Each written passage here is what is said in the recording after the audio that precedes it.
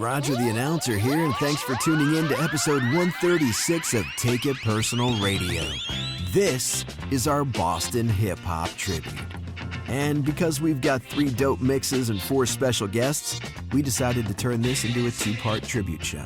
Stopping by, we have Dart Adams, Esoteric, John Anik, and Edo.G. Plus, over 80 Beantown classics from MC Keithy E, the Gang Starr Posse, 7L and Esoteric, Akrobatik, Mr. Liff, Insight, Almighty RSO, Slaine, Joint Ventures, Termanology, Big Shug, Krumbsnatcha, Reks, Scientifik, and a special tribute mix to Edo.G. Like we've done with many cities, it's time we put a spotlight on Boston and give Beantown its due.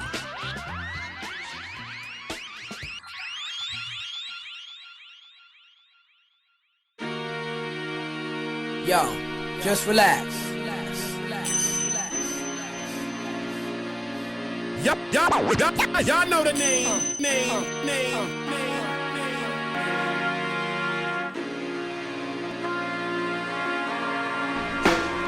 Take it personal. Right now you're tuned in to Take It Personal. I'm getting ready to put y'all up on something, man. The revolution is here. No doubt, no doubt. Yo, this is KRS-One. Checking out the Take It Personal radio show. Yo, check it out, y'all. This is DJ Premier.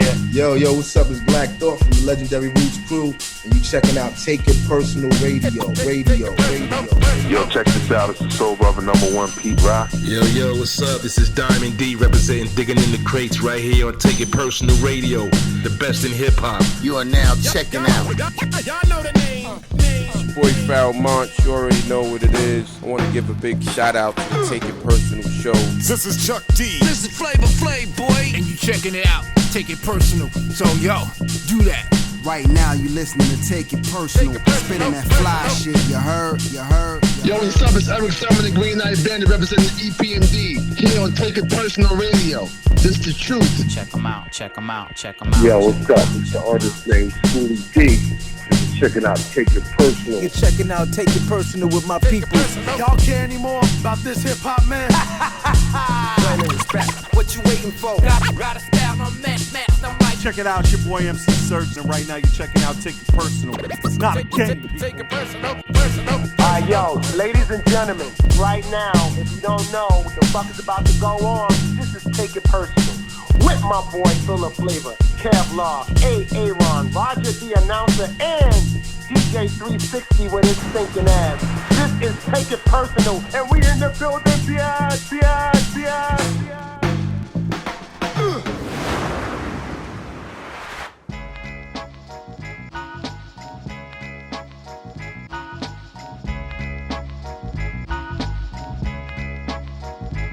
Hey, yo, brown is my complexion. I'm burning, suckers who wear protection. Now who's next when Ed's flexing? I'm the bread and you are just a crumb off. Step back, relax, cause Edo.G's about to come off. I'm from Roxbury, the berry, but not the fruit, y'all. Don't make me act like where I come from, cause it's brutal. Hold my own in a zone that's neutral. Soon to be large, the whole 9 yards, but I ain't suit, y'all. Suckers be swearing that their staring is gonna scare me. Look but don't touch, and if you do, be prepared, G, to go out. Just like your first day off punishment. The Bulldogs, Roxbury, and Boston is what I represent. The Black United Leaders living directly on grooving sounds. At first you didn't know us, but now it's like, yo, put me down. We didn't get in there so you can get in with us. You wasn't down when we was riding the bus. So put on your Adidas and step off. I got to have it.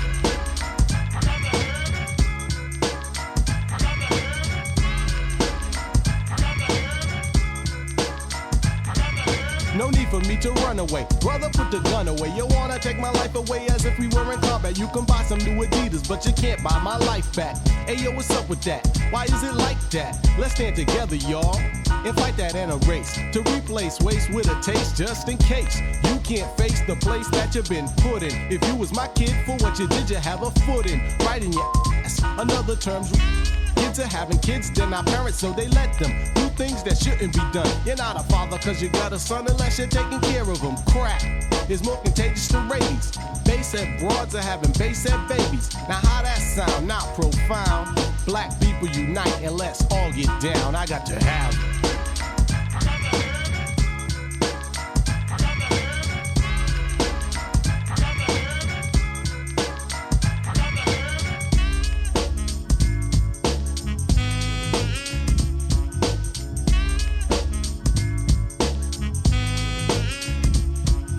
I'm not like anyone else, and in your shoes I couldn't be in. The E to the D to the O, yes, be G'ing. The Bulldogs got bulldogs in sight, and we be seeing. I don't wanna stand on a corner, I'm MCing. Call me a goody two shoes, who's in the right shoes, B? I don't have to pump jumps or clock G's. It's my turn to go, and I got the right away. You gotta fight your way to see another brighter day, but that's another subject. You like it or you love it. JLS, get jealous, no push, but I'ma shove it. But regardless, when times are hardest, I cleaned off the dirt, cause they needed a polish. When you're in like food in your stomach, they wanna stick with you.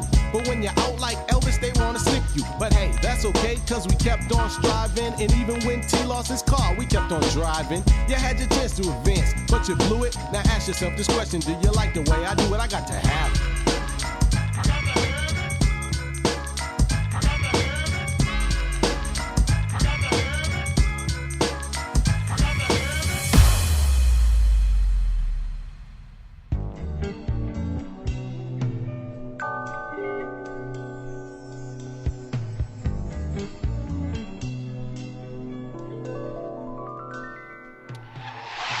Take It Personal Radio, episode 136, and this is the Boston Tribute. So we've been talking about doing this episode for quite some time. You know, we've covered Philly over the years. We've certainly been all over the fucking trenches of New York City, dabbled out west and did our West Coast Classics several years ago. So now it's time to give props where they're due to Beantown. So listen, go park the car by the bar. Put your fucking shots on because it's wicked hot out there. All right? Go get some Boston baked beans. Put your Larry Bird jersey on and go fuck yourself. Sounds like Ted. Nah, I'm just kidding you. I thought it'd be funny if you thought I was fucking retarded. Come here, you bastard. So good. It was a matter of time before we put the spotlight on Boston. And like Kev said, we had to give Beantown its due. We have over 80 bangers on this episode, 3 mixes with music from MC Keithy E, for those that know, the original Gangstar Posse, Sir Jake, Chuck Knowledge, Joint Ventures, Mr. Lift, Akrobatik, 7L and Esoteric, Insight, Krumbsnatcha, Big Shug, Termanology, Ripshot, Reks, Scientifik, Almighty RSO, T-Max, Elda, Headtoucha, Skitzofreniks, Slaine, Statik, and a very special tribute to Edo.G. We have a lot of guests stopping by. Actually, not a lot. We have 3 guests stopping by. Our first one is the man who might be the greatest hip-hop living historian alive, Mr. Dart Adams. He's going to be stopping by in a bit to discuss all things Boston. I can't wait to get into the show. We always do a hell of a job with the cities or the regions that we cover, and Boston definitely deserves love. Dre spent a lot of time. The man was on one knee for like 6 weeks. This show took a minute to get out because Dre's been rehabbing. This poor guy's in physical therapy every single goddamn day. He's in the pool with all Cocoon members. And he's still doing his thing, but I want to thank him for fighting through and putting this together. And I guarantee you guys are going to put this on the shelf, like Kev said. Who wouldn't fight for Beantown? Come on. Don't you guys think Boston definitely has its own style? Kind of like Cali's independent movement. That's what I was thinking about when I was doing the mixes. So it's distinct, it's creative, and let's be honest, man. I think DJ Premier has to be the town's favorite producer by far. Not that he's from there.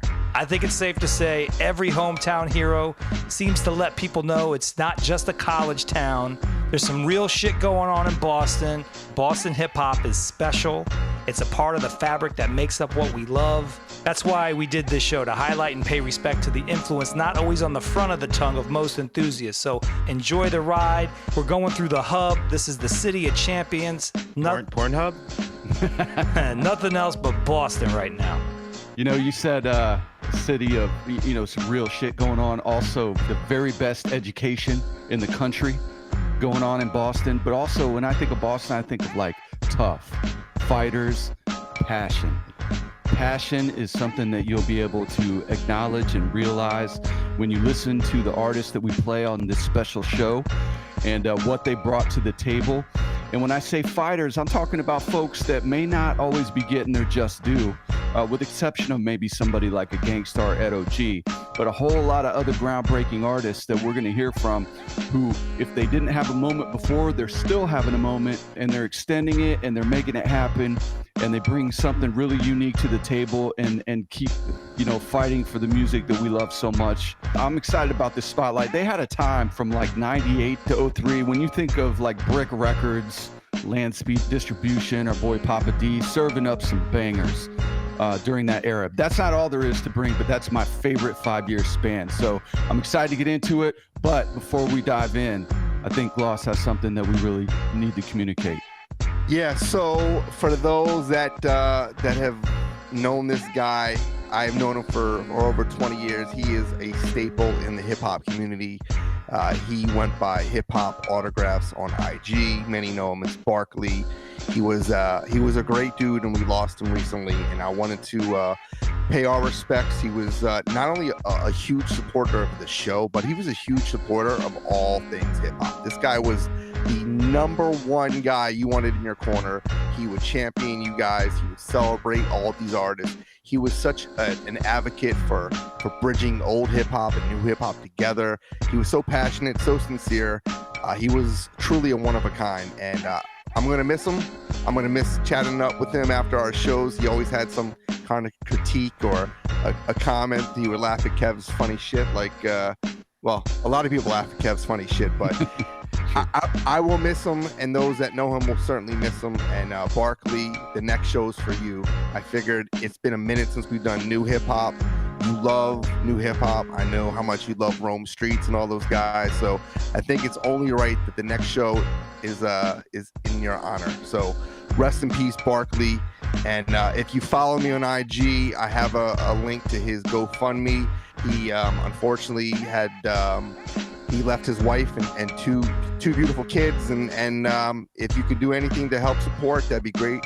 If not, just do me a favor. Check out his page, leave a comment, let the family know that, he meant something to you, or you appreciated his work on IG and the copious amounts of autographs he collected and the stories over the years. He was really a great person. So you're going to be missed, man.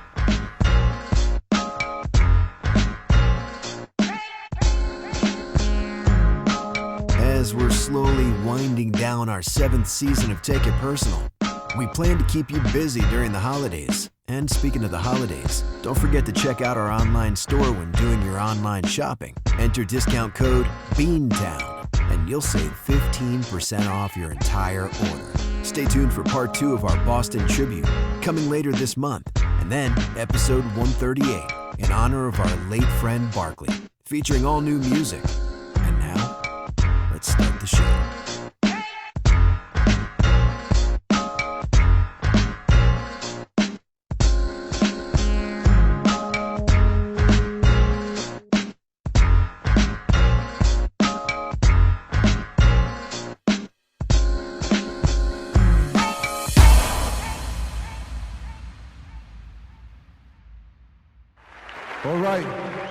All right, boss.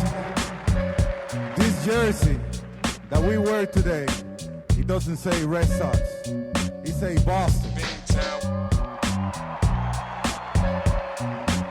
We want to thank you, Mayor Menino, Governor Patrick, the whole police department for the great job that they did this past week. This is our fucking city. And nobody gonna dictate our freedom. Boston. Stay strong. Boston. Thank you. Representing mass. Boston. We from the B to the O, S-T-O-N. With cats double cross friends for dollars and gems. Platinum artists, they don't wanna come here. Not cause of lack of money or bitches, but out of fear. Rappers up here be getting overlooked for years. Started hating on each other, sabotaging careers. 10 of the best MCs we got to offer to shut down you cock blocking shit. Now niggas think they flossing and rap, but no one knew Boston could rap. To Edo put this shit on the map. Now the change is drastic. Hip hop got Jurassic, and none of you Boston bastards made a classic. Let the right boys make the right noise. Can't stand none of you niggas or none of you white boys. My mans is down to take the city hands down. From the roads to Packies all the way to Lansdowne. How you gon' lie about the place that you're from? The house you grew up in, the block that you hung. Politics ain't my forte. You getting fucked without the foreplay. Having trouble coming through the doorway. G ain't playing your dubs in the clubs. And heads ain't showing you no love in the hub. Spend time on the road, hotels all alone. Knock my heels 3 times, ain't no place like home. I'ma get home, I'ma get there. Make it back even if I'm caught out there. I'ma get home, I'ma get there. Make it back even if I'm caught out there. I'ma get home, I'ma get there. Make it back even if I'm caught out there. I'ma get home, I'ma get there. Make it back even if I'm caught out there. When I think of the bean, I think of artists who got fucked over by Maurice Starr and Larry Wu. I think ILD, 50 years of R&B, transmitted outside Dudley, plus the bum rush. Especially celebrities, X Kane, Mo D, Mo Vaughn and Eric B, Murder Pan, Death Chester, and Glocksberry. The weed's extra sticky, coke's extra heavy. It's in the chin Boston. checking, chump, choking predator, Boston bread, murder pan settler. I'm betting her, stakes be high when you die. This the crew and lose the sight in your eyes. We multiply to bring the real on the track. Cross the line and there ain't no going back. In fact, these niggas will rip your ass apart. Bury that head in Franklin in your body in Hyde Park. I'ma get home, I'ma get there. Make it back even if I'm caught out there. I'ma get home, I'ma get there. Make it back even if I'm caught out there. Boston, Boston, representing Mass, Boston. Fucking Boston. We make history daily. Represent Boston like Arabs and Israelis. Police tail me, backstabbers try to nail me. DJs play me at the clubs past 11 on 88.9, 94.5 and Hot 97. Beantown's a cold city, Dorchester gritty. Murdered over a 50, hometown hate is shifted. I travel the map, but I always come back to burn it down behind 24 tracks. Shootouts, for niggas get twisted to beat. Reload, explode a magazine, leave my hat on the scene. Long town to Glocksbury, twishing out on the spot. Either you out to get this paper or you work for the cops. My dynasty live violently, y'all niggas know how it go. Most hated at the back with the gats at the show. Quick to die with the stripes on, squeezing like a python. Half the industry already there before the mic's on. My rap styles change like Rodman's hair. It's Akrobatik representing Cobman Square. Hell yeah. Where you can hop on the red line and catch me at the Middle East, ripping holes through those who headline. The winters be stone cold like Steve Austin, but I promise my heart will never leave Boston. And that's the bottom line, cause Akro say so. Intimidating when my pitch change up like Pedro. I'ma get home, I'ma get there. Make it back even if I'm caught out there. I'ma get home, I'ma get there. Make it back even if I'm caught out there. I'ma get home, I'ma get there. Make it back even if I'm caught out there. I'ma get home, I'ma get there. Make it back even if I'm caught out there. Niggas been sleeping on Boston for years. I don't know what you thought. This ain't no fucking college town. Some real shit out here in these streets. Big up to my niggas. XL, Edo.G, Big Warm, J Song, Big Shug, G Squared, Krumbsnatcha, Akrobatik. Yeah. Right about now, you in the house with Jason Gloss, and this is yours truly, the Icon Guru. You heard? You heard? You heard?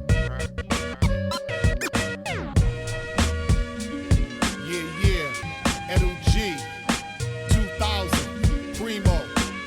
Yeah, niggas claim they running this house, they just running their mouth. You ain't saying nothing.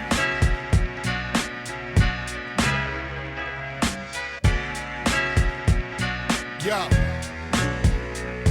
If the opportunity was to present itself, I might just have to go and reinvent myself. Hook up a chick in advance, don't stick whenever the chance. Sometimes I hit, most of the time I dick in my pants. It's on dogs, put your life on pause. Your head's wrapped up in bras and drawers, fighting a lost cause. We break laws, give guards when we break jaws. Finding flaws in stars and keep it even with the odds. And head nods from Spanish redhead broads. And stay Trump tight with the cards. Went from a meter to a yard, living my life scarred. Cause every minority grow up hard, blow up hard, ill and get your bandit bored. Soon as you start sleeping, catching you off guard. The very thing is the very thing. Either everything is working or you working for everything. Boston niggas don't play. Live and direct, son. The crew is saying something. You know the deal. Will them dogs that smoke blunts with you throw a punch with and the months hit you. We all got tools. I hate telling good people bad news. Everybody living by their own rules. Niggas make me so sick I get nauseous. When I'm in the streets, I always remain cautious. You can get rolled up like an ounce in some gauzes. Compare my accomplishments to my losses. Everybody wanna wonder what the winner does. On my worst day now, it was better than it was. Cause money kept is twice as good as money burned. And money won is twice as sweet as money earned. Will it ever come a time when the crying ends? Cause death is just the moment when the dying ends. The very thing is a very thing. Either everything is working or you working for everything. Boston niggas don't play. Live and direct, son. The crew is saying something. You know the deal, know the deal. Boston niggas don't play. Live and direct, son. The crew is saying something. You know the deal.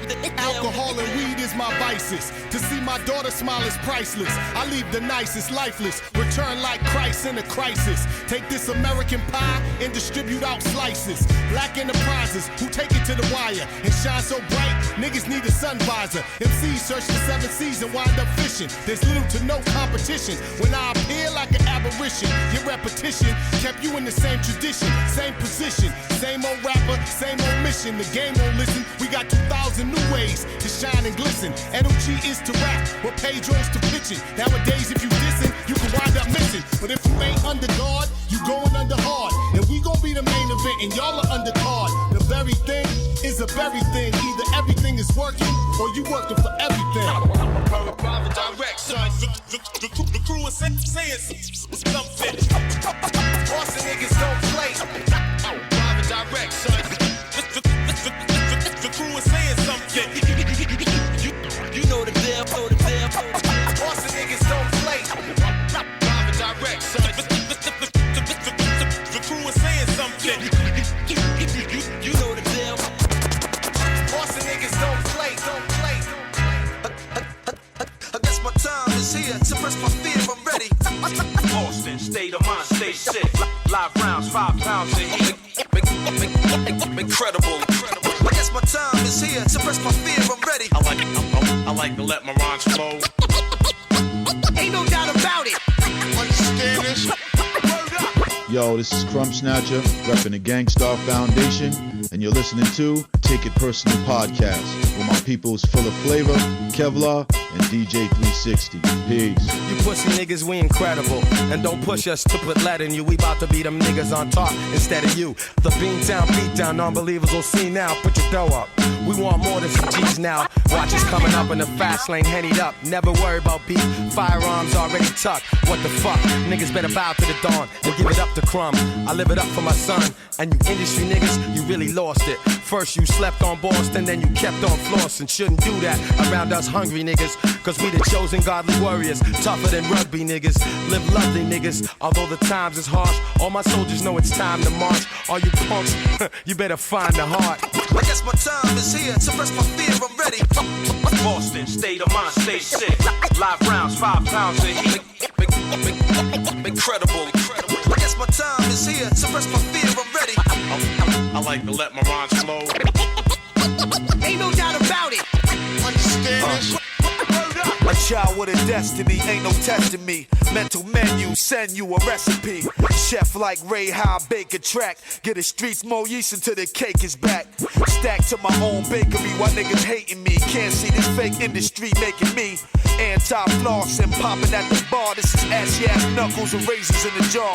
Far from the norm, so they say son strange. Temper so short, turn your face to a gun range. Switch it up, nice chain, lift it up. Too much talk about Jews, is y'all bitch or what? Like vanity, shine with your rims and nice. Until a hooded figure come through to dim your lights. Tims and mics, all a nigga need just to proceed to make another rapper bleed. I guess my time is here, suppress my fear, I'm ready. Boston, state of mind, stay sick. Live rounds, 5 pounds of heat. Incredible. I guess my time is here, suppress my fear, I'm ready. I like to let my rhymes flow. Ain't no doubt about it. Understand this? Sleep? Nah, I wouldn't do that to no one. Creep? That's what I like to do like a shogun. Load 1 bucket, code 1 is fuck it. Code 2, loads of power you, but let's not discuss it. Babylon got us holding all the Teflon. We dead at some, but we gon' spit till all the rest gone. Respect to your hood, I know the OG's there. Yo, I dare when we fan up, play low key here. Yo, me and the guard exposed frauds fucking hard. The type wanna fight, get jumped in the yard. Any odds opposed, get the deadliest blows in the form of these toxic flows. Pumping the Glocks and shots through your clothes. Credible game, how we knock y'all hoes. Stop all foes dead in they tracks. And since niggas got mouth, give head to this gap. I guess my time is here. Suppress my fear, I'm ready. Boston, state of mind, stay sick. Live rounds, 5 pounds of heat. Incredible. I guess my time is here. Suppress my fear, I'm ready. I like to let my rhymes flow. Ain't no doubt about it. Understand this? Word up. Primo. Yeah, what up, Tom? Tell me your name again, my nigga. Termanology. Show up. Word up, word up. Watch out, we go down, we go. Hey, yo, Primo. Yeah, what's good? Seeing that the album is here. And this being the honor that it is. Word. I figured I'll take it to teach the kids. Watch out, we go down. Out here on these streets. All we got is gun clips, 30 chicks, and niggas that snitch. That's what's up. Can't forget about the drug strips, doubt. Shit. Yo, I see myself as the holy resurrection of pun. If I ain't that, then you name one. Rapper that's lyrical / Latin, political past. Rapping with visuals past Malcolm and Finnegan past. Platinum is hard, but I speak the truth. Inspire to teach the youth, the fire to heat the booth. I'm high to beat the loop. The system and trash of sin. They tackle a rapper sin. These shackles and pack of sin. The back of the Glock is in. I'm packing the Mac again like capital punishment. Hugging the gun and then running and ducking from the government. They dying to cuff me up, lock me down, touch me up, cock the pound, bust me up, stop my sound, hush me up. But I shall never hold my tongue. Before that, I roll my blunt and load my gun. Give a kiss to my daughter, tell my mother I love her, and blow the brains out a couple dirty cops undercover. Crooked detectives is foul, how they booking the rest us for cooking and stretching. We just trying to feed our kids. The streets crazy wild, plus it get crazy foul. Listen when I say it now. Watch out, we go down. And that's the reason little kids get hit by strays, cause motherfuckers can't act their age. Before you learn how to shoot, better learn how to aim. It's already enough of our people that's dying from AIDS. I try and remain calm, but it's frying my brain, and I'm ashamed. My generation died with chains and lie on the pavement, leaking on the side of their brains. Tell me when will this environment change? We need new leaders, but all we get is new heaters and divas and two-seaters. As soon as that lose see us, it's a bad cycle. Just look how they bag Michael. Which one? Anyone? Jordan, Jackson, action, pack guns. Ridiculous how they ship to us, then we hit the bus. From Reks to Middleton, them life is a middleman, spending life illegitimate, living life in imprisonment. When I think of my niggas and I think how many are locked, I see they never did. Watch out, we go down. And that's the reason little kids get shot in the street, cause motherfuckers never. Watch out, we go down. And last week my buddy lost his whole family. It's gonna take the man in me to conquer this insanity. I walk the town strapped, just hoping the pound clap correctly and protect me in case they wanna come and wet me. My enemies on the street far to see my friends, so when you see me you don't see no bends. That just make me an easy target to jump up and meet the coffin and making my seat and off in the car that I'm speeding off and it's stolen. I see the knocks in my vision, I see the cops and they gripping their pistols trying to put me in prison. So I listen to Pac's best and try to be non-stressed, but how could I not stress the fact that I'm not rich? I'm living in poverty, plus I'm a minority, plus all my priorities fucked in this economy. Rap music is probably not the best career you could choose, but hearing my views like hearing the news, so fear me a few. Skepticize, homie, but it's clearly the truth. The Tech 9 to have you clear in the room. I ain't a killer, but I'm something like a prophet. I'm trying to get y'all to stop it. See the ghetto's microscopic, it's a better place, but for now we got the bread to chase. Catch a case, get bailed out, back to stretching base. I'm bringing a message like Kanye West, except your boy got more text than Ron Artest. I know you wanna see me stretch, be my guest, handle your biz, but make sure you watch out when you down. The streets crazy foul, plus it get crazy wild. Listen when I say it now. Watch out when you down. Yo, what's bangin'? It's your boy saying world famous MOP up in this motherfucker. That nigga Fishy Woe up in this motherfucker, you heard? Right about now, you checking out the fam. On Take It Personal, nigga, you heard? Shout out to the Philly flavor, Kevlar, DJ 360, you heard? Keep that shit right here, nigga, turn it up. Salute.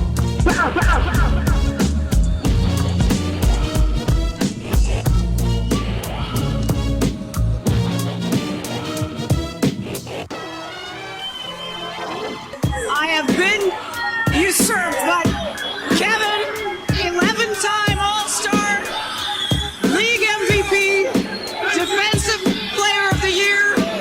Now it's time to add to your resume, NBA champion. How does that sound? Man, I'm so hyped right now. Anything's possible. Anything's possible!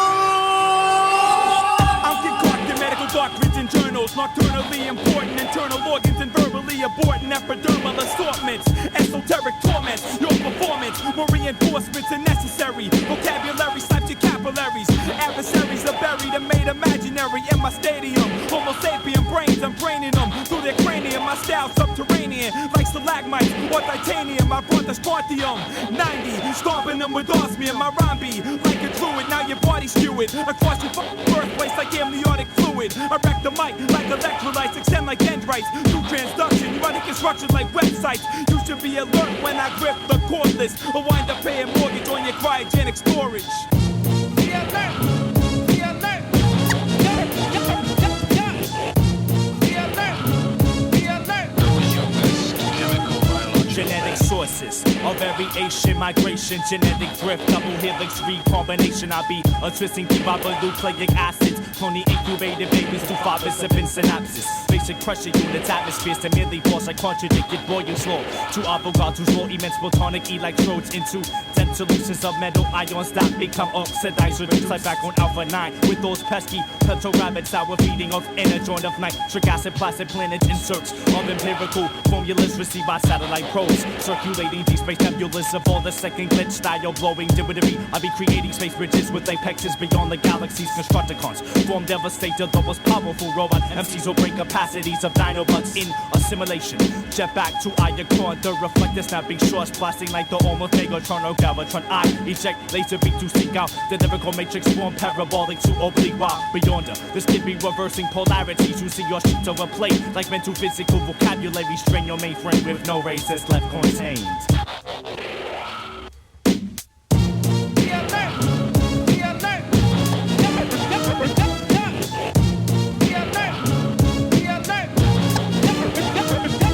I entwine minds with rhymes, like lattice work with vines. My focus realign, resulting in catapulting at these revolting heathen, insulting my mic monarchy. In chronology, they get lobotomy sonically, ecstatically, ripping them with hematology curriculum, killing men and spitting sonnets at the requiem. Lymph nodes, I'm swelling them like mononucleosis. My poems corroding bones like osteoporosis. My orchestration causes transmutation in the earth's rotation.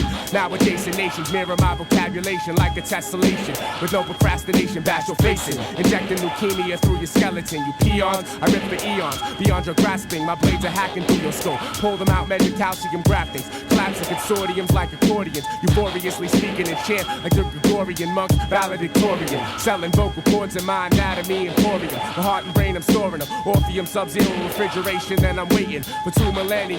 I emerge from hibernation. Take your offspring, resection vitals, and replace them, make them my reincarnations. Hunt for your relations and your bloodline. Ovary crushing castrations. My elocutions executing future generations. Be alert! Be alert! Be alert! Be alert! Like Johnson Brooks, be alert! Like Johnson Brooks, be alert! Like Johnson Brooks, be alert! Everybody was down for being peanuts. Buses in the Sunday's best, the bread is dressed.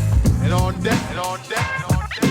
Yo, what's up? This is Cool Keith, aka Dr. Octagon, and you're checking out Take It Personal with my peoples, Jason Gloss, Kevlar, and DJ 360. A lot of these MCs tend to freeze when someone mentions kick and freeze. Talking about he's kicking the freestyle, he must be senile. Forgot that he wrote that shit last night, that's right. If me and that nigga battle, it'll be his very last fight. Ate him up down to the last bite. With maple syrup, you're up next. After you, I'll drink a Bex. Contact another L, listen to Raising Hell. Run these MCs back to the lab when I stab tracks and flashbacks. Max like Cine. Bring a nigga to the battle, see what happens. Give me a beat to rip on, and Mr. Lip will catch frames like a nip on. Snapshot when my rap drops, when my track rocks, it jams your laptop. Cause your disc drive can't get this live. This guy's willing to disguise, in or out of disguise. This is what whack niggas despise. I hear what you're saying. What what is it exactly that you do? I go back to the future like gigawatts. Come back to present time, they say this nigga rocks. This jam probably shocks, blocks, and throws DJs in the beat craze. Yes, ladies and gentlemen, real hip-hop is back. The god of rip tracks, smack the whack until the stage crack. Get off the stage, black, you're of lesser caliber. I battle stars like Galactica, so if you're fucking up, I'm coming after you. After you see me, you'll probably flee. That's no use, cause I rock rhymes and stop signs. Jam up your Glock 9s and text with mic checks. Chop MCs next and say next. Every concept is a bomb threat, feared by the Pentagon. We're a center bomb in a black box, so the black sharks. Now they want the guard with the black rocks, cause I fight against crack rocks and give back blocks to suffering ghetto tenants who got out of detox and bleed docks that were ports for slave ships and beat the shit out of those that wave whips. Have you heard of Mr. Lift? Word is slave flips.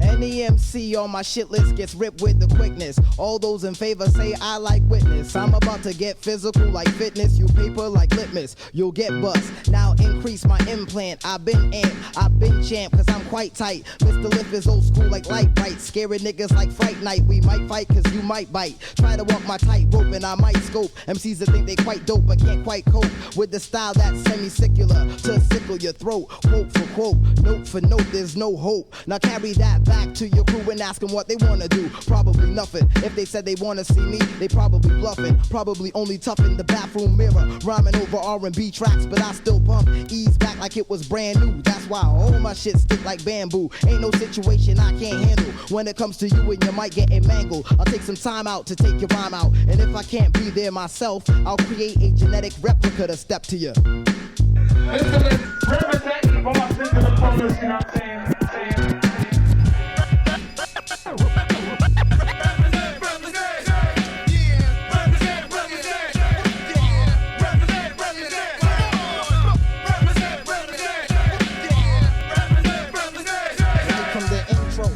Opens your ears and then yo mind it and jacks the government for info.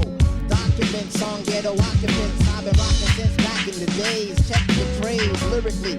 My mind creates a maze. Once it get locked in, you're missing for days. And then come back pro-black. So strap with knowledge yourself. You won't chase material wealth. Distribute your stealth bomber to ever cruise the airwaves. When I drop, the earth crack. Niggas want their frankincense and myrrh back. You made a track, yo, I heard that. It didn't sound tight. You put it on the internet, I'm in your sound bite. Glitch, change the pitch, then switch your shit with mine. On time, lyrical contact through digital rhyme. Physical sign on your frame is the bruise. Your mic ooze, you fuck with the guard, you're bound to lose. Everything is calm until I see you at the next show. Electro.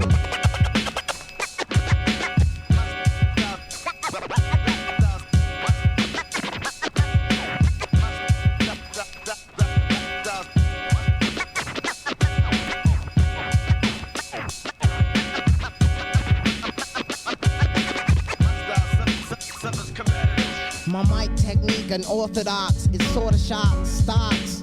Niggas at night, I write something hype. Try to bite, I try to snipe your face with the bass. This is just a taste of lyrical dominance from the mentally prominent man that thinks and sinks deep in the thought, only to emerge and surge with words that use forces to knock white men off of horses when trying to add to black losses. My code Morses, putting all people on positive courses, but of course it's only natural for somebody to try to fuck it up, and that's factual. So I use the same flow to put niggas under in the serpent in the rainbow. Go back to Beat Street and resurrect Rainbow. Knock the shit out of spit, verbal eclipse. No light when I write, try to turn it on. I turn and bomb your whole damn set. Veteran to cadet, go to the store, buy the cassette. Press play and I just may jump out your radio and video with lyrical spray. What? But with the cops, let me slide, no way. Usual suspect like Kaiser Soze. Creeping out the front, gritty your Bose. Took you out in your man Jose. DT showed up and said no way. Okay, blanket the whole proximity.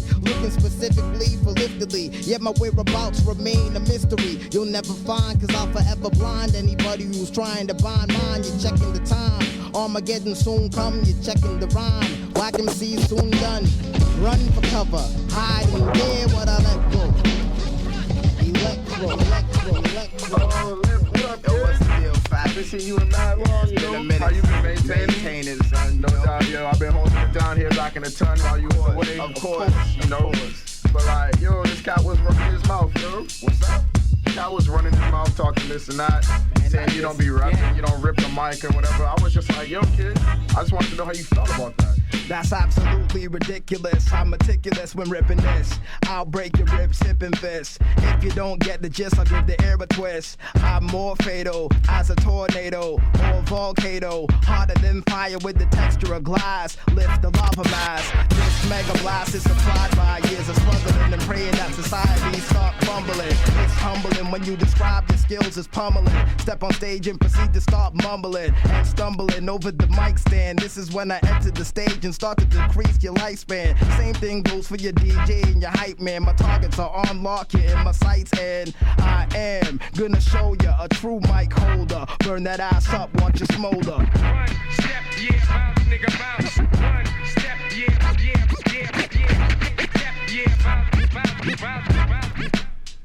Be out. One step, yeah, bounce, nigga, bounce. One step, yeah, bounce. All you pussy rappers be out. My shit's so clear, yours just verbals like Robert. Talking about you went on tour, where with that tired ass shit that nobody wants to hear. You showed up at the venue, wasn't nobody there except me, hoodie down and deadly, ready to end you with the murderous medley. This one here is aimed right at your head, see. You suck, clown, KRS told you, but you didn't listen. Lift wasn't missing. I came in on some nuclear shit for his vision, hitting with the quarter century of wisdom. Have you ever heard the sounds of bone splitting? Come a little closer. Oops, you're not supposed to. What with another rugged rhyme from my holster? I keep flipping. You think you can't keep wishing? Till this nigga's done next mission. One step, yeah, bounce, nigga, bounce. One step, yeah, bounce. Be out. One step, yeah, bounce, nigga, bounce. One step, yeah, bounce. All you pussy rappers be out. You hear my voice, so you know that I'm here. Letting competition know I'm fresher this year. Thoughts of a scientist, mind of a bear. There's a rumor that Mr. Lift's cooler. Robots time warp to battle me sooner. Cause they know my plan is to damage their future. So I write a death rap, similar to a death trap. Squeeze to the bolts and their neck snap. Check out my newly found ability to let life flow through me. The only way to truly pursue the wisdom for which my soul seeks. Now my mind spans over valleys and peaks, bringing an alarm to anybody who sleeps. Open the concept, it's out of your reach. My breathtaking wordplay snatching your speech. Son, you're just a student of the lessons I teach. One step, yeah, bounce, nigga, bounce. One step, yeah, bounce. Step, yeah, bounce. Be out, be out, be out. Excuse me. Can I help you? Yeah, Gary sent me over to sign some autographs. Hi, I'm Wade Boggs. Hi. Wade Boggs, eh? Yeah, how you doing? I'm Babe Ruth. Yeah, I'm his good friend Dizzy Dean. I'm Woody Boyd. Are you sure that isn't Wade Boggs? I mean, it really looks like him. Oh, God, come on, that's not Wade Boggs. Wade Boggs is a big strapping lad like myself. Mr. Wade Boggs. But, what are we batting these days? Something like 360, huh? 361. Oh. Well, welcome to Cheers, Mr. Wade Boggs. I thought you folks were Red Sox fans. Oh, yeah, we're Red Sox fans. Sure, Mr. Wade Boggs. As a matter of fact, we'd like to give you a nice welcome that we give all great sports stars that happen by the Cheers here. Maybe I ought to get out of here. Come on, guys, let's get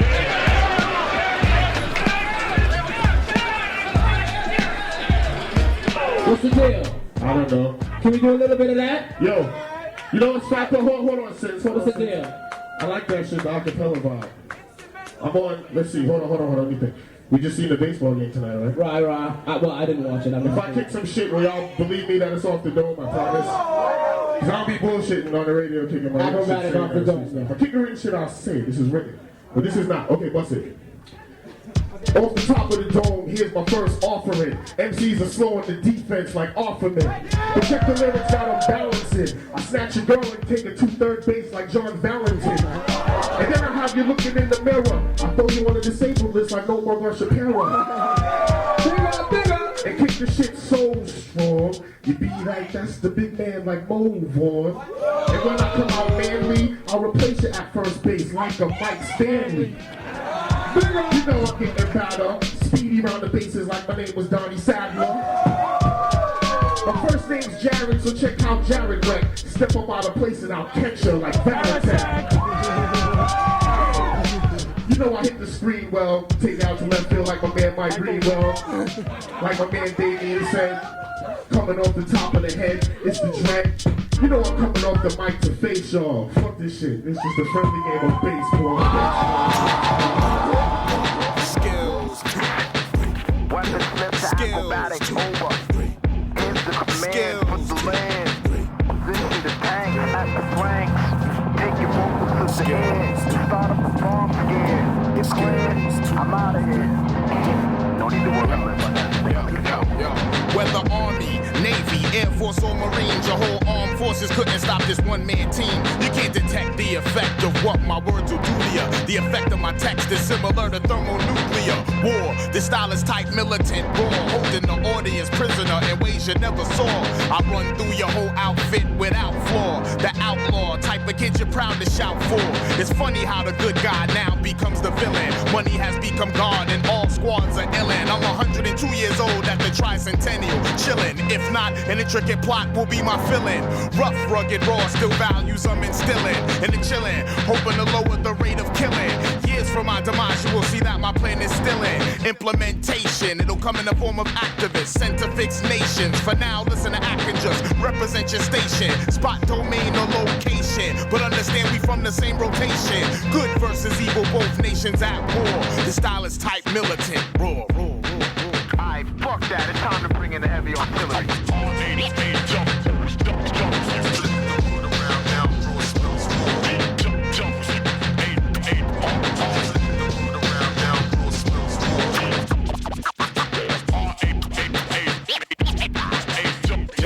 This is the illest war recorded from glory to soldier story. Organizing a regime to leave your team gory. They can't hack it, so I'm strapping on my full metal jacket so as to bomb the population in the upper tax bracket.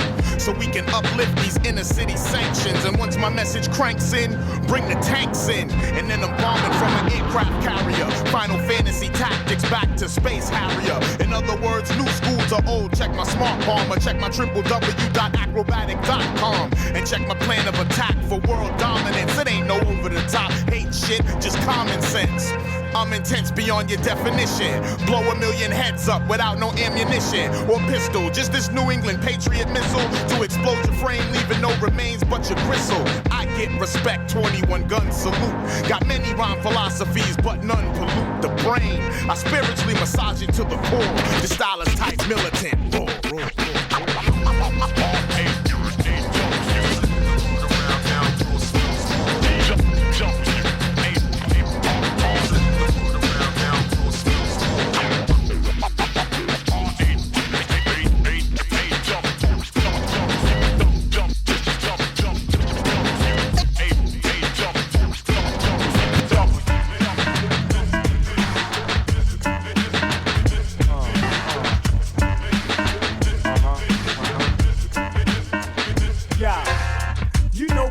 With that ill passion of this, battling cats and having they ass in the abyss. Catch wreck like an accurate whip. See this rapper be having to spit crazy like I be tackling a pit.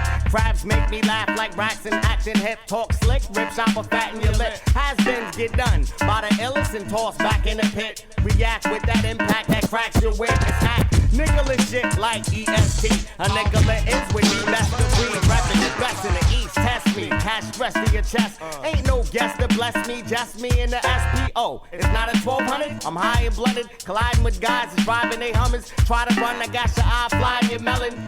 Now you hiding like I won't strike a woman. When you act like one.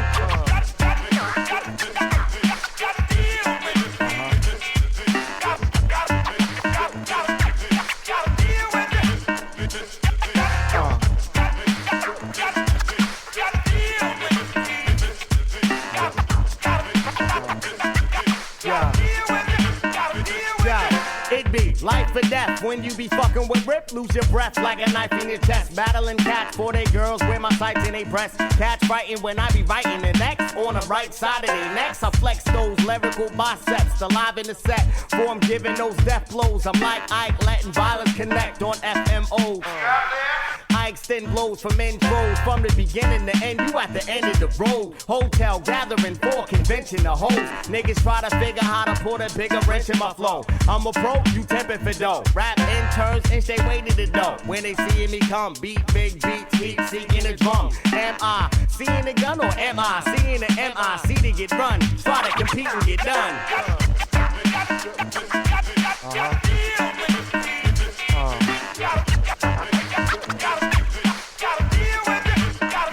I'm from Bosstown, Mass. Going cross town, rocking a mask. Scaring other artists, blocking my path. Your ass is terminated for always faking the jacks. Cats laugh. Imagine your rap crash played on an app. I be blazing your half a quarter of swag and brag. Lay on the grass. Out lyrically ripping for about a day and a half. Crab fakers be making me take they plaque. Break they tape and take they cash. And A-Dat, A-Born cats with bass be getting 8 on the track. Chew, swallow, digest your highness. Be wearing an 8.5 and still don't fit. You Paisley, your plaid, a fag shop at Macy's and drag. Rip, chop, got the latest and flavors to have. My radio, believe me, I'm aching to blast. Yo, fuck a mule, I want acres and ass. And have the ass traded in for some cash.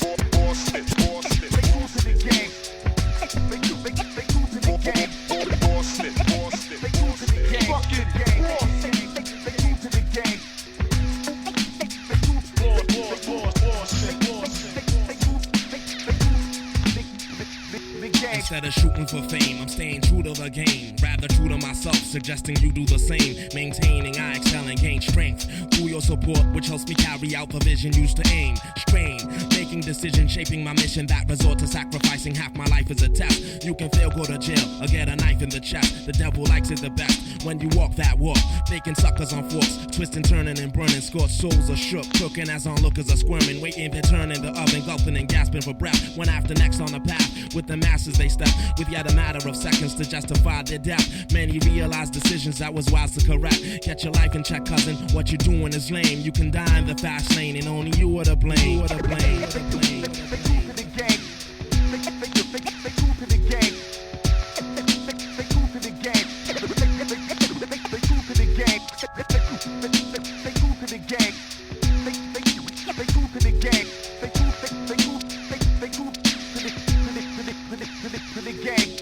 Can aim basic principles of economics apply to individual sales of any artist. Regardless of talent, the charts are part of my valid point. Exploiting gimmicks seems to get you on in a minute, yet in the long run you're finished. Dreams diminish and wash away. Your image distinguishes but a puddle of memories and evaporates eventually. You never solidified the heart in your art. Foremost you're soaking in hope. First I'll cut 'em and gut 'em like some fish in some Tupperware. Season them nice with some spice and a touch of fear. Look now, there's nothing there. Time's up, their career's gone in a matter of years. They'll be back at work and every now and then their song may be played. If you sold out to get paid and ain't famous anymore, you can't blame it on the label when you ruin your name. Pointing fingers, just remember only you were to blame. Yeah, what's up, man? This is the podcast to end all podcasts. This is the Razzcast to end all Razzcasters. You are now checking out Take It Personal with my man Jason Gloss, Kevlar, and DJ 360. You know what the fuck it is. Let's go. Third with the steal behind the back to Nate Archibald. Back to the room. All right, fantastic. Somebody stop me, dogs, I'm out of control. I'm rude, the type of dude to interfere with your goals. Step on your toes, scuff up your clean Jordans, calling you 4 in the morning to fuck up your dreams. Who's the realest nigga conceived, illest to leave the fetal position? Been dope since doctors stuck needles in him. Who's been a giant since he left the playpen? You know the time, the answer reads 1 a.m. I win, I'm not on that pot shit. I'm so fly, it's like I'm sitting in a cockpit. Uh-oh, but no, it ain't Lumity. I'm a class act and it ain't no schooling me. I'm hot, couldn't freeze if I was caught on camera. Who's the boss? Tony Dancer know the answer. AG is out of this world, dog, I'm known to. Zone, that nigga E.T. phone home to. Cape under the clothes, no need for the phone booth. Sleep on my stomach means I'm on my own. Oops. I don't mean to be disrespectful, but I'm raw. I'm intercourse with no protection, dude. 41 shots in the lobby of your vest of the hip-hop police. This kid gotta be the illest in this profession, if not the second. Caught a body, better zip-lock my weapon. So put my pen in plastic, nigga get smoked like gasket. You tried to sum me, I'm a bastard. The road to success, I'ma take that route. Don't front, this type of verse will bring Jay back out. Now people always wanna know my strategy.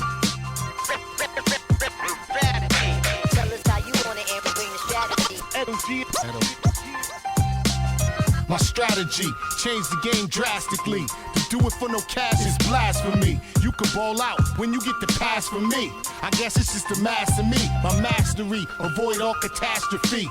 Catch me with a fro lined up goatee. In the 80s, got drunk off of 1 OE. Run, tell, go see Edo.G. Watch me closely, how you approach me. In color or black and white. If you ain't acting right, I might attack and fight. Grab your head, crack the mic for half the night. You niggas have to write. You couldn't do it on the spot. I'm too fluid and I'm hot. Plus I've been right with insight. Got the pin right, turn a 100-watt bulb into a dim light. Now people always wanna know my strategy. Make a militant move, beat my strategy. Tell us how you wanna and bring the strategy. Yo, I activate catastrophes to fascinate your faculty. The calculated casualties with captivating strategy. Graduating gradually with tools of the trade. Melodies, mad raw, many moves I made. See, the math is a sign, cause the path is a line. And the last is the time, cause the facts are defined. Swords clash together, 3 masters of skill. Where the castle is built, the disaster is ill. Capture the thrill through the sounds in the speaker. News on the street feature, the heat seeker. Words stitch a verse like a surgeon at work. A third is rehearsing, the world is reversed. A dead man's walking, graves disappear. Rubble turns to buildings, red skies turn clear. The snitch seeks immunity and music seeks unity. Using the community, we shop for opportunity. Elevated minds know to keep your eyes open. People paid attention when the wise man had spoken. With a plan in your hand, you rise gradually. Everything you do to succeed could use strategy.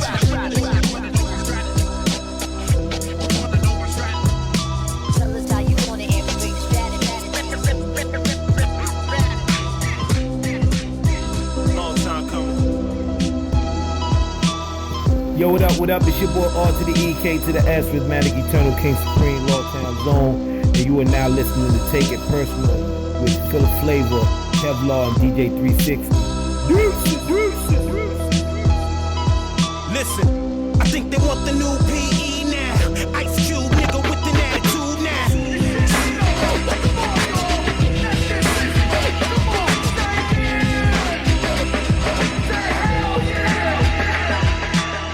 They want a dude who's immune to the rules, short fuse, aiming at Q.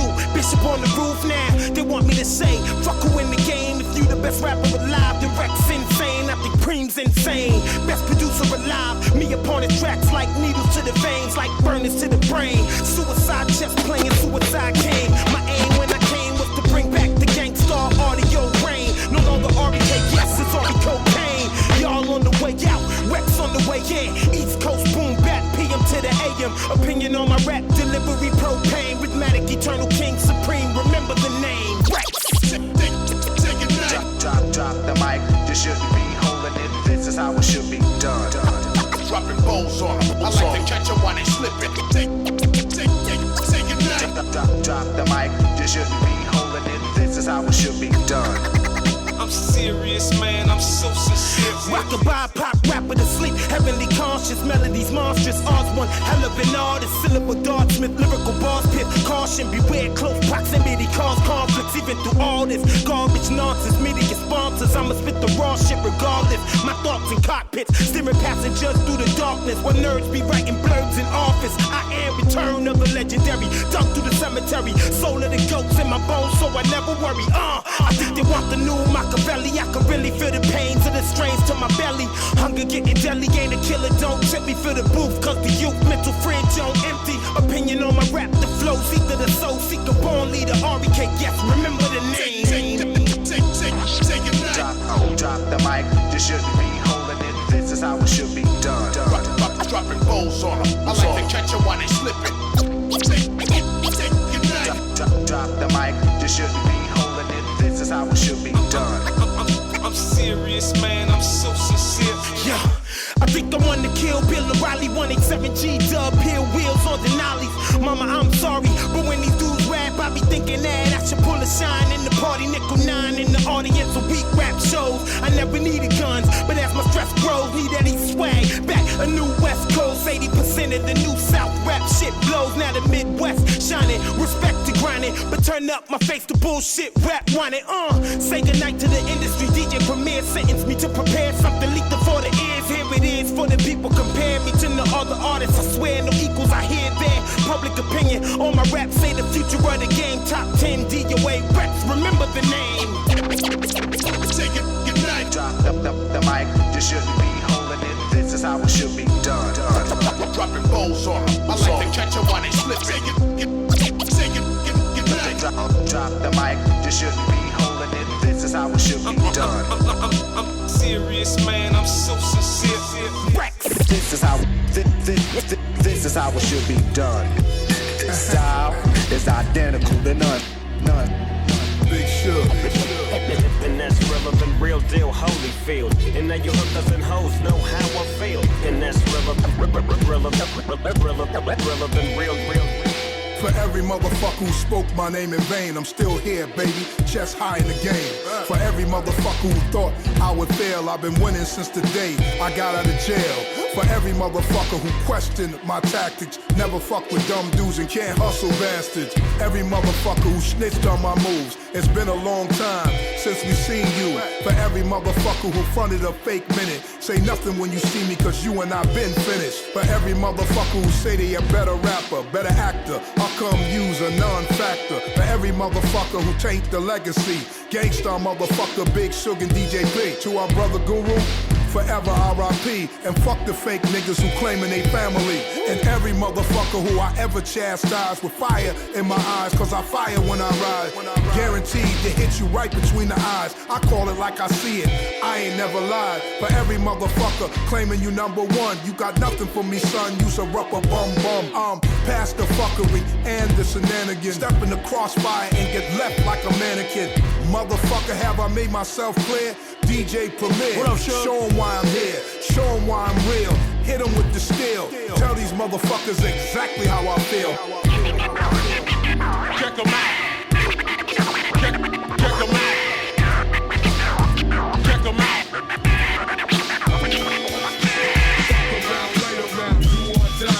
Fuck around, lay around, do or die. Fuck around, lay around, do or die. Word to Joe Frazier, got to do what pays ya. Give a nigga pain like dysplasia. That goes your hips in, nigga you can't win. I walk around with a scowl and a grin. Bodies try to rock me, chicks try to clock me. Niggas try to block me, but they can't stop me. I'm a bad man, understand where I come from. Treating niggas dumb as I drink my rum. I'm a madman, I get respect with the tech. Put punks in check, Shug's on the set. I'm the one with the game that's well round. Crack through the concrete from the underground. I'm a bad nigga, how do you figure to take me? You cannot break me, so don't mistake me for your brother. I'm not a punk motherfucker, see. I did my time and now I'm free. I'm a dope one, ready to rip and wreck shop. I will not stop, I won't be dropped by the cops. I'm bad, understand me with the game I kick. I got crazy bitches like a Trojan on my dick. Yo, Hop, we got more rap than Lucky Luciano. Suckers, we wet to the sound of the dope piano. This is something you can't handle. Here's one example. I got your head as a trophy up on the mantle. Each and every sec we wreck. The crowd's electrified, mystified. You get dissed when you try, you die. Fish niggas, they get fried up on my skillet. I kill it, fuck it. My shit is on hit and hitting you, blah. So what you wanna do now? You stepped up, I whacked you. You crept up, I smacked you. Got infinite length with the strength of a real master. If you don't bow down now, you'll get plowed down now. You know, like pow, pow. Fuck around, lay around, do or die. Fuck around, lay around, do or die. Fuck around, lay around, do or die. So fuck around, lay around, do or die. Fuck around, lay around, do or die. Fuck around, lay around, do or die. Word to Mike Tyson, hit you quick like lightning. Swing my left jab first and then come in with the right. Cold deck ya. Nah, I could never respect a punk like you. You get dropped like 1-2 and you're out, son. Just like a one-round bout, son. The outcome is that you'll get that ass humped easily, swiftly. You're stupid, you can't get with me. Fuck around, lay around, do or die. Fuck around, lay around, do or die. I said fuck around, lay around, do or die. Human herb, I'm booming down on niggas. I figure how do they take out a big nigga? They don't know, so I don't never give them a clue. That's you and you and you, and oh yes you. You can't get with this or take me down. I'm always laughing, ha ha, cause you punks are clowns. Take some passing MCs with my skill. I'm up on the hill and I force them to just chill. Ripping up shit as I do because I'm violent. That's why when I walk in the room, punks are silent. My name is Shug, as if you didn't know. I'm pimping hard and punk shit just a hoe. Fuck around, lay around, do or die. Fuck around, lay around, do or die. I said you fuck around, lay around, do or die. Fuck around, lay around, do or die. I said you fuck around, lay around, do or die. Fuck around, lay around, do or die. Fuck around, lay around, do or die.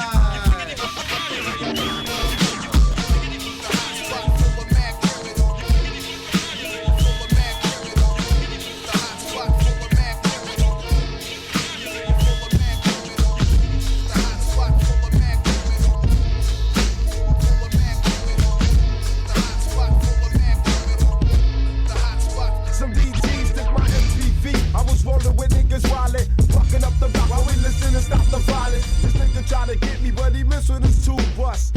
So niggas carjacked his little sister school bus. Ain't hit no wounds, but was tripping on mess. When nigga got the hammer back and put the gun to his own chest. I'm tired of going nowhere and putting niggas to rest. On top of that, don't fuck around because you holding the bless. Somebody passed the cess, before we blast his dome. I took their asses home to deal with problems of own. And now my heart was blown, blood pressure ain't grown. But my mind is transported to a Madeline zone. Pick up the cellular phone, so I can answer a beat. They probably find a cure for cancer before they handle the streets. It be difficult, so niggas rolling up like sheets. I never break my pass of fate over hip-hop beats. You could be a beast, nigga, and you still catch heat. But shorty rocks with Glock, frontin' incredible feats. I roll it quick, with the motor on the flip. All cue like tip, but my crew don't slip. We live in criminal.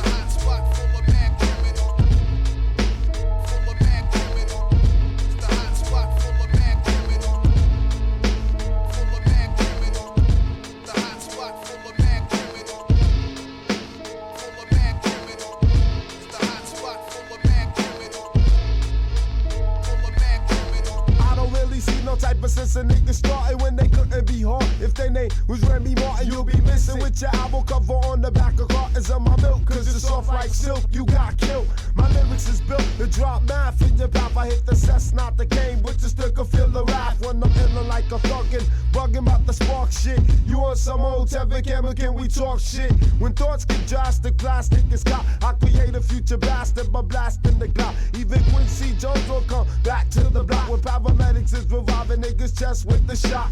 Treatment, yo, everybody on the street went ducking to the ground when I was walking at the clown. I'm finna put the Lord down. I don't play that shit. For what it's worth, I feel for Mother Earth, the kids I live. Like a cigarette, stress make a nigga get fits. I'm pushed to the limits, and yo, that's it. High roller equipped with the motor roller flip. On cue like tip, but my crew don't slip. We live in criminal.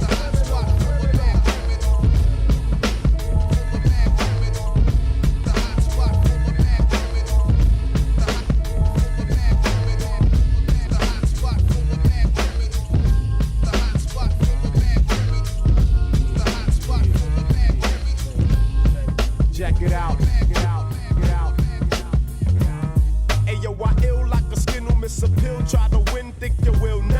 catch a buckshot. I got enough props since I was a young buck, cause I didn't give a fuck. If I got stuck, I would come back to beat on motherfuckers like a drum track. I keep my spec on all the bitches on the scum sack. 1994 is all about the East Coast. Thought the other shit was war. Well, it couldn't get close to the niggas from Brooklyn, Philly to the Berry. Niggas acting illy, bustin' bullets in the ferry. Can't forget the South Bronx, Harlem and Manhattan. Then you go higher where the Dominicans be fattin'. And Jersey is ill town. Do what they be gattin'. Jersey City and Trenton. Niggas strictly representing for the East Coast, cause I never hear enough of that shit. And I'll be there cause we the ones who got the fat shit. Pump this in your motherfucking whip if you dare. Even if you think that you can flip, I don't care. You need to take a motherfucking trip over here. But you can have that motherfucking shit in your head in the jungle.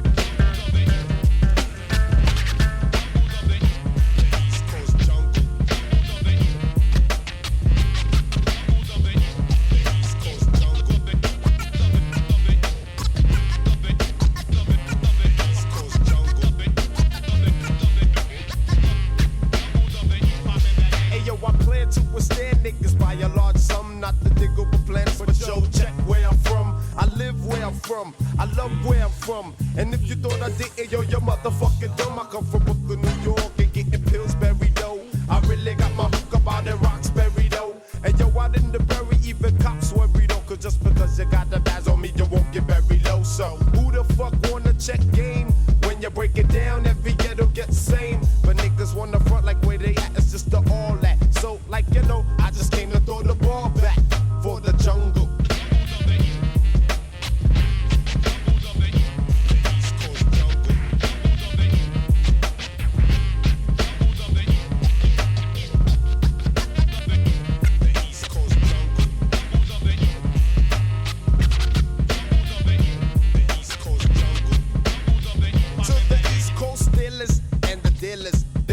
Really feel us on the realest for the ghetto big willers like Karen in the hall like Aaron, staring, scaring punks over there and blunts in the air. We don't watch what we wear and Tim's, rims, 5-star rims on the rugged Pathfinder with the niggas all in.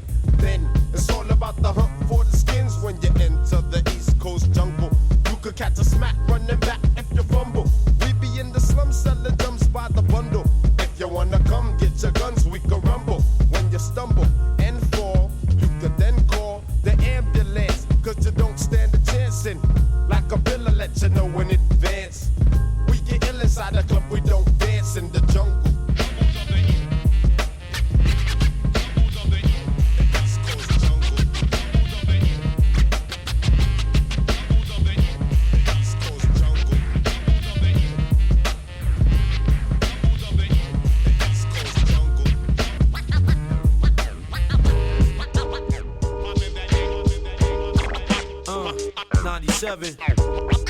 Primo, D, y'all. That's right. Come on. Since the day I was young, I had premonitions of an ending to come behind the brow of the next man's gun. It used to be fun when I'm the one doing the clapping. Now I'm facing my death, doing fast breath, no laughing. How can this happen? Holding my chest on the floor, laid up or sprayed up, dreaming to even the score. Bright lights all I saw, my life flashed before me. From a distance I heard a faint voice steady call me. I guess my time is here, suppress my fear, I'm ready. Trying to breathe steady, feeling my legs getting heavy. Lord, don't let me die this young without leaving the sun. The carriage tradition, listen, my life has just become a nightmare flick. Visions of swinging the pool stick, depicted by near death. I turned left and pulled quick, lost control of my mind. Flipped the safety off the 9 and squeezed, chased him down, discharging rounds that fell on my knees. Reached for my heart, feeling my chest getting hot. I got caught, vivid memories on how my gun dropped. Bullets ain't stopped, lost all thoughts of me rapping. Trying to catch one before I die for self-satisfaction. Get up off my knees, beg the Lord please, picked up the squeeze. Dip behind cars, bullet shells hitting the trees. Curse my enemies for being smart enough to take cover. Feeling my body shudder as I drop right in front of the cool place as hot shells hit the cheek of my face. Catching bloody taste, watch my blood leave trace. Hennessy got me tripping, pressed the brew I was sipping. Feeling warm blood dripping, I seen them load a second clipping. Retreated, I've been defeated. My life is ice like popsicles. Open the door, hit the floor of the hospital. It's on. Getting closer to God in a tight situation. Let me be your angel and I'll be your protection. I stop breathing.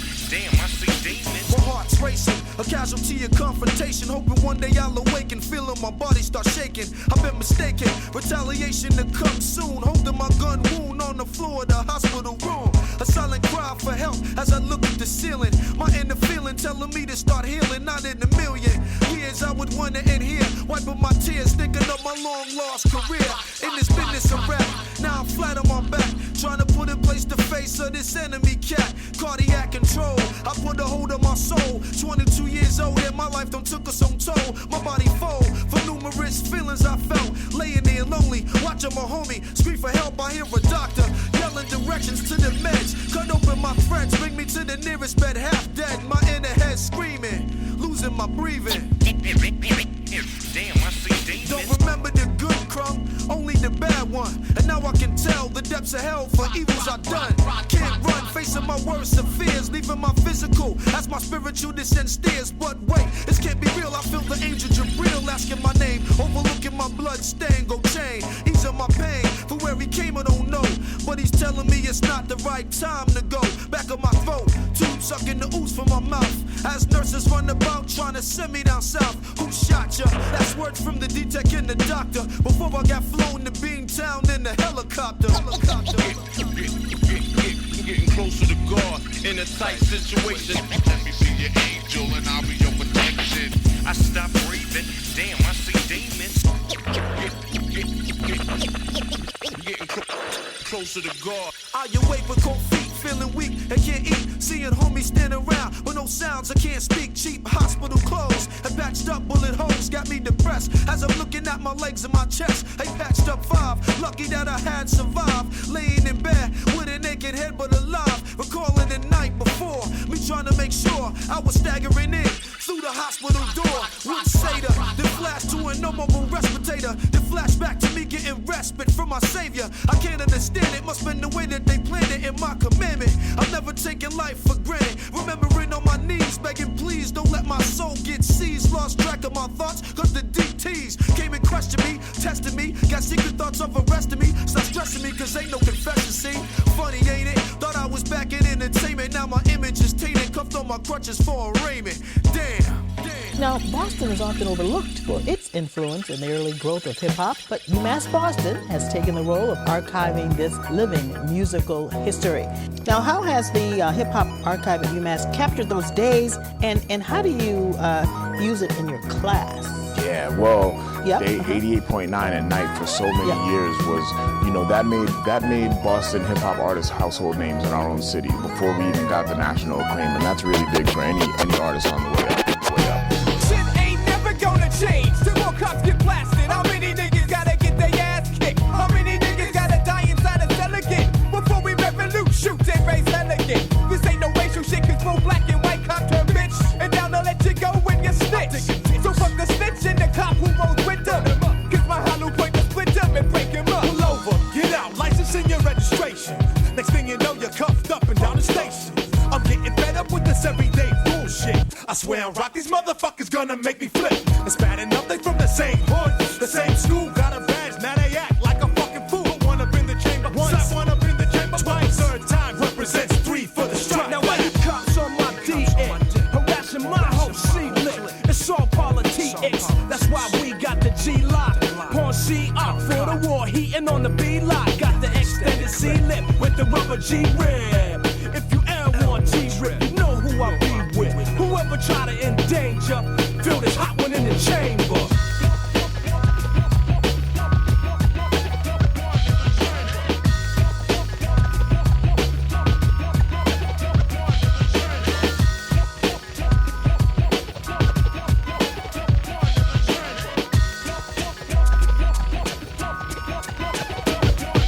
It's the man that's always talking and tweets the beat. It's the man that make you wanna decease the beast. Cause civil rights, let's be the basis. They get their wig pushed back, so bodies should be found in different places. I know, and every time they harass me, I sense if I flinch, they gon' fuck around and blast me. That's the impression that they gave us, so I feel like getting there with steel, like Mr. Larry Davis. Here we are, posted up with the fellas, living amongst the killers and neighborhood drug sellers. It's just a ghetto thing for me to get strapped with 21 hard rounds and let my heavy metal swing. Gun blazing, for what? He was fucking with me the ground is danger. MOP to the death, yeah. Yeah, with one up in the chamber.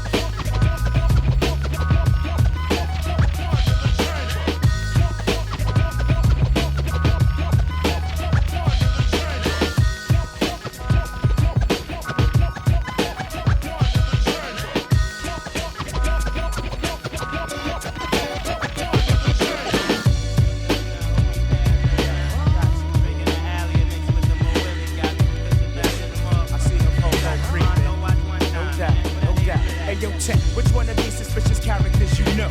Me neither, so keep the heater low, cause I know you see Edo.G, ice grilling me, thinking that I had no idea he was a D. Cause he young up in the face, talking job and rocking ways. Sport a insulated vest and let his shoes shine halfway. He got the partner by the name of Dirty Harry, who twin brother Larry shoplift everything he could carry. But remember Dirty Harry got a partner by the name of Kirk. Kirk is a captain that does undercover work. You be moonlighting, high stake fight gambling, moving OZs for G's. This is where you panhandle. He harassed us, robbed us, and poppy up the meat lock. Watched us, the knockers, and put fake charges upon us. Beat homicide, cruising by in the Mark 5. See your fingers in the back, pointing fingers as they drive by. Crime offenders, supposedly bonus winners. Meanness in the sub-state and give us stiffer sentence. As they contemplate, I draw the blueprints to movement. Stand with my PNC and get ready for the revolution.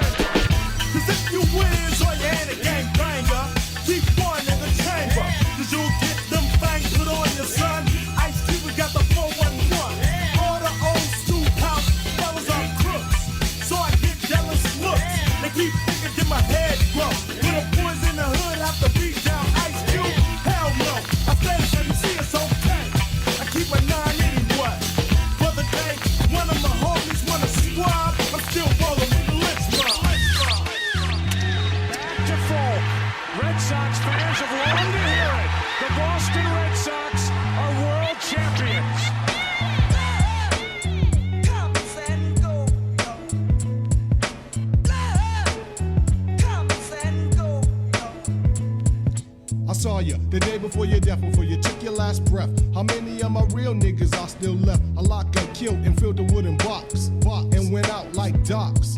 I can picture when you went down, just like a Bex. Here one day and gone the next. We all make mistakes, and these are the breaks. But I'm sick and tired of going to wakes and seeing an end to my friend. So we kicked it to the L to get some brew and gin. Nobody said nothing, everyone was pissed as we got drunk and reminisced. At your funeral, your head we kiss. Didn't go to the burial, but you'll be missed. That's if you didn't know from your true friends and not your foes. Cause love comes and goes.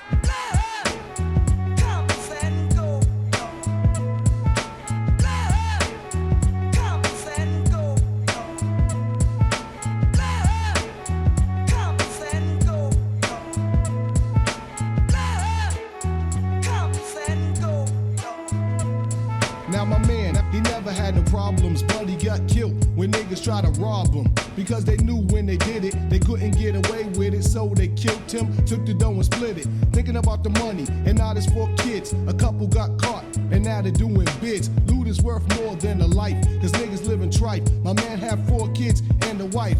Now the kids don't have a father and the wife don't have a husband. Because when you did what you did, the future of his kids may fall down. Cause he ain't around. I went to his funeral, thinking maybe soon it will be me. Cause Boston got a lot of jealousy. A lot of people just can't take it when another brother makes it. When he makes it, that's when they wanna take it. But there's one thing I know. Love comes and goes.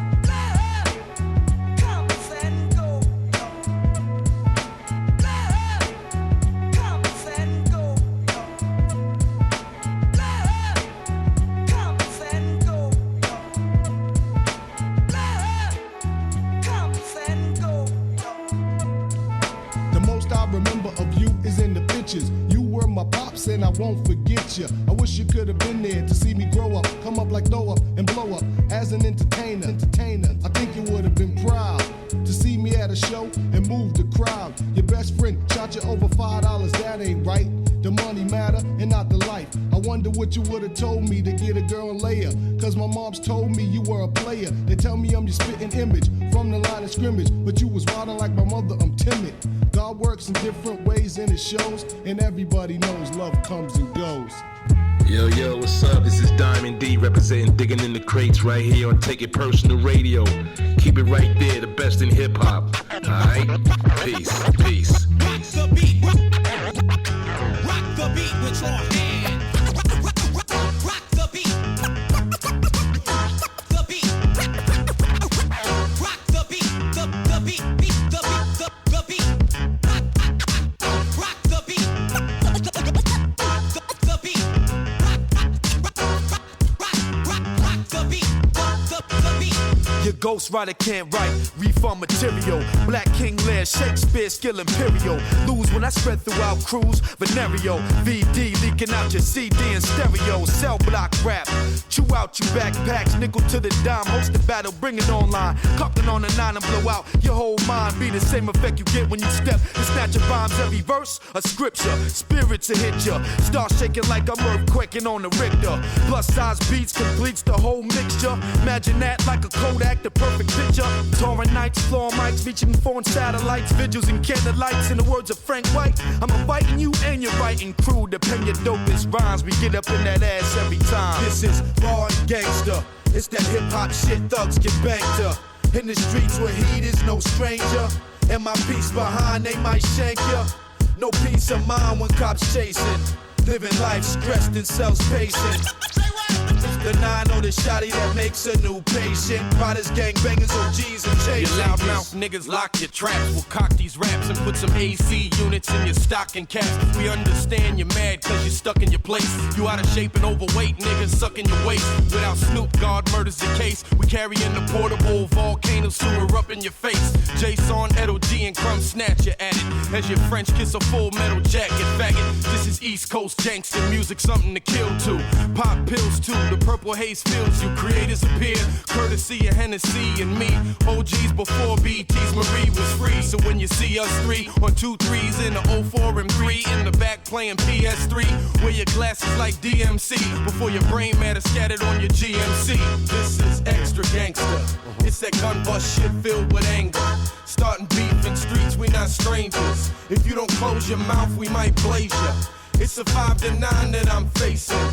Living life with mad aggravation. Yeah. It's mind telling body I'm about to lose patience and leave your brainless courtesy of the stainless. Yo, stop talking bullshit like pastors in religion. No vision. I live and die by my decision. Confess to killing MCs by my own admission. Ghetto niggas pay a high price for a low cost of living. Thug rappers been to jail, they never been to prison. If it's money or getting bloody, then my hand and my trigger finger itching. I'ma spit to this shit. You can improvise when acting hard, stick to the script. Edo bang with the best. Even corny ass crews with the same chain and piece that hang from their chests. I know most niggas on a first name basis. A tropical oasis running from old cases. Y'all can't put all the names with the faces. Depends on the game if the king's higher than the aces. Taking shots, no chases. You pass your prime, bow out gracious before you have to face it. This is far from gangster. It's that hip-hop shit filled with anger. It's the streets, the beef is no stranger. It's these beats and rhymes that might change ya. It's the peace of mind that I'm chasing. Living life with less aggravation. It's mind telling body about to lose patience. Writers, DJs, MCs, and breakers. Yeah.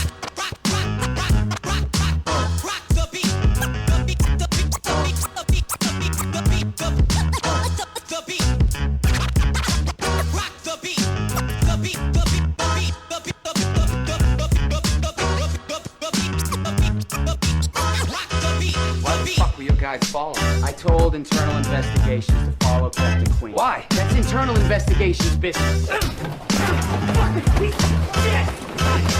Hey, fucking bitch! You let him go! I don't have to fucking explain anything to anybody! I can fucking investigate anybody I fucking want to! Come on! I don't give a fuck what you think! Yeah, here we go. Y'all make some motherfucking noise coming to the stage right now. Y'all remember my man Edo.G, I Gotta Have It. That classic hit. For you new heads, you get the lessons. For you old school heads, you get the treat. Put your motherfucking hands together. Show some motherfucking love for my motherfucking man, Edo motherfucking G. Hey yo, we out of state race, out of the state that hates, on tour with out of state dates, pulling your hoes with out of state plates. Edo and Ace at the bar tossing Jacksons, they flipping off the boss with actions, accounting for all my actions. I set aside the distractions, start rashing, wet the crowd, the water starts splashing. Hip hop's my passion, we have a good time leaving an orderly fashion. We the first and the last man, that mean beginning and end, plus we winning the end. See, I love my profession, from late night studio session to attack and aggression. The atmosphere, the gear and the thug expression, teaching the kids bullshit or teaching them lessons. Loving the life, living the blessing. We headed in the same direction, cause we practice perfection. So that just goes to show you, never doubt anybody. Cause this nigga right here gotta be one of the most underrated motherfucking rappers in the fucking game. Don't ever let a motherfucker tell you this nigga ain't nice, cause the motherfucking nice. So make some motherfucking noise for my man, motherfucking Master Ace. Make some noise in this motherfucker. Yo, I'm igniting the fans with a mic in my hand. Don't need a mic stand, don't need a hype man. All I need is the crowd acting wild and loud. I get high like a cloud and make my moms proud.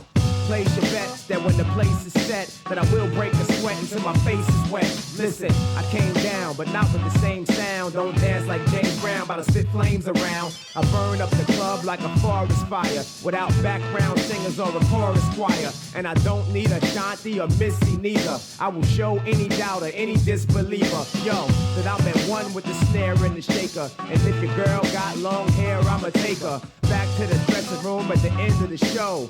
Yo, I turn a housewife into a hoe. This goes out to every club in the country. Call me up, book me in your spot if you want me. I send this out to Curtin, so thanks for the intro. Rest in peace, dog, it's still alive in my mental, Yo, what's good, y'all? This is Master Ace, Brooklyn, New York, and you're tuned in to Take It Personal Radio. It's with my man Philla Flavor, Kevlar, Aaron Wade, DJ 360, and of course, Roger the Announcer. Real hip hop, let's go, let's go, let's go. Jack, y'all. Let me see, y'all. Edo.G. Everything Boston is what I represent. That's what I represent. The master, hey, little suckers, I know we can hit the corner. Edo with 8 and 9 and with perfect timing. Seem like the perfect time. So Jack, y'all. Let me see, y'all. Make some noise.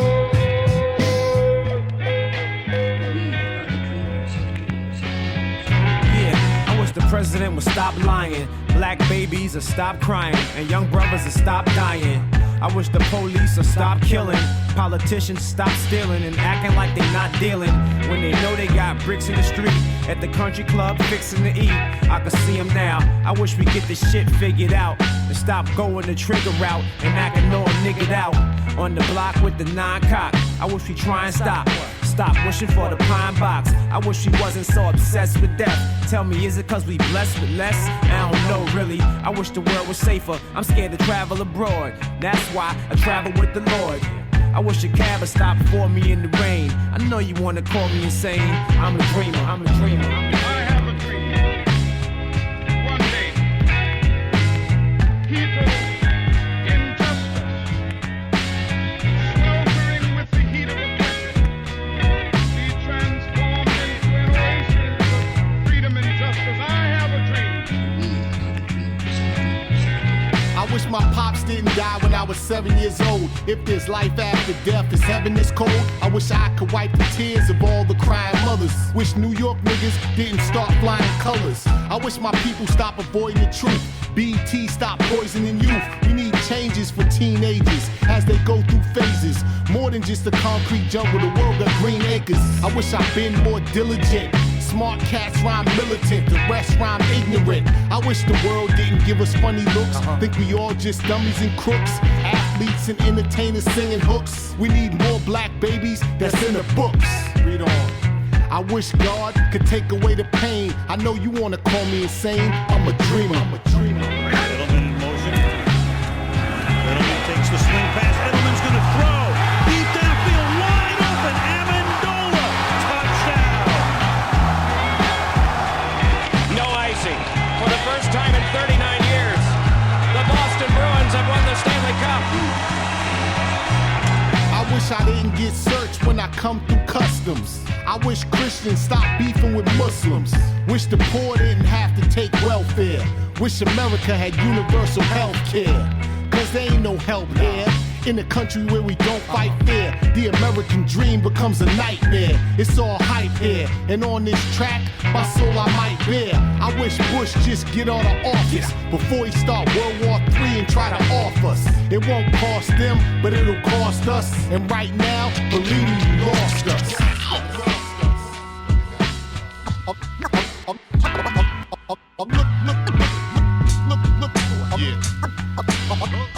I'm looking for more than street props when Pete Rock hit the beatbox, take the cheap shots from your weak street blocks. You heard like you eavesdrop when you all fall, like the seasons when the leaves drop. I'm mad lethal, never had equal, cause Boston's a good place to meet bad people. Your second joint, a sad sequel. You an old school rapper who mad feeble. Don't get a need to concern yourself with what we do. You can get the picture first just like a preview. Laid up with a tube to breathe through. We take the good and evil and breeze through. I know you whack, don't put out records to remind me. Special teams walk beside me, not behind me. I'm a throwback from the 90s, whose return is timely. For hip-hop consciousness that's grimy. For Boston, Humboldt Ave, 194. Energy be very loud. Hey yo, my work ethic, disperse effort from my first to my worst effort. There's a madness to my method, it's universal. My music is underground and commercial, wholesome and controversial. The routine, no need for rehearsal. CEOs, label owners, role reversals. Different ciphers, different circles. The weed was brown, now it's green and purple. I'm telling truths and lies like a reverend. Fell in love with hip-hop at age 11. Edo's the veteran who used it as a weapon to raise hell up in heaven. Now I'm considered a legend. If my peeps will come, the streets will come. If rhymes is hot, then the beats will come. And in the industry, you can't be too dumb. And in Boston, they wonder what street you from. I'm from the boat. For Boston, Humboldt Ave, 194. Energy be very loud. Too many stones unturned, stories untold. The plot unfolds when Edo.G push the threshold. I rock like the Depeche Mode, hip-hop's best ode. Any club I'm in, I'm disobeying the dress code. The spots vary, pop cherries, a big butt chicks that's top heavy. Bring them back to Roxbury and spark heavy. Cause I'm living a dream, not even half your team can stand the fire from the gasoline. I'm still dirty, so I'm half as clean. I'ma holler if an ass is mean. To you ballers that's after cream, me and my self-esteem will take your self-esteem to your whole crew's a helpless team. Can't be the ace when you dealt the queen. My knife go through flesh and rupture your spleen. I try to stay neutral, right in between, and remain cautious on the Boston scene.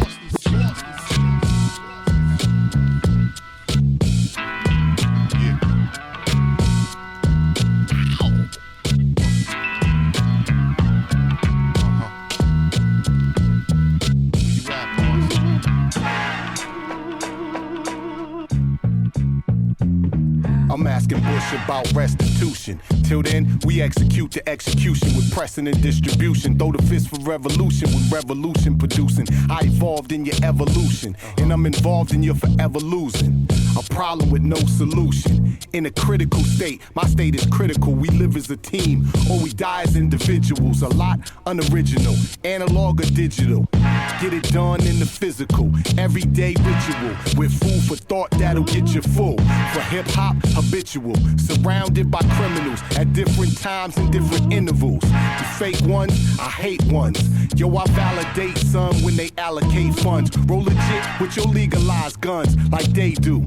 Ice your charms, you got the right to bear arms. It's time to take matters in our own hands. So uplift the mind, rise and shine. It's time to take matters in our own hands. So uplift the mind, rise and shine.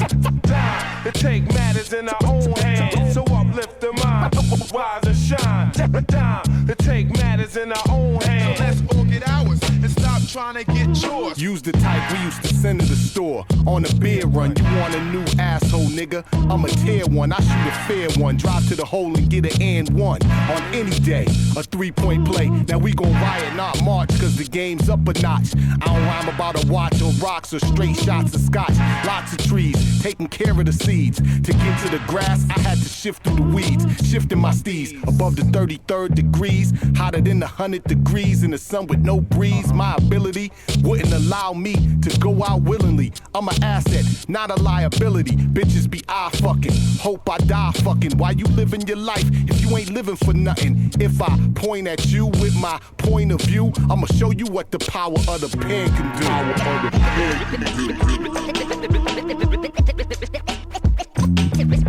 It's time to take matters in our own hands. So uplift the mind, rise and shine. It's time to take matters in our own hands. So uplift the mind, rise and shine. It's time to take matters in our own hands. So uplift the mind, rise and shine. Yeah, what up, world? It's your man Edo.G, live and direct. And you checking out Take It Personal with my peoples, Filler Flavor, Kevlar, and DJ 360. Y'all ain't saying nothing. Hey yo, be a father. If not, why bother, son? A boy can make them, but a man can raise one. If you did it, admit it, and stick with it. Don't say it ain't yours, cause all women are not whores. 90% represent a woman that is faithful. Ladies, can I hear it? When a girl gets pregnant, her man is gonna run around. Dissing her for 9 months when it's born, he wants to come around. Talking at him, sorry for what I did. And all of a sudden, he now wants to see his kid. She had to bear it by herself and take care of it by herself. And giving her some money for milk won't really help. Half of the fathers with sons and daughters don't even want to take them. But it's so easy for them to make them. It's true, if it weren't for you, then the child wouldn't exist. After a skis, there's responsibility, so don't resist. Be a father to your child. Be a father to your child. Be a father to your child. Be a father to your child. I hate when a brother makes a child and then denies it, thinking that money is the answer, so he buys it. A whole bunch of gifts and a lot of presents. It's not the presence, it's your presence and the essence of being there and showing the baby that you care. Stop sitting like a chair and have your baby wondering where you are or who you are. Fool your eyes, daddy. Don't act like you ain't, cause that really makes me mad, G. To see a mother and a baby suffer. I had enough of brothers who don't love the fact that a baby brings joy into your life. You could still be called daddy if the mother's not your wife. Don't be scared, be prepared, cause love is gonna get you. It'll always be your child, even if she ain't with you. So don't front on your child when it's your own, cause if you front now, then you'll regret it when it's grown. Be a father to your child. Be a father to your child. Father to your child. Be a father to your child. Put yourself in his position and see what you've done. But just keep in mind that you're somebody's son. How would you like it if your father was a stranger and then tried to come into your life and tried to change the way your mother raised you? Now wouldn't that amaze you, to be or not to be? That is the question. When you're wrong, you're wrong. It's hard to make a correction. Harassing the mother for being with another man. But if the brother man can do it better than you can, let him. Don't sweat him, Duke. Let him do the job that you couldn't do. You're claiming you was there, but not when she needed you. And now you wanna come around for a day or two. It's never too late to correct your mistakes. So get yourself together for your child's sake and be a father to your child.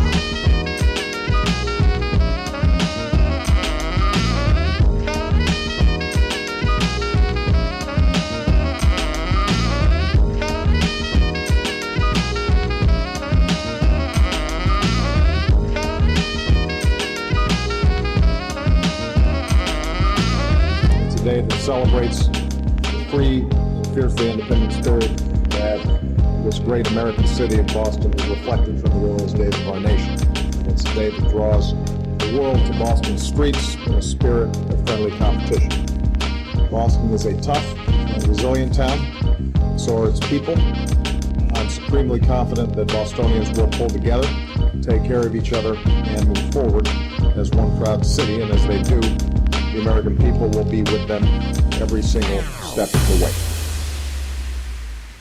We hope you're enjoying our Boston tribute. Let's take a break from the music and talk to Boston's own Dart Adams. Ladies and gentlemen, we have a special guest. We have my man Dart Adams, an author, a journalist, a hip-hop historian, a fact-checker. He's the living, breathing definition of a hip-hop aficionado.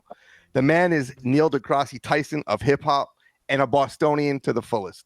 Welcome, Dart Adams. Thanks for having me. Dart, there is a lot I want to talk about. This is a show that has been in the making for quite some time. We've done many different regions, but Boston is something that we felt deserved a spotlight. It's a city that, much like Philadelphia, doesn't quite get its due because of obviously places like LA and New York. But I thought, who better to discuss the history of Boston hip hop than with you, Dart? So thanks for stopping by. Where do we start? How about this? Before we even get into Boston, I want to talk about something that you and I had a discussion about maybe a month ago. I thought that my NWA Straight Outta Compton tape was purchased in the summer of '88. I'd die on that hill. I said it was '88 because I remember '89 was 3 Feet High and Rising, Get a Grip, Ghetto Boys, Walking with a Panther, No One Could Do It Better, DOC. But you corrected me and you brought receipts. So for those, and I got to think there are so many people that are like me who thought it was '88. For those that believe it's '88, for those that think they have a record that says '88, whether it's printed on the very bottom in the liner notes, explain to people why this album came out in 1989.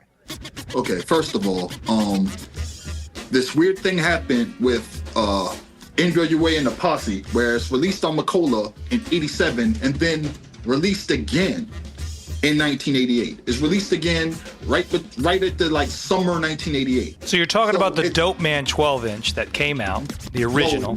Well, see, that too. The Dope Man 12-inch also came out. But when you look at NWA and the Posse, the original time it was released was '87, and then it was released again in '88. And then that's when the popularity of NWA, that's when people started buying it. So it enters the Billboard Black Music charts in 1988, summer '88, right? But what also happens is NWA releases a maxi single. So you're looking at Gangsta Gangsta. Oh yeah, I heard that. Quiet on the Set. And so that starts blowing up, and people start writing about that in October and November 1988. And what happens in November 1988 is they release Eazy-E's Easy Does It. So these things are all out at the same time. And people have it in their head that Straight Outta Compton was released 6 months ahead than it was. But it's just a false memory. But also what happens is when the first things are being released, because it ships February 10th, 1989. But when it's first shipped, there are 4 or 5 songs that were already released in 1988 when the album comes out. So when you see the trademark year, you're going to see 1988. But what people need to realize is that for a lot of 1988, Ice Cube was still going to college. Ice Cube had to be called back to NWA to finish Straight Outta Compton before it came out. So it couldn't have been released in summer '88 because Ice Cube wasn't even there to be a part of NWA fully. They had to record the album first. So this is a thing that my kids have told me about recently called the Mandela effect. Mm-hmm. Has anybody heard of those before? So apparently, when you think in your head about the Monopoly guy, you think that he wears a monocle, but then if you go back and look, he really doesn't wear a monocle. So this is the same thing, but with NWA Straight Outta Compton. That was wonderful, Kevin. I don't know where the fuck that came from. But that's the most Kevin. I'll tell you this. So unfortunately, I do have vivid memories, and I got to remember that in '89, the Milli Vanilli effect was very, very popular. They bit Paid in Full's, Ashley's Roach Clip. So I remember distinctive '89 vibes was like Milli Vanilli crossover. You know, Eric B was really popping. I do have the original pressing. Now, I do remember, that's the fucked up thing about the West Coast. McCullough Records, Ruthless Records. There was even different imprints that Priority. were Priority became a distribution. Yeah, I mean, I have the original vinyl that has like Jerry Heller's phone number on it. So, you know, that it was in '88, and from what I remember distinctly, because '89 was my senior year of high school, I do not remember NWA coming out at the latter stage of me graduating. It was definitely not late '89. What Dart said is it came out, I believe, in February of '89. Yes, it started shipping February 10th, 1989. Yeah. So that actually came out the same week as De La Soul 3 Feet High and Rising. Right. De La Soul 3 Feet High and Rising started shipping February 6th, 1989. I have that as proof directly from Monica Lynch herself. And then when she went on what's it called, Questlove Supreme. Yeah. And she was talking about the album being released on March 3rd, and Questlove cut her off and said, Dart Adams hates when you say the album was released on March 3rd. And she was like, I don't know where he got the release date from. He says it was released on February 6th. And she says, I don't know where he got that release date from. I got it directly from her. It was me, Dante Ross, and Pete Nice. And we were going back and forth. I was like, this album was not released on March 3rd. I have proof. And I was like, yo, Mon, this is Dart Adams. He says the album wasn't released on March 3rd. It was had to be released between January 24th and February whenever. And she was like, well, let me go check. Oh, here's a postcard that says the ship date is February 6th, 1989. And I screenshotted it and I kept it for my records. And I have it. I keep receipts. Yeah. Like I am the person who keeps receipts. Like there's bags inside the bags, and I got receipts on top of receipts. I'm that What guy. a great setup for this Boston show. I just want to make sure I understand fully. So, and because if I don't, maybe some of the listeners don't. The reason why it says '88 is that obviously it was produced in '88. It was, when I say produced, I mean the record was created, manufactured, and then it shipped, right? Then it shipped in '89, early '89. Yes. Now we've heard a lot of those songs on this, so we immediately associate that to '88. And I think '89, when you talk about Milli Vanilli, Dre, I'm thinking Young MC, Stone Cold Rhymin' was a big commercial hit. Tone Loc was very big. Yeah. So we don't immediately think NWA. But what you're saying, Dart, right, is that we've heard a lot of those songs already in '88. The record did come out early '89. Our thing drops late '88. Yeah. So when we do our '88 tribute show, which we've been talking about forever, you better not have any fucking straight up. You got to have Gangsta. No, it has to be on there. And the 12 inches, the Dope Man 12 inch was out before that. So right, there you go. It's a gray area, but when you're doing an '88 tribute, you have to have it on it. It's just a part of it. So. Oh yeah, definitely. All right. Without further ado, let's get into some Boston hip hop. Boston hip hop. Now, none of us are from Boston, so I don't want to be presumptuous and let people know what I believe it to be. But why don't you let us know what Boston was like, at least in the 80s? Because I do know, look, the source literally came out of a dorm room in Harvard. You know, you had stations at MIT, right? The Ghetto, I think, there was a show called The Ghetto. It was like in the early 80s or something like that. Like there was hip hop going on in Boston, even though people may not be that familiar with it until later. This is the Ghetto.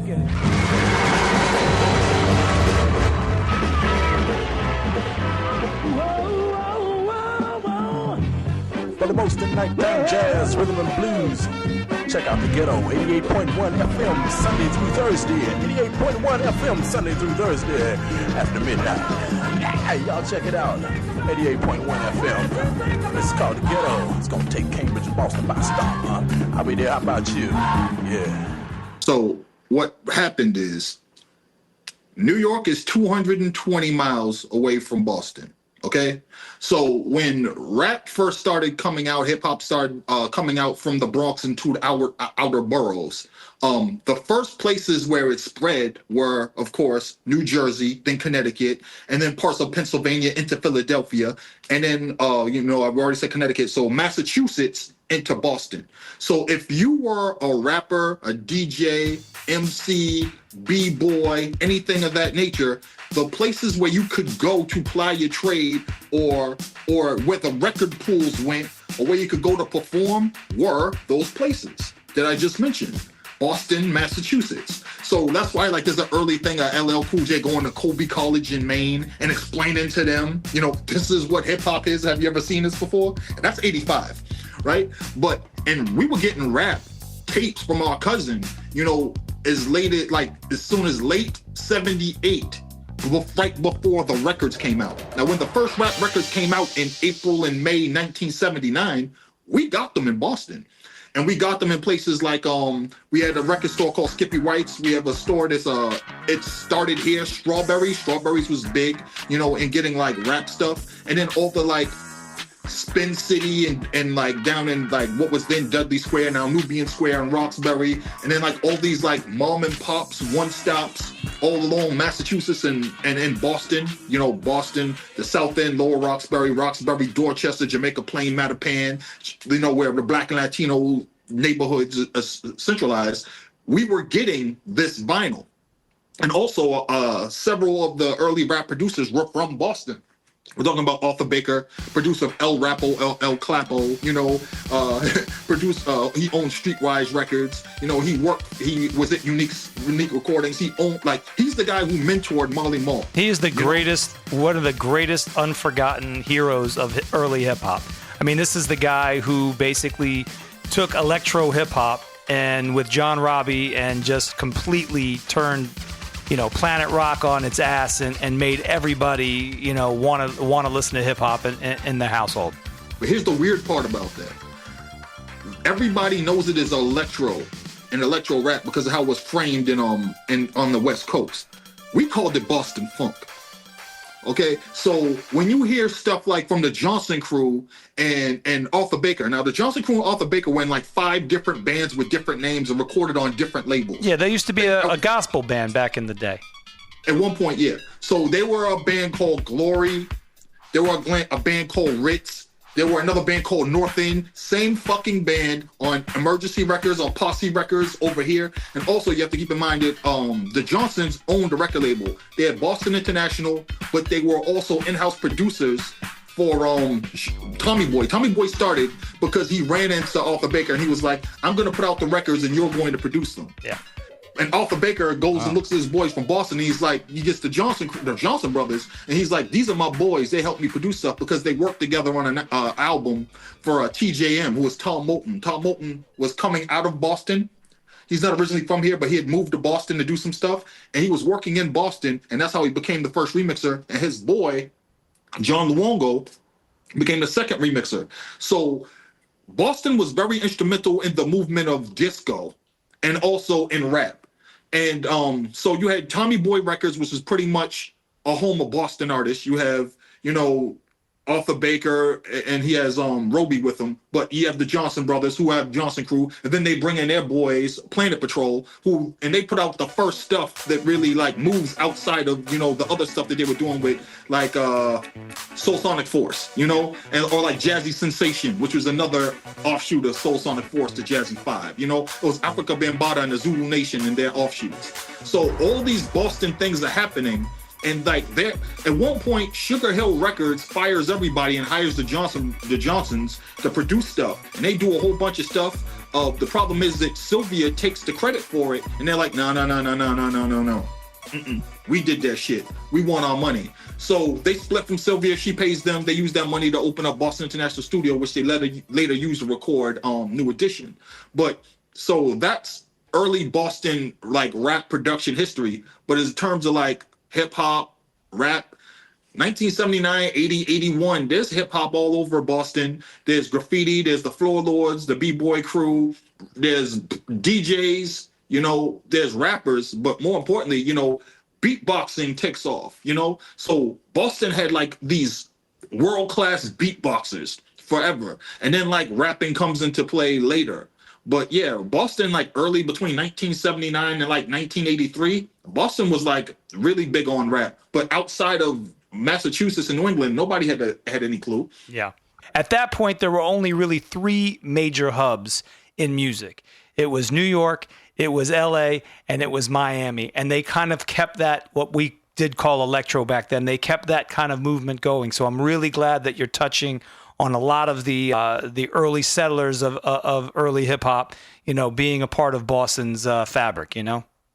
Yeah, I mean, but also like a lot of it had to do with like the radio stations, because Rapper's Delight got played on, you know, the legacy Boston black radio station WILD. The problem with WILD was, and this is going to sound like I'm making the shit up, but it's very true. WILD had a problem where they shared a signal with another station. So when the sun went down, they could no longer broadcast in Boston. I promise you. Yeah. WILD ran until the sun went down. And then all the other college radio stations would pick up and go from there. So WILD will play Rapper's Delight that plays like maybe Personality Jock, you know, by the Fatback Band, but they didn't have a dedicated rap show, because also it's a traditional black radio station, but also it caters to the people who live in Boston. So you have a diverse community. So they're playing reggae, calypso, soca, you know, like stuff like that, jazz, gospel, you know, so it's playing to the audience. College radio is programmed by and for the young folks. There's our parents' music, and rap was our music. So we relied on WRBB at 104.9 FM at Northeastern University. We relied on WERS 88.9 FM at Emerson College. We relied on WMBR 88.1 at MIT. You know, we relied on WHRB 95.3 FM at Harvard. 1, 2, 3, 4, hit it! Here at Boston Spice Saturday evening Soul's Place with yours truly, Wallace T. Here until 11 p.m. bringing you all of Boston's best in progressive music, funk music, and all that other good stuff. And those were some of where the early rap shows were. And there was a show called The Ghetto that had been around since the late 60s. And in 1979, they started playing rap and stuff like that. But The Ghetto kind of disappeared and fell off. And it was in 1985 where a guy named Magnus Johnstone started a rap show called Lecco's Lemma. And when he started up in like late, maybe November, December 85, by the time we get to January 1986, the entire metro Boston area, all the MCs, all the DJs, all the breakers, all the beatboxers are descending upon MIT's campus to that tiny studio to come and perform live for the people, because he's playing their demos.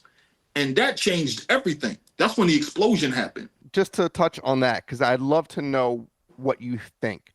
So Boston, I think, you know, they're known for their rock, they're known for their pop, they're known for their R&B. I mean, whether it's, you know, New Edition, New Kids, Aerosmith, the Cars, the Pixies, what have you. But why do you think it took so long for Boston, given the fact that you just explained that there was a lot of influence, a lot going on in the hip hop community? Why do you feel it took so long for them to get, quote unquote, established in the hip hop world? Because when people think Boston, they don't think black music. When people think Boston, they don't think black people. When people think Boston, they think that Boston is the antithesis of black culture or blackness. And me, who grew up in South End, Lower Roxbury, I grew up on Mass Ave. Down the street, at the end of my street was the NAACP chapter of Roxbury. You know, this is the same building that Malcolm X and Martin Luther King Jr. used to visit. Malcolm X and Martin Luther King Jr. from this neighborhood. I mean, well, Martin Luther King used to live in the neighborhood, met Coretta there, and Malcolm X is from Roxbury. I know people say he's from everywhere else. Malcolm X didn't become Malcolm until he moved to Roxbury with his family. That's not me making shit up as a Bostonian. That's just fact. He saw everything that he could be and become from being in Roxbury. That's just fact. There's no denying that. And so I grew up in Boston, and my whole world was black culture, Latino culture, the islands, you know, everything. So for me, Boston was always this diverse place that people think of when they think of New York, they think of Philly, they think of all these other places. That was my existence. But outside of New England, people have no clue, and that's why. Like, people didn't want New Edition to say they were from Boston. They wanted to play it down as much as possible. Any act that got signed to a major, people tell them, don't tell people you're from Boston. We want them to like you. So that's why it didn't work. It was very hard to have a black artist or a black group and have them like come out and just say they're from Boston, because you could be from Philly, you could be from Detroit. All that screams black. But Donna Summer, it was a rare occasion when somebody pointed out Donna Summer was from Boston. But we knew it because if you watch that documentary, Donna Summer, Love to Love You, it has actual footage of black folks in Boston celebrating her and dancing to her music because we existed. That was the reason why, because people didn't even think that black music in Boston was synonymous.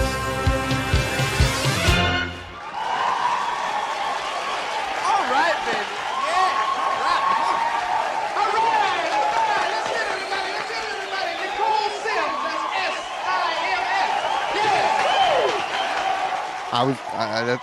You said everything I wanted to hear. I mean, from an outsider looking in, you often wonder why did it take so long for them to, for them to be recognized. Now, I don't want to say was it a lack of talent, because clearly there was talent there. Oh, Edo probably, would you say, was he the first that, not the first to do it, but the first to really make people recognize Boston. Put that footprint in. Also cross over into the rest of the country, Well, that's what I mean. I mean, he wasn't the first to do it, but he was the first for people like you and me to be like, yeah, wow. How did he get signed? Because he came out of nowhere with a great song that you first saw on Yo MTV Raps if you weren't living in Boston. So how did that even occur? So Edo.G was part of and also in terms of Boston talent, people would come from New York and LA regularly to the Hollywood talent night we had thrown by Roscoe Gorman, who ran Roscoe's Lounge, and also Maury Starr. And basically in Boston, especially Roxbury, Dorchester, the talent show circuit was like high school football in Texas. Yeah. Because people were that rabid about it, and we were that good at it. People would come from LA, from New York, from Philadelphia, come down and poach our talent. Also, you have to remember that we have Berklee College of Music. We have the two conservatories, the Boston Conservatory, the New England Conservatory of Music. We had all these different music schools, and we had what was the jazz corner. So Boston was a jazz mecca. So if you wanted it was to the point where when Miles Davis needed a band, he came to Boston. He got Chick Corea, he got Tony Williams on drums, and he came here to play his shit and have people tell him what was good or what wasn't. And he was in Harlem. So there was always musical talent in Boston. Now, in terms of with rap, where did Edo.G come from? When I talked about Lecco's Lemma, and also later WHRB, the guys at Harvard, Dave Mays, John Schechter, they see what's going on at Lecco's Lemma. They have to leave MIT and they end up going to Boston College, WZBC in 86. And so they're like, yo, we need to have a radio show at Harvard. So in 87, they start Street Beat, named after, Lady B's radio show in Philly. But Edo.G came out of the crew of people that used to always visit, MIT and WZBC. I'm talking about back in 86. He was in a group called FTI Fresh to Impress Crew. And he was just a beatboxer. He was Ed Rock back then. And then later on, they let him start rapping. And when he's 16, 17, he leaves FTI crew and he starts another crew called 3 Def Notes. And by that time, he's hanging around with the guys at Harvard, at the Street Beat show. And they start managing him with 3 Def Notes. And then when 3 Def Notes dissolves, his cousins are in New Jersey. So we're talking about Special K and Teddy Ted, the Awesome 2. Yeah. So he starts sending them demos. And after a while, they're like, yo, we starting to get good. Are we rolling? You ready? Yeah! Oh, 1, 2, 1, 2, 3, roll. I'm not like anyone else, so don't you think about making suggestions. He rap like so-and-so, hey yo, that's out of the question. Plus it don't sound right, cause I don't sound like him. Or try to G like, C like, or even be like them. Or anyone else, I'm going for self. You open your mouth and then I'll stuff you. You're like a floor walked on, waxed, and then I'll buff you. Plus you think you're tough too? With your garbage style, rubbish nothing but trash. You wanna try me? Come on, I got some shit for your ass. I'll never be weak. Doze off, go to sleep or get tired. Put wings on your head so it's easier to fly it. Off you go, blow, off the block. Get funky on you suckers like a gym sweat sock. Cause I tear up to inflict, pick your hair up like a pick. Edo.G, here it's me, I'll make Madison sick. I'm never taking a loss, but beating them down with force. Logo Day writes the source, I got more holes than a golf course. Here's a lyrical lesson, so you losers will learn. Whack raps are like we gym hats, get break and get burned. So I dare thee to compare me to a soft-hearted sucker. I'm different. so don't compare me to another. So when they send them a demo that they really like, they alert A&R at Polygram, PWL Records, a guy Brian Chin, who was the guy who signed I believe Rob Bass and Easy Rob Rock. Bass and DJ Easy Rock. He signed Rob Bass and DJ Easy Rock over at the record label. They were at Creativity. Brian Chin, that guy, and he also wrote for Billboard, right? Dance tracks. And then later on, another guy, Bill Coleman takes it over and does the dance report. But he signs Ed when he hears the demo to PWL Polygram. It later becomes Chemistry Records. And then they start putting together the album. And with him, he has a young guy by the name of, he's from Lawrence, Scientifik. He had a different name at the time. So he's with him throughout these whole sessions. K-Def, a young K-Def is also there with Special K and Teddy Ted. You know, you have Joe Mansfield. So everybody's recording that album. And when that album drops, it has the single I Gotta Have It, which ends up becoming, you know, a classic and ends up hitting #1, you know, on the rap charts in May 1991. So that ends up becoming the song. They're like, he's the guy who says everything about Roxbury. The Bulldogs, Roxbury, and Boston is what I represent. You know, he talks about Boston's Adidas culture. You know, he has everybody talking about Black Boston because they're reciting the lyrics. You know, whereas the first guy to really do it is really, you know, Keithy from Gangstar. But by the time Gangstar really blows up after they leave Wild Pitch and sign with EMI Chrysalis, nobody knows they're from Boston. They know them as a Brooklyn rap group, you know? But they toiled on K-Tel Wild Pitch between 1987 and 1989, you know, before all the members except for Keith said, this shit ain't working, we're going back to Boston. Have you ever heard a jam that goes something like this? Something like this. Something like this. So while Gangstar was on Wild Pitch and he added DJ Premier, Gangstar Posse was back in Boston recording and making records. They had a video on BET, Read the Label, you know? So if you go on YouTube and watch a Gangstar Posse Read the Label, you'll be like, wait a minute, what's going on here?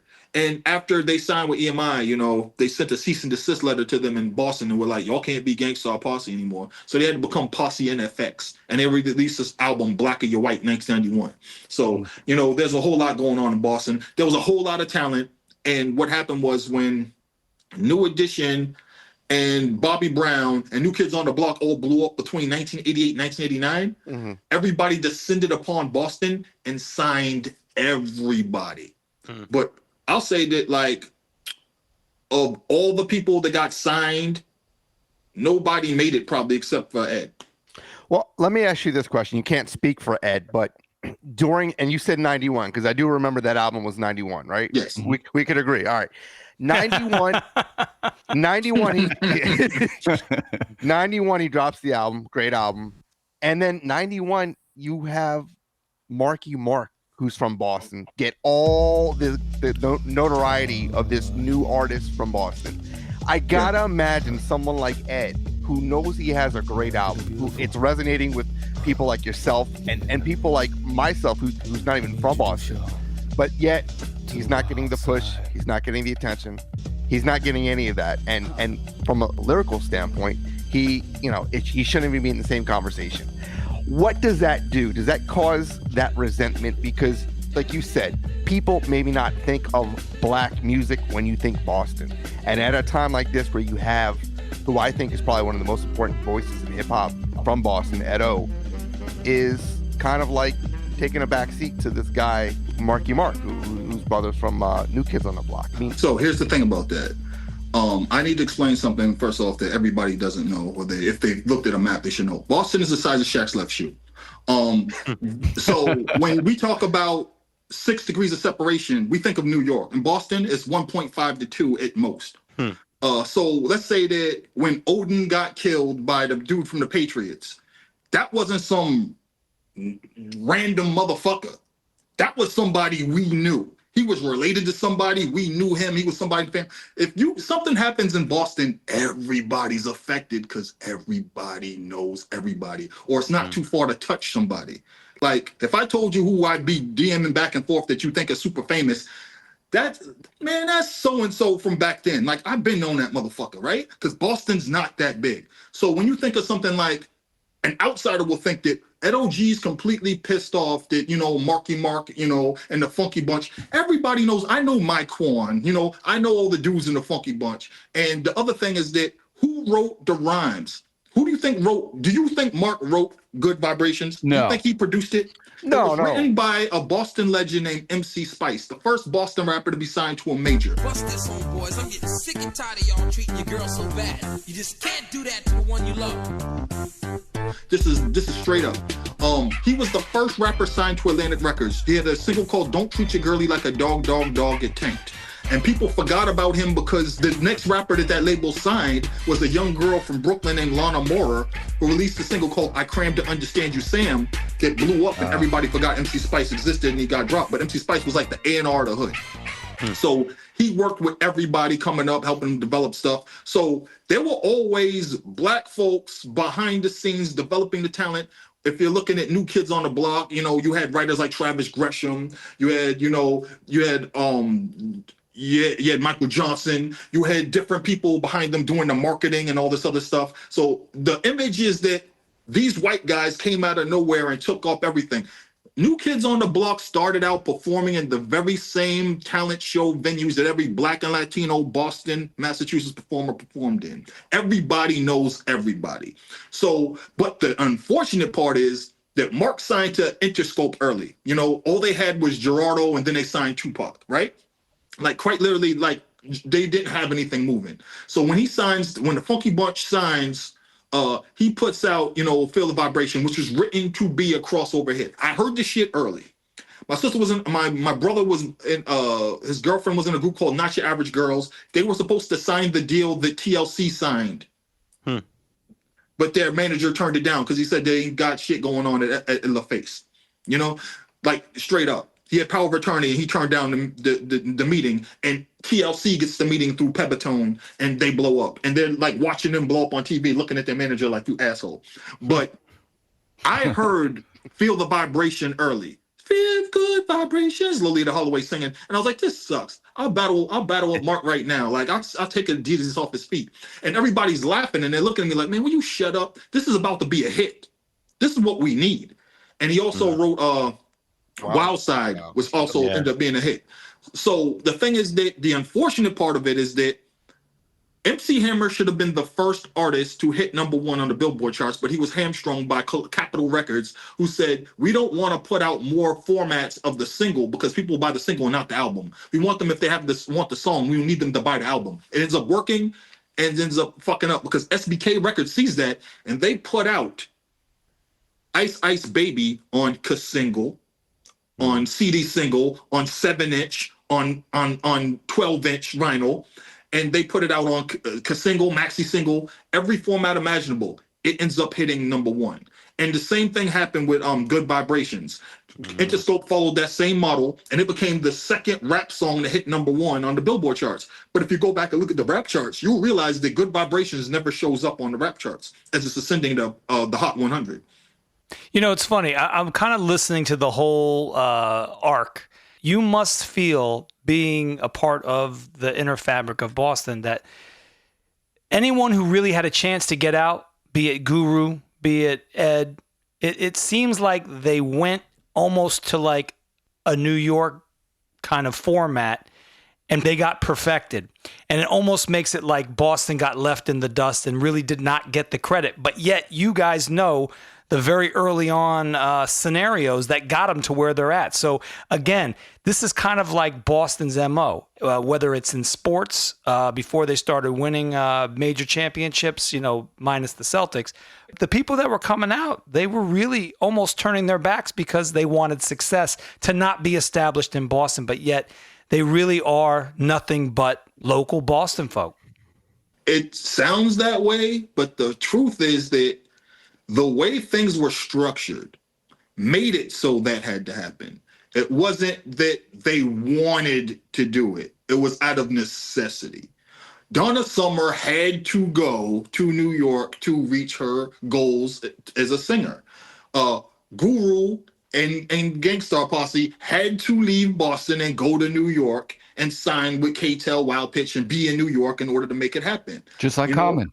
Yeah. So like, when you think about like, Edo.G was in Boston, but he had to go through the Awesome Two, who were staples in New Jersey and New York, in order to get that deal, you know?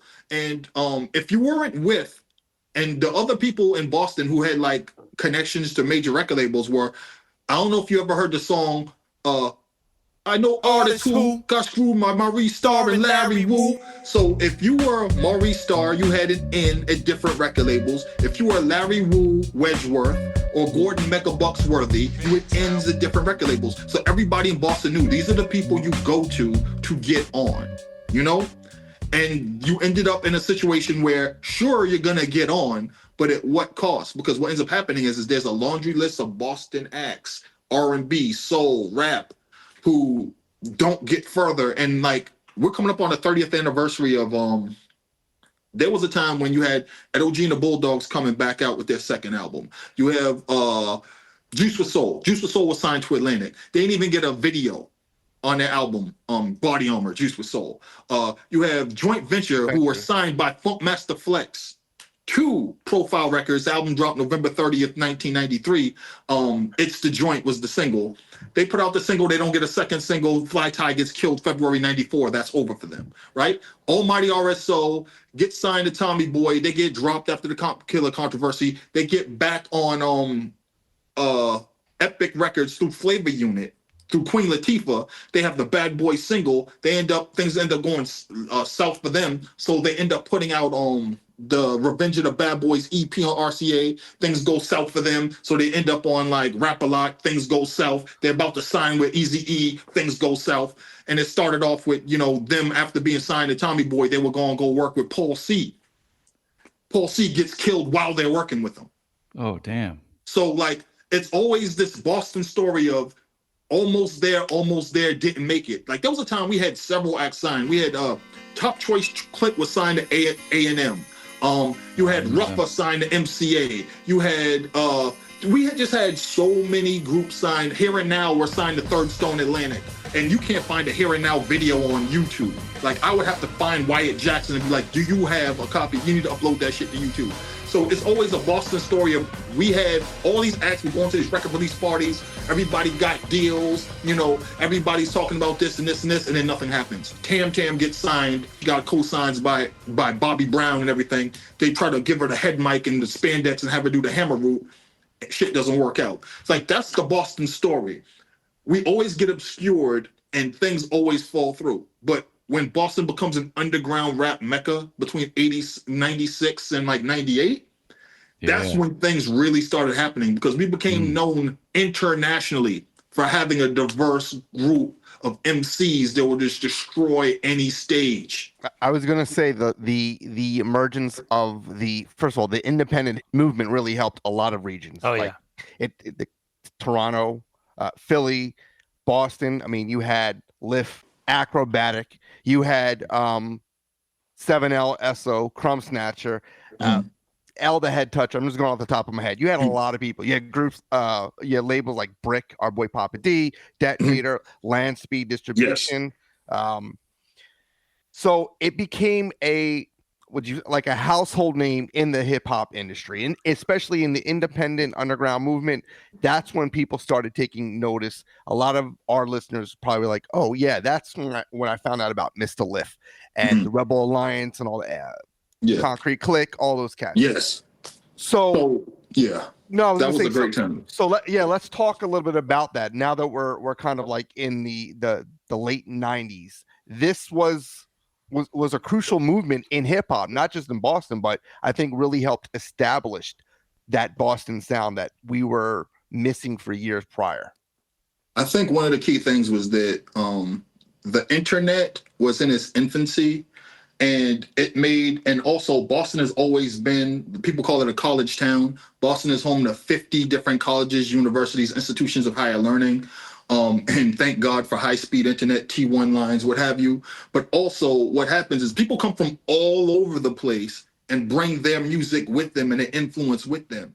And Boston was always around the radio shows and the radio stations. So we had a whole bunch of like really great local rap radio at the college level. And then also what happens is you had all these rabid rap fans. So this is where the underground hip hop store starts, UGHH.com, and we used to frequent that. But also I used to work at a place, Tower Records, at the corner of Mass Ave and Newbury. And directly across the street, we had this record store called Biscuit Head, and which also became a record label. That's where like you first hear Edan, his first singles, the E's Have It, Sing It, Shit Face, and also Porn Theater Ushers. Me and Him and Imagination, Catnip. Yeah, so they put that out, and like it was just an explosion. You would see Akrobatik, you see 7L, you see Fax One. I'm hiding records from Edan, and I don't know who he is until my boy introduces me to him. And this is an amazing time because I'll just be chilling and somebody come to me with a mini disc player. And he'd be like, yo, I want you to hear something. And he'd be playing something for me. He's like, there's this kid that goes to BU. He calls himself Aesop Rock. This is his demo. Or someone will come up to me and they'd be like, yo, I want you to hear something. This dude named Smitty, a producer, his production company is called WATER Water. His name is Smitty, but he also calls himself Steve Boston. And he's playing me something. And I'm like, yo, is this Thurston Howe III? You're like, yeah, I produced for him. This is on his demo that he sent to the source. So everything is happening right now. Like everything. Like you would just be chilling and it's like you would see like Sage Francis come in and hand you a flyer. Like everything was happening at that time. And also where I worked, it was right on like Berkeley College of Music's campus, and everybody came down there because we had a Daddy's Junkie Music and an EU Wurlitzer directly across the street. And people used to buy their stuff, their equipment from there, and they used to go back and forth and haggle over. They said that it's going to be $50 less. So they would try to fight to get the sale. And you would also, there were like a whole bunch of record stores. You had a record store down the street. You had Nuggets, but you also had Looney Tunes. Then you had another record store right down the street, which got shut down because somebody went in there and asked for Dave Matthews Band, bootlegs, and they had them, and they got hit with a cease and desist, and they shut the spot down.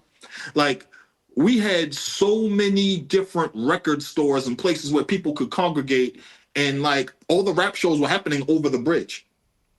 So they happened to Western Front, the Middle East, Bill's Bar, and then that's back when the Static Selector was still spinning on Lansdowne Street, when you had a whole bunch of like rap venues and stuff like that. So it was an explosion. Boston was an underground hip hop mecca in the late 90s going into the early zeros. I feel like there was a huge thirst for that was kind of like my sweet spot time period doing college radio in the late 90s, early 2000s, and there was a big thirst for that certain underground sound, and a lot of it was coming out of Boston, and people were seeking it out, and it was kind of like the cool kid thing. If you knew about it, if you know. A lot of it was fueled by a couple of compilations that happened. Of course, Stretch Armstrong, yeah, that too. But Stretch Armstrong at Dolo Records, he put out the Lessons Part 1 and 2. He had a significant amount of Boston, Mass area records on there. Yo, it's Armageddon, brothers dropping like flies. Revolutionary sharpen your knives. More supplies than a carpenter buys. I can see him like a cop in the skies. Fierce warrior, hip hop in his eyes. Dropping provocative lines, images locking the mind at different stages. Intrigues my book of life, so turn the pages. Long as God is gracious, my destiny is infinite, although the body ages. A rapper's work is never done. Competitors better run. Me and the mic become in sync link and think like one. Altering your tunnel vision, my aura shines purer. Aggressively, my method be something you ain't sure of. Lyrical explorer, summons rappers like a court order. My short slaughters, sort of ridiculous. The way the L be kicking this. Who the wickedest by far? Poetical star, sure to slaughter your design. This mass cast divine, force and energy combined. When my words intertwine, keeping MCs and amateurs losing their minds when I shine. We fool for the mentally blind. For the mentally blind.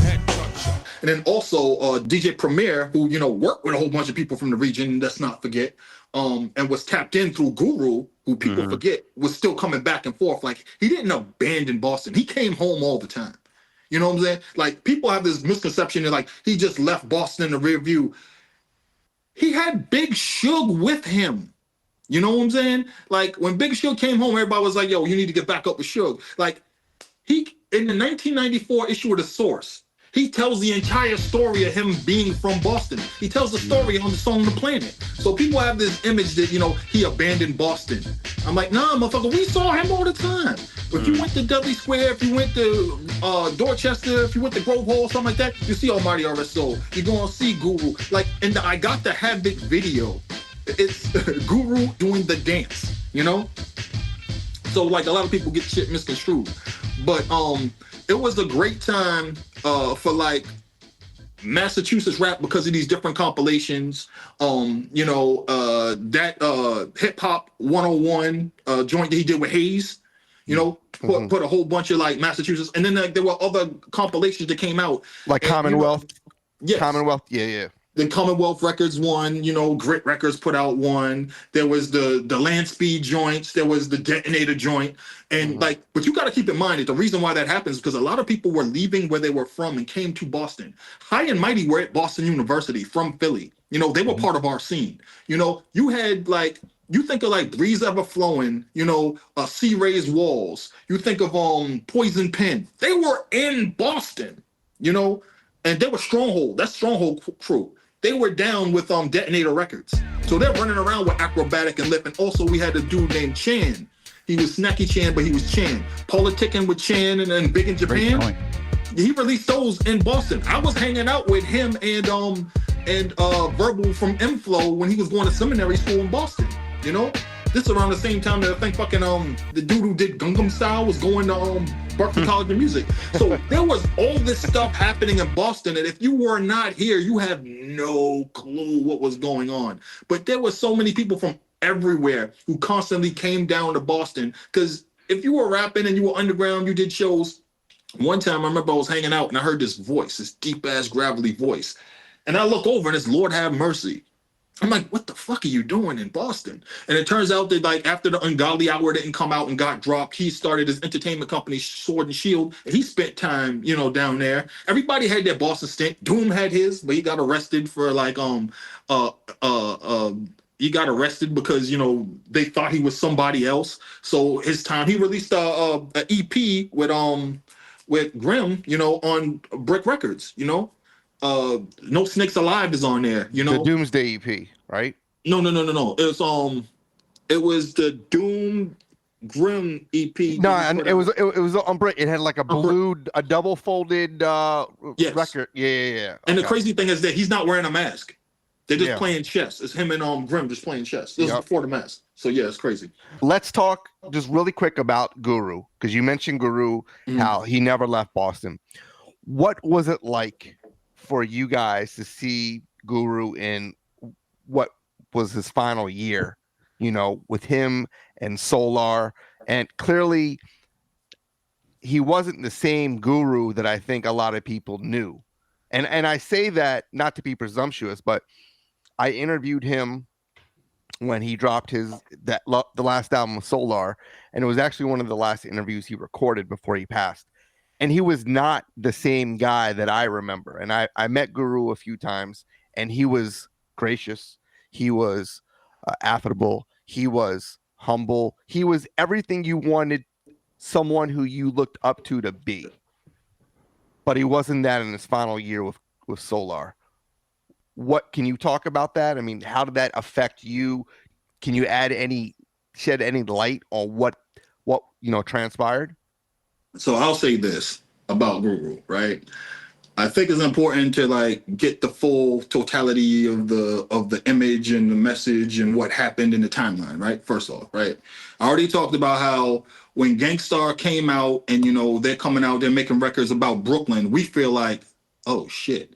Like, oh, he acting like he says, peace to Boston. All the East Coast cities are fly to me. But Brooklyn, you know, making songs, Brooklyn, the place where we dwell, you know, Brooklyn, the planet, you know, and it just felt like, damn, like, you know, it feels like he forgot about us.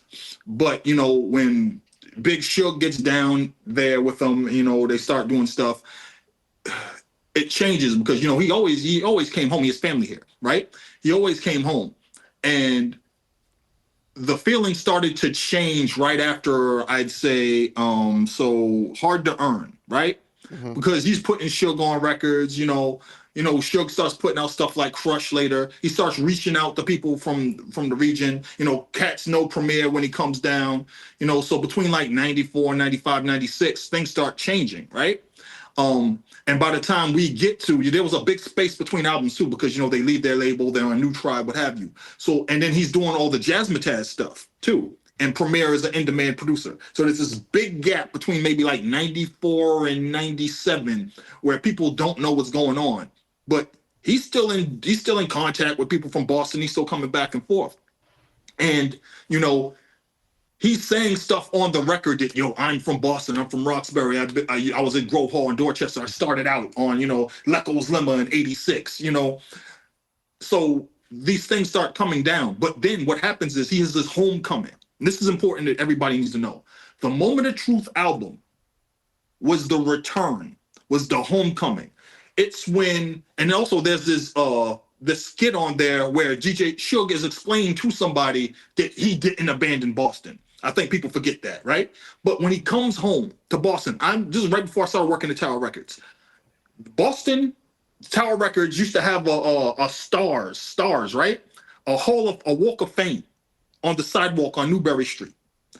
And Guru and Gangstar were going to get their star on the Boston Walk of Fame in 1998 when they came back to do their in-store for Moment of Truth. And that was a huge moment for him. He had everybody with him. Big Shug was there. Krumbsnatcha was there. The original Gangstar Posse members were there. Like, everybody was there. And it was like a homecoming for him, right? And then he does Bullhead Slick and the Clique, which was on, you know, Land Speed Records, you know. Mm-hmm. He starts working with different people, the Krumbsnatcha and all the other cats from Lawrence, the Wolves, all them cats, right? He starts working with all of them. And all that shit starts to change. So now he does, if you listen to this, there's a song called Home. Guru's doing the hook. Gotta get home, gotta get there. So all these feelings about Guru that we had in the past about maybe he abandoned us in Boston like that shit's gone. Now, Gangstar has their run and everything else. And also DJ Premier was also very clear on explaining to people the foundation. There's the Gangstar Foundation and then where Gangstar started, you know, in Boston and his role in it. And rest in peace to DJ Mark the 45 King. But what I'm getting to is that after the Gangstar run kind of dies down and they kind of have their split or whatever, it's really awkward. We don't know what the fuck is going on when he starts getting with super producer Solar, okay? So the end of his life and all the other shit, I was in the dark about all of that. If you were on Twitter, you remember when I heard. And also, again, goes back to Boston being the size of Shaq's left shoe. It gets to one person, it's to the next person, it's everywhere. It's across the city. So when I heard from his sister that he was like in hospice care and on the verge of death, I'm like, how did you get this information? We find out, I read it on this, I saw it here, but she's there. And his nephew's like, what the fuck is going on? And it's spreading. I'm getting information first, third, fourth, and third, then secondhand about what's happening.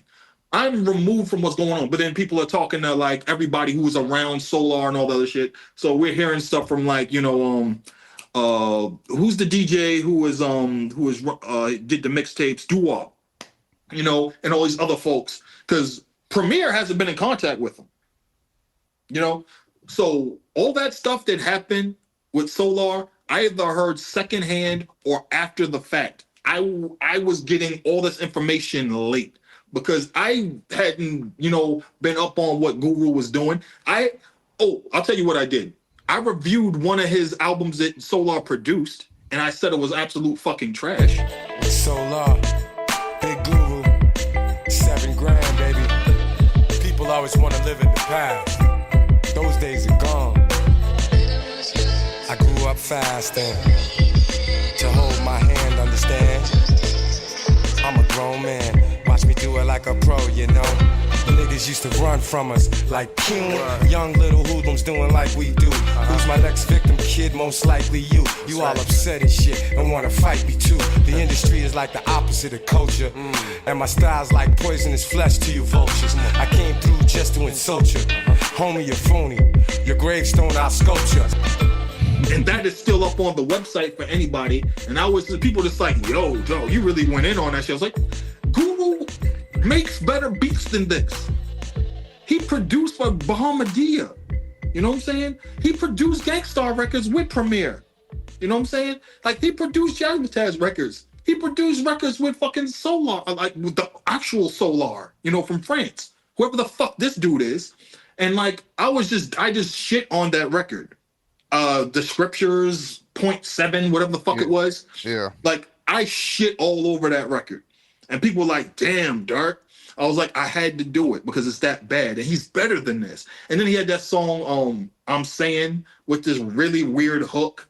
You know, it was like offbeat. I'm like, why is Guru rapping over this? Why is he fucking with this dude? Why is he calling him a super producer? He's trash. No one else wants to work with him but you. So when he finally was sick and infirm to the end of his life and he passed away, I was out of the loop entirely. But what I did was my thing of grief was to recount the history of Boston rap and Gangstar and everything else, because a lot of people were saying shit and didn't know what they were talking about because they don't live here, they never lived it, and they don't know shit about it. You know, they're talking from like hundreds of miles away. I was here, you know. I lived this shit. I was a kid listening to when Gangstar first rolled up to Lecco's limo and he played Fresh Avenue. I was listening in 86. You know what I'm saying? I was listening to the Lesson in 87 when they were on K-Tel Wild Pitch. You know, like I was rooting for them back then. When they got off of Wild Pitch, he got on EMI thanks to Spike Lee and Jazz Thing. I was cheering my ass off, you know, but at the end of his life, I had no idea what the fuck was going on. I was hearing stories second and third hand after the fact. So I was removed from I'll say a lot of it was rumors. And if you were around on Twitter and getting the DMs and getting the texts, you heard all the stories. And I don't want to get into detail about what they were about and what happened, but there was a lot of fuck Solar, and Solar's still alive. I don't know where he is, but he's still alive. So I'll just end it with, we were taken aback and and I was just blindsided by what happened at the end of his life.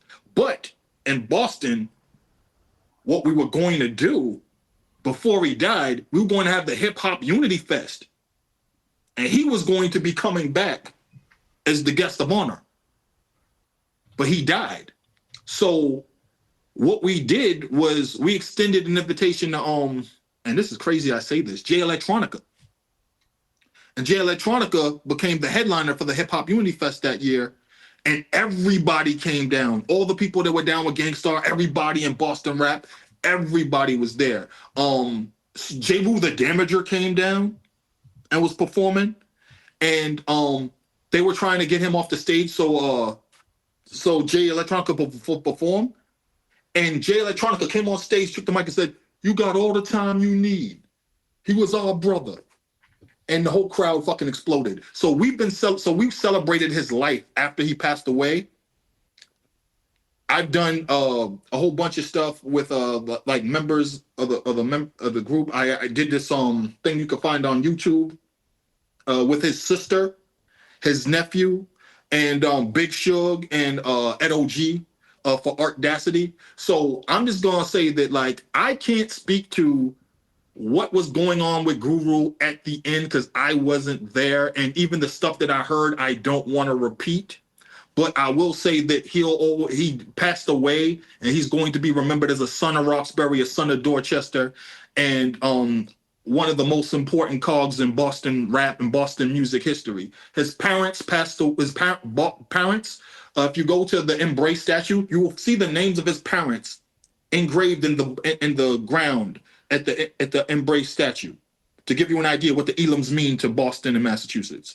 So he's one of them. We're gonna get some streets named after him. We need a fucking statue. That's how I'm gonna end it when I'm talking about Guru, Keith Elam, Keith E, the MC. You know, anytime we hear anything about Guru, I always feel like it's like an honor to be told stories how it actually happened. Could also be wishful thinking of just having somebody like that back in the hip hop game, you know, how it would continue to elevate and change the landscape of things. So I appreciate that story for sure. And also want to go into your opinion about major labels not really congregating towards Boston acts. Any thoughts behind that? Major labels were signing Boston acts. Yeah. Multiple Boston acts. Like we were going to a record release, a record signing party, like every month, you know. But we have the record release party, you know, every so often.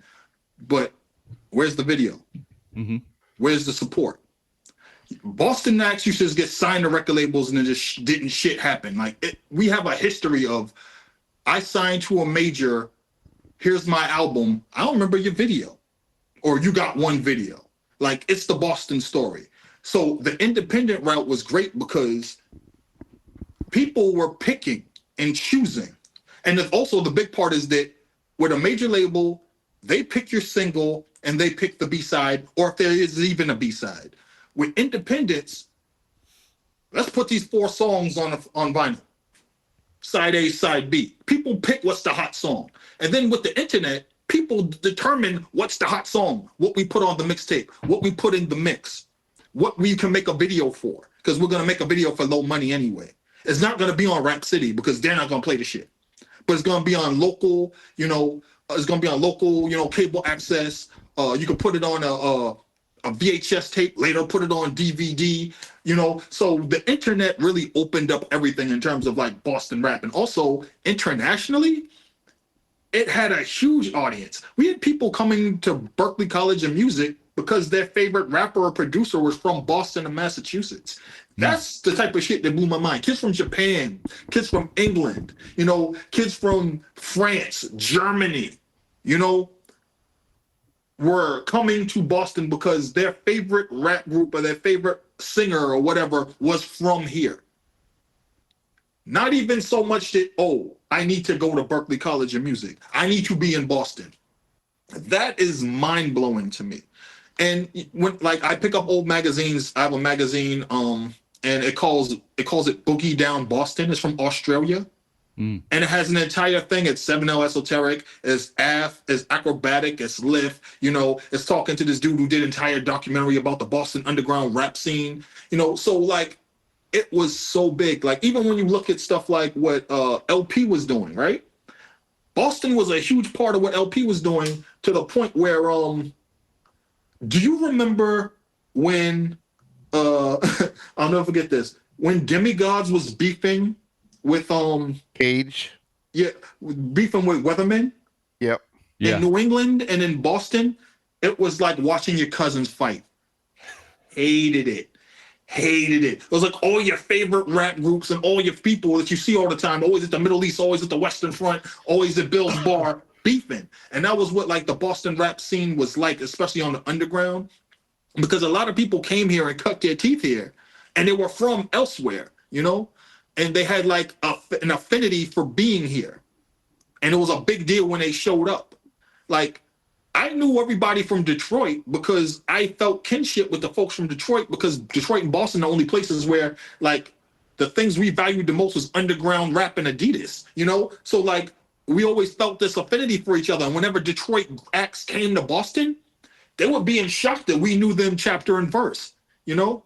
It's like, how the hell do you know this? Like, Federation Records. Like, how the fuck you get Federation Records? It's like, no, we get everything here. So that's another thing about Boston, too, that I need to, like, make people understand.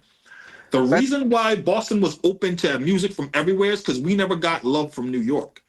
We had the same thing, and we had this kinship with Philadelphia, because Philadelphia always felt like New York doesn't recognize us for what we have and what we do for them and what we've done for the scene. Like, Philadelphia had all the best DJs, right? Philadelphia did so much for New York. Like, that's why dude said, we know where you got your start, right here in Philly on pop art, you know? Yep. like, so we always had this feeling where like New York didn't recognize us. So if you came from elsewhere, and also Boston is a transit city where people come from everywhere, whether they go to school here, go to work here, they bring their kids, what have you, or if your kids are doing bad wherever they are, they sent them to Boston. There's a sign in Safe Sex No Freaks. There's a line, killing is your everyday plan, so you're out of New York and you aren't to Boston. We got everybody. So they brought their tapes with them. They brought their music. If you came from Miami, we heard your music. We're listening to fucking, Don't Sleep on a Hizzo. If you came from Memphis, we're listening to the 666 Mafia, not the 3-6 Mafia, DJ Paul tapes, Prophet Posse tapes. We're hearing all the kids who came from Michigan and Detroit playing Esham, booming Words from Hell. We got all the kids from California who moved down. We're listening to San Quinn. We're listening to Mr. Lunatic. We're listening to Crips and Bloods. And also, thanks to the Great Migration, most of our parents are from the South. Our family from the South. So a lot of us go down south or go somewhere else and then come back home. Rap-A-Lot Records was really big in Boston. If you were on Rap-A-Lot Records and you made an album, we heard it. I don't care who you are. I don't care if you're the fucking Black Monks. I don't care if you're the Convicts. I don't care if you're Willie D. Like, if you released the album, we had it. What was Scarface's little son's name on Egan? Too Low. Too Low. Brother. You fucked with that you fucked with that Too Low album? People fucked with the Too Low album where I live. Yes, because I wasn't sure if Too Low was a kid or if he was an adult acting like a kid. Also, you had Too Much Trouble, the baby ghetto boys. Who was the one of my favorites was the I Know How to Play Him. Oh, so OG Style. Thank you for bringing up OG Style. OG Style is from Dallas, Texas. Do you know what the #1 song on Boston radio for the longest time was? I Know How to Play Him. Yeah, I know how to catch him slipping. Because Boston radio played that shit to death because I didn't know they were from Dallas. But OG Styles' album was everywhere when it came out. It was and dope. like I tell people that story and they're like, what?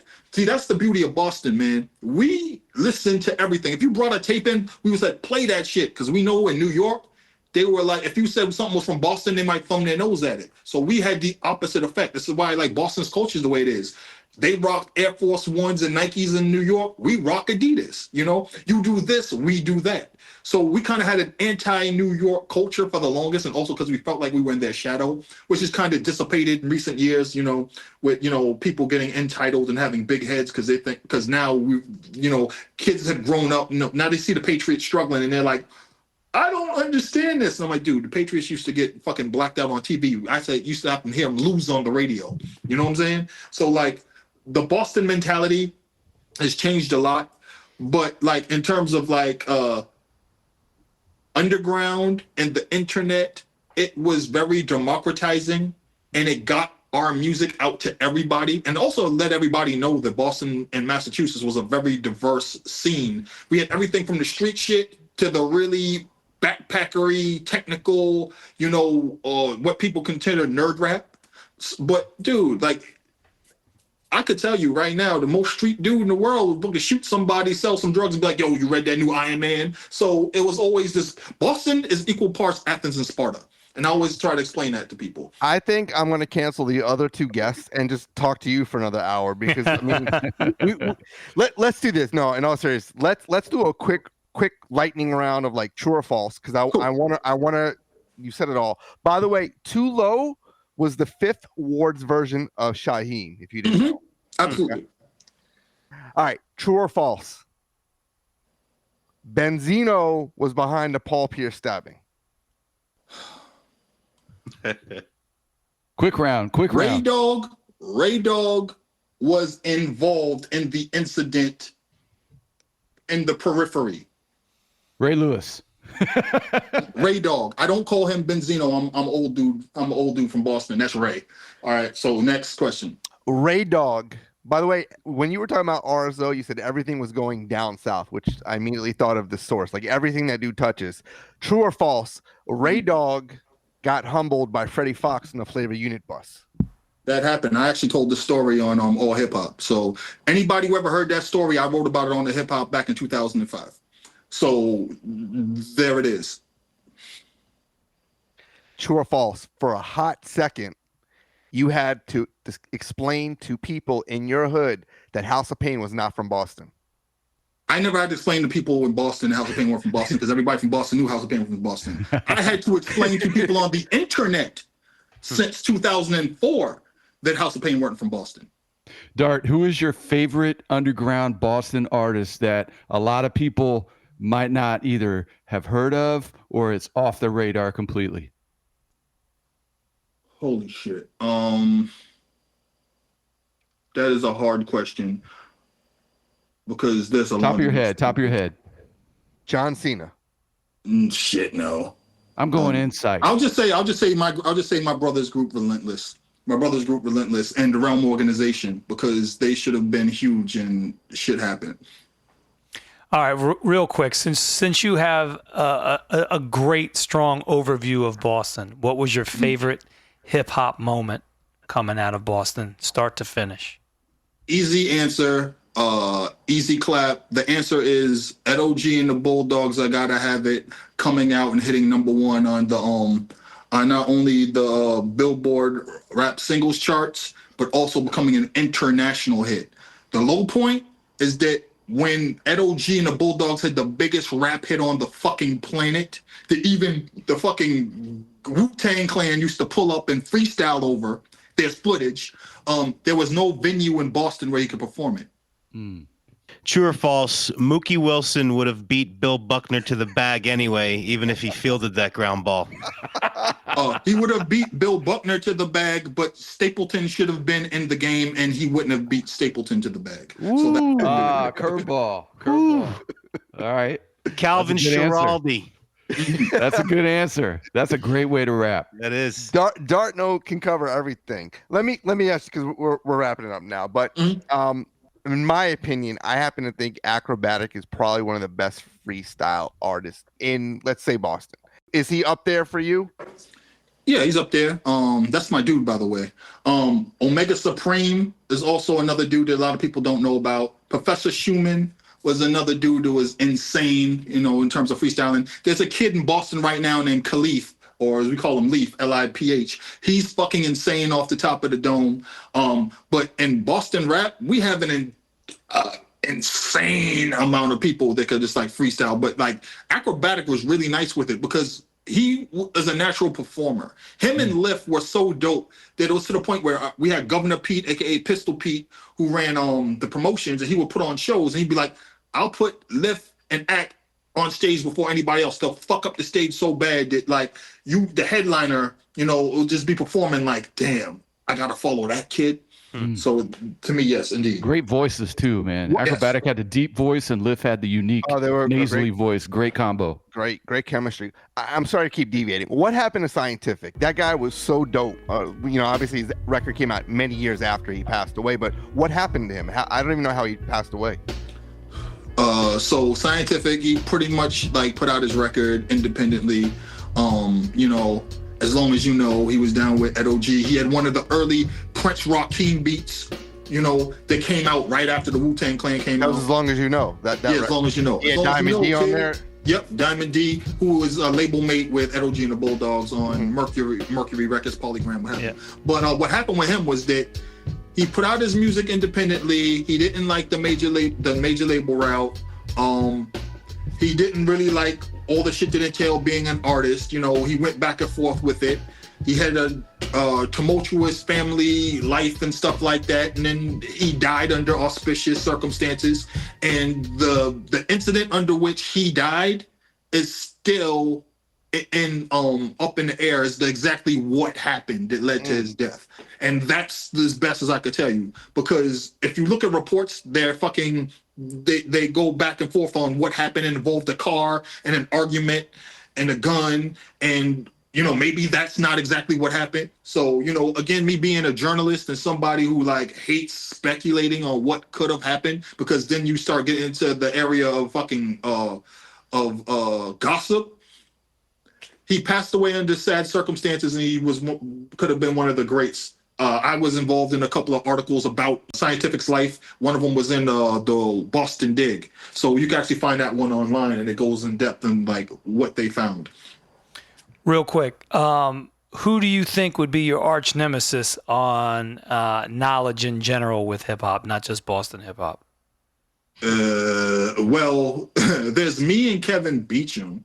Me and Kevin Beecham go back and forth on stuff. In terms of like somebody I don't like, who I go back and forth. Not necessarily arch nemesis in that respect. More who's going to be on your level and be able to play chess with you. Let's just say that. Kevin Beecham is going to be Kevin Beecham. It's going to be Brian Coleman, who I go back and forth with all the time. It's going to be Pete Nice, who I have to ask for shit. And then like the other guy who I always have to like, did this actually happen? Dante Ross.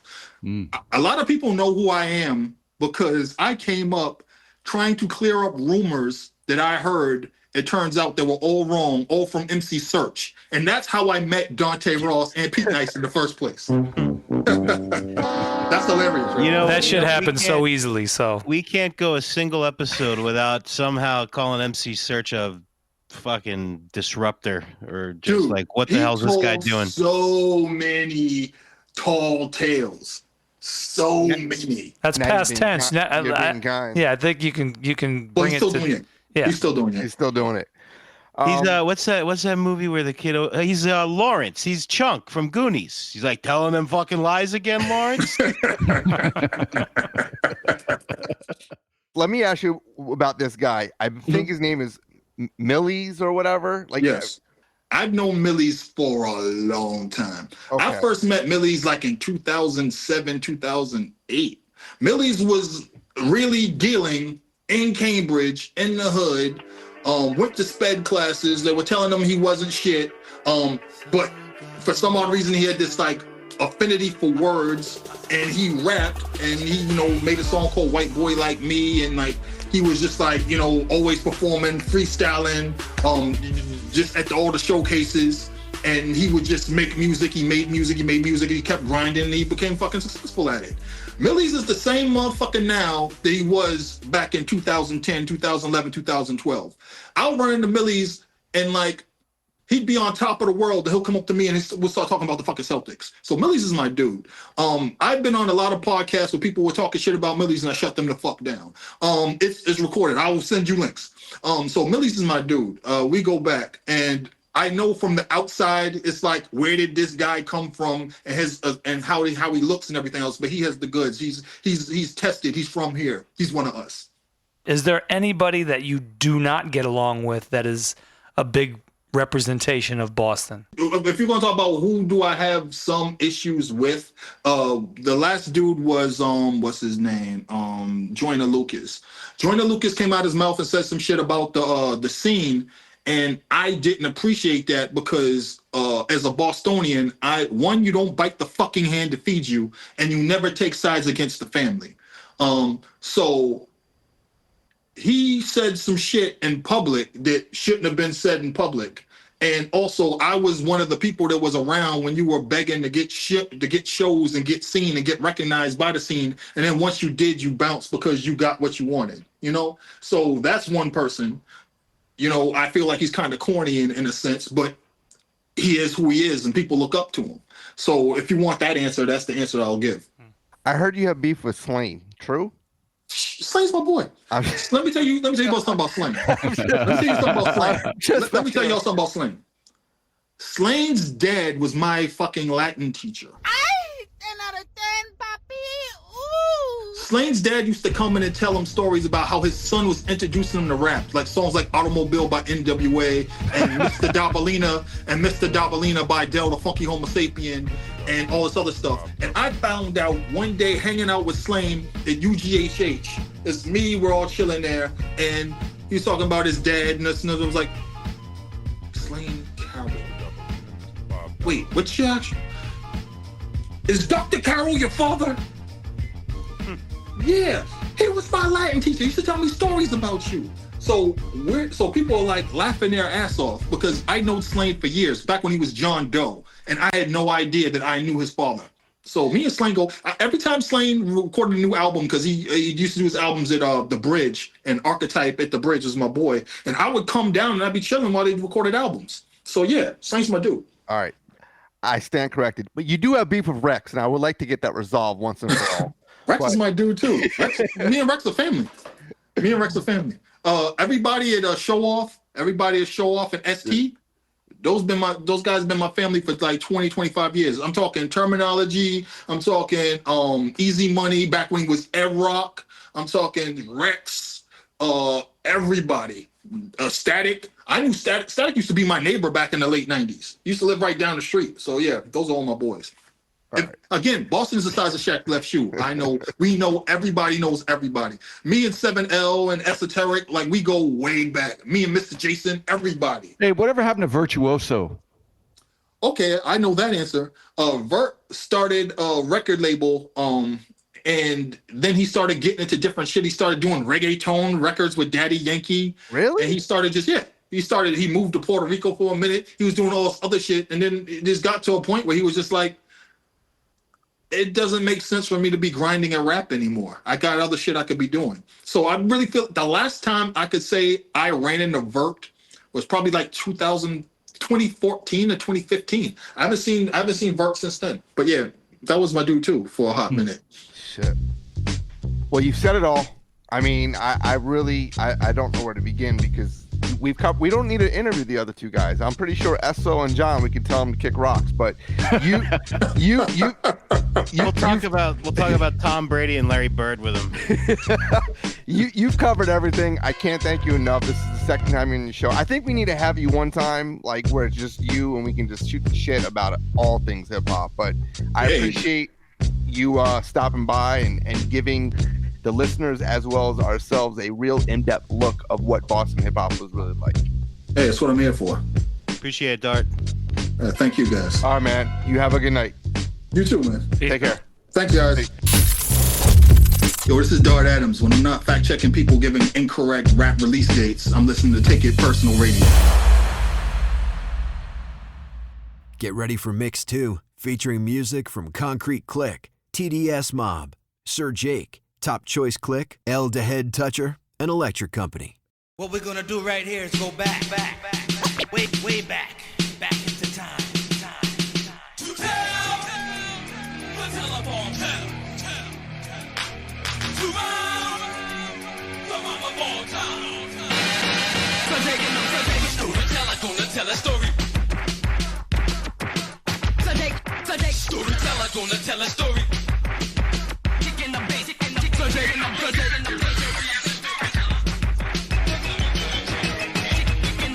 storyteller gonna tell a story.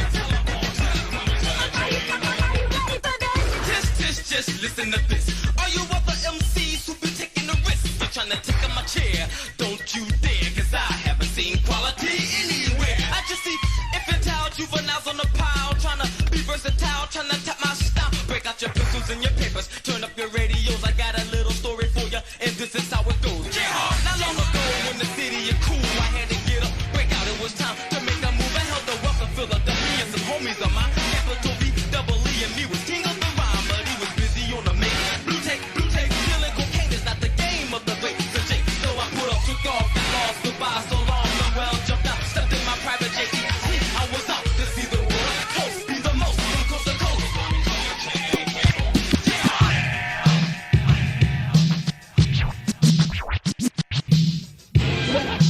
Fresh Avenue. Fresh Avenue. Fresh Avenue. Fresh Avenue. Yo, I said it's 212. Yo, 212. And I'm here for you. Gonna take you on a trip to Fresh Avenue. Fresh Avenue. And so I give an invitation for your participation. Some death stimulation for your body gyration. Can you feel the beat? The beat sensation? Fresh Avenue. And I'm the best at oration. Don't feel an accusation. Don't like an altercation, but I do like conversation. I'm about the innovation as a rap demonstration. Come on, party people, as we rock, shock the nation. Yeah, man. What's up? Yo, man. What's that stupid dope shit, man?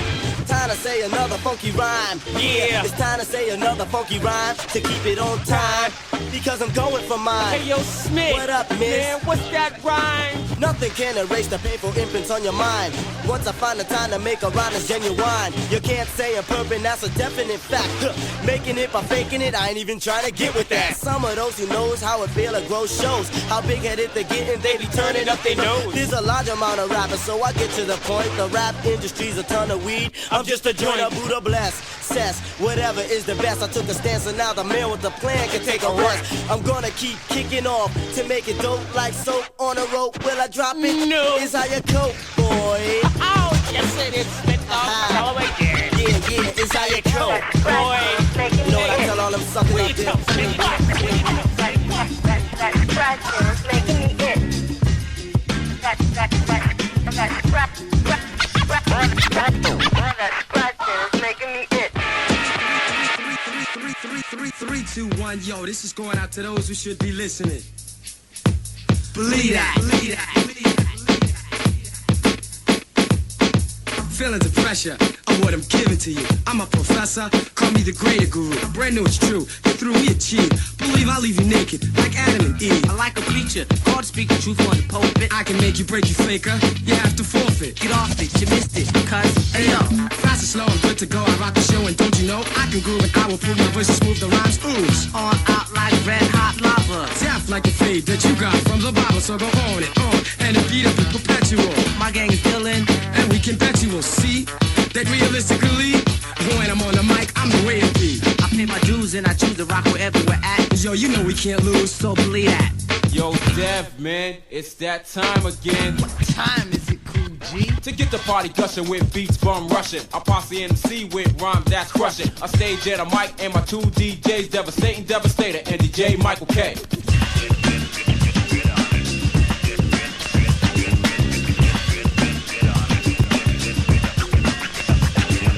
Now your witnesses, stars that are glistening. So pull up, but yeah, shut up and just listen to a rhyme that I built. No fluid was spilled, and when I reach on my feet, I gotta stand on still. Cause T.D.S is here to crush, and that's totally dope for the folks. And I rhymed up poetically, but only if the beat is right. This rhyme terrorist gets ill with the beat, that's the fatalist. An exhibition of rhymes, the G won't quit it. I start the rhyme when D says, hit it. Dope of the dopest, so C step off and turn it over and over and receive the profit.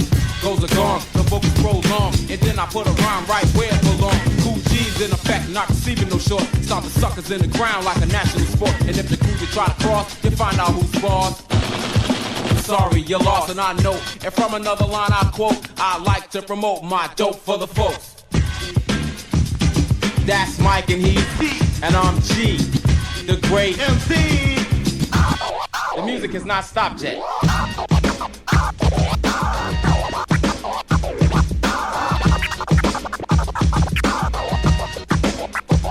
Am I a scientist? You've been trying this for years. But unlike you, I show no fears. On the stage, I rule the crowd like a pope. Bend over, I wash your ass like soap. Can you see? I doubt you can cause you're blind. Can you rhyme? Or are you wasting my time? Cause if your words are weak, your lips are meeting my fists.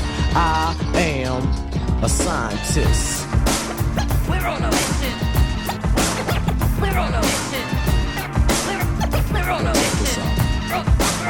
We're on a mission. As I start the mission, I make an incision. If one starts dissing, they soon will be pissing their pants. I don't dance unless I'm asked to.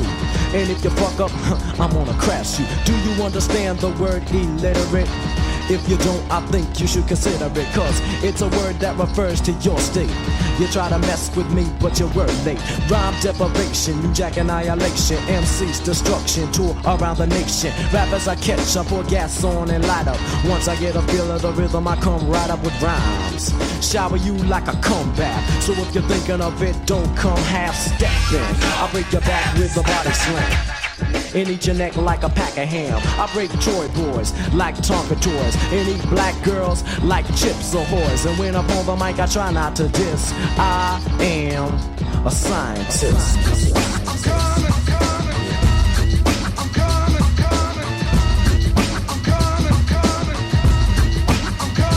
Hey yo, I'm coming like a nut from a dick or a nut from a house when you're crazy, cause I'm sick like a leper. If you try to step to every nigga who is kept a rep to stay funky like a heifer, loss of hearing's what I'm hearing. I got to come deafer than the best, or else my ass is left to rot. Cause I used to be hot, but now I'm not even heated. Brothers bob your head if you're weeded. I can't be defeated once I complete shit, so beat it. I ain't tripping, so I won't fall off like a bunch of y'all. Sell out house nigga, pop rap black figures. You need to take your shovel to the whites, cause they dig you, but I don't, and I won't, cause I can't get bumped by the system. I dismissed them, and then I black fist them with a hip hop, the hip hop. You don't stop, missing raindrops, stick like props to get the props. Edo can do the seventh letter, that's G. Yeah, nigga, cause that's how it's supposed to be, right? Twinkle, twinkle to the little rock star. I got all type of MC tongue in a pickle jar. So here's a quick freestyle to my target. My core audience, fuck the rest of the market.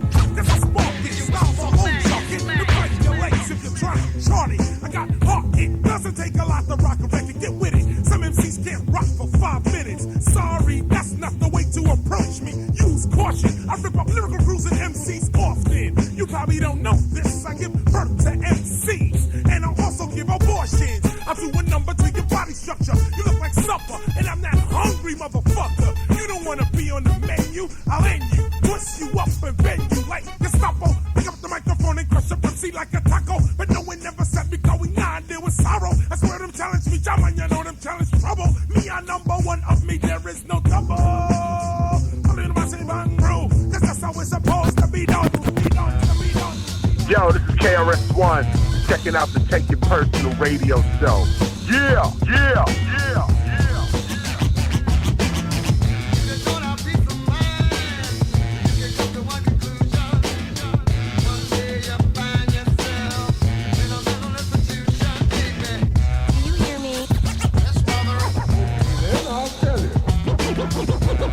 About it. Suppose you explain yourself to me, young man. I'm different. I'm not your average MC. They put me down, but in secret they envy. They can't accept the simple fact I'm not a thug. Blasting up an addict for some coke and some drugs. This isn't gangsterism. I prefer to be smart. I don't follow crowds or act straight from the heart. Use my own mind. I'm not influenced by another man. I'm living proof that a brother can live from his own self. Stick with one program, and now the caller raise hell with a dope jam. The perplex the crowd. That's how I hit you, not a ripper nor a sniffer, but the giver of a scripture. The man that the violence stop, gain intelligence. Stop brawling for your crew's block. Just the way I live, I'm doing fine. Don't try to criticize, boy, give me some peace of mind.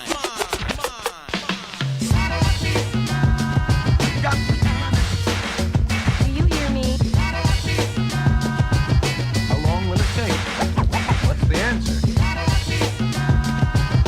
Do you fear the force? Okay, keep your shirt on.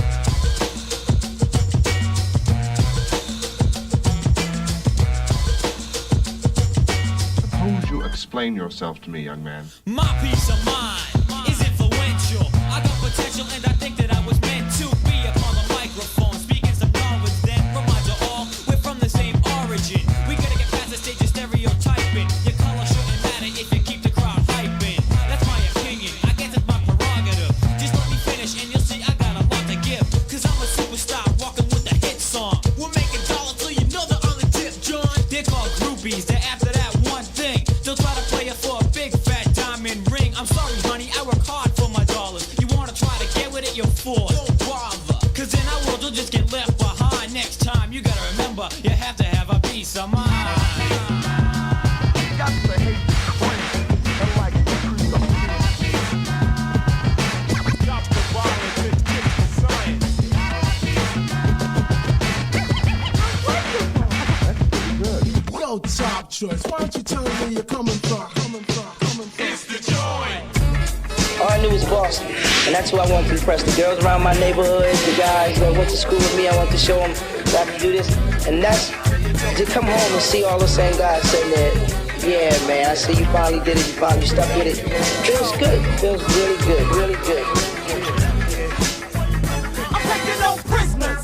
MCs, you better hide. Swallow your pride, cause many men had died. Trying to say that they were iller than the T.Y. But they were faking, and you're about to see why. I bump heads with the feds while it's chasing. Only comparison to me, see, is Jason. Unstoppable.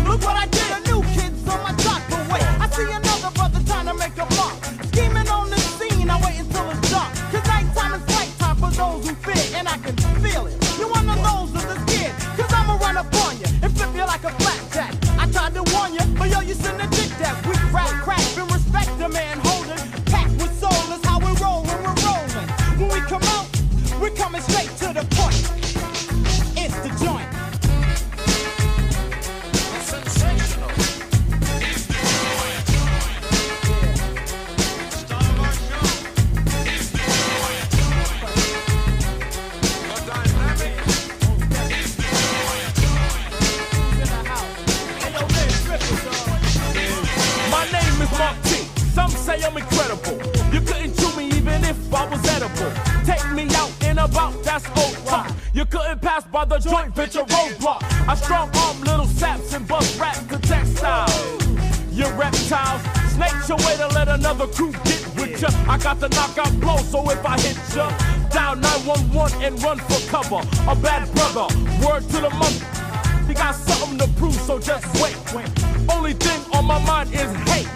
Face the fire and burn when I rock this. There's no way in the world you can knock this. When I come out, I'm coming straight to the point. It's the joint.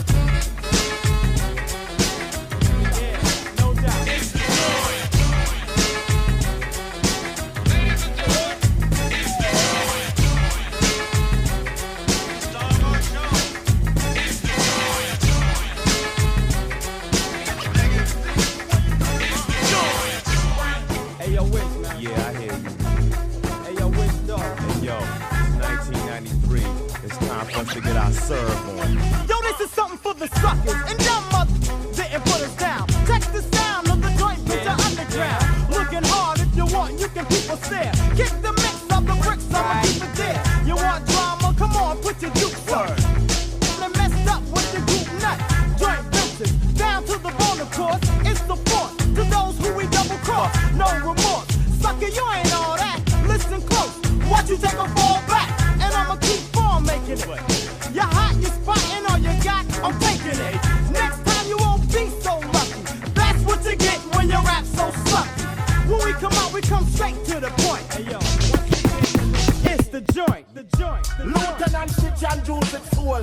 We don't deal with silver, strictly gold. Lieutenant Stitch in full control. Juice it soul, board up a wall. Store cool. Juice it soul, bandolero. We come to rock it with the funky gang lingo. Because a hero is a dead man and a dead man is a zero. So can't hang with the man. Gang lingo rhymes, blowing your mind. You like to dance? I like crime. I got you swinging to a drive-by in the middle of Boston, the home of the coffin. Never soaping. The badge on your chest don't mean shit. Shoulda had a vest. Rest in peace. Now I got ya. Rolled up in a cruiser, leaves on a stretcher. Fucked up ways I'm thinking of. Sitting in a donut shop, but I'm creeping up. I see two for the price of one. I aim my gun. Now the bandits on the run. Bad in the dance hall. City the greatest of them all. Bad in the dance hall. Juice it soul. Just like the great China wall like bad think. I saw we skin line with steel. Pull it down our way. That a theory. But if you miss and this and that's a place, then you both feel feel. Go. Two shots will it go down with steel. Juice it soul bandolero. We come to rock it with the funky gang lingo. Because a hero is a dead man and a dead man is a zero. So can't hang with the man. Gang lingo makes me antisocial. I don't mingle, I might go loco. You might be a cop, but your name ain't Robo. Psychopathic like the clown named Bobo. Can't stand homos, hobos, mojos, coons, and sambos. They'll all get the Rambo. Fucking with me, you might. Mac 10, that's survival. I knew it since the day of arrival. I'm leaving. In the next cab, punks try to jump, but they all got stabbed. Call me sick, crazy, mad, insane, dumb, but don't pass me the rum. Nah, shit. Here it comes, and it's not my fault. I get drunk and I think I'm the hump, and the pussies wanna ban my single. They get scared of the bandits gang. What we know, bad in the dance hall. City the greatest of them all. Bad in the dance hall. Juice it soul. Just like the great China wall. Juice it soul and Lieutenant Stitchy. Go. Every girl picking it. Al Pacino, Frank and Never never know Stitchy but go. With the gang lingo. Rizzy, don't you tease me. Come over here and make it easy. I'm not sleazy or played like the Bee Gees. My big dick stacks high like Mount Fiji. Used to have a Ouija board that told the future. Juice was a writer, so was a producer. My name ain't Stevie, but I make you wonder. I got more aim than Quigley down under.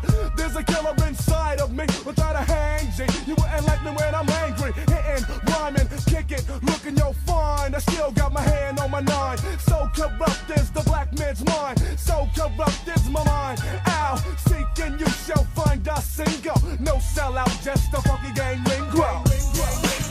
Hoodsie. Now a hoodsie is a couple of things. A hoodsie could be a little ice cream that you use the top to scoop, but the hoodsie is also referred to as a young lady. Hoodsies. We had a whole crew of hoodsies. Nice bros. I'm asshole. I never liked that term, asshole. There's a lot of really nice people in Massachusetts, and there's some very affluent people, blue blood, well-educated people, that are actually, they deserve that term more because they frown upon people from the wrong side of the tracks. They don't let me in their golf clubs. They think I broke your windows through golf clubs. Probably right. Packy really is a liquor store, package store. My dad used to go every day to the package store, get some coffee brandy, a 6-pack of Schlitz, and then some certs. The Garden, yes, this is where the Celtics played and won a lot of championships. Clique, yeah, that's a remote control for your TV. What the fuck happened to the Clique, you fucking cocksucker? Jimmy's, that's Universal, isn't it? Jimmy's condoms. The J, the Y is Jimmy. No, it was a rap song. The Monster. I think they're probably referring to the Green Monster. Dunkies, that would be Dunkin' Donuts. Bo, Shaker Cake. Can't go anywhere. If we're shooting a movie and they don't have Dunkin' Donuts there, he's not coming. Embarrassingly enough, a lot of people did say wicked. Wicked smart, wicked cool, wicked fucking stupid, whatever the fuck. Something wicked.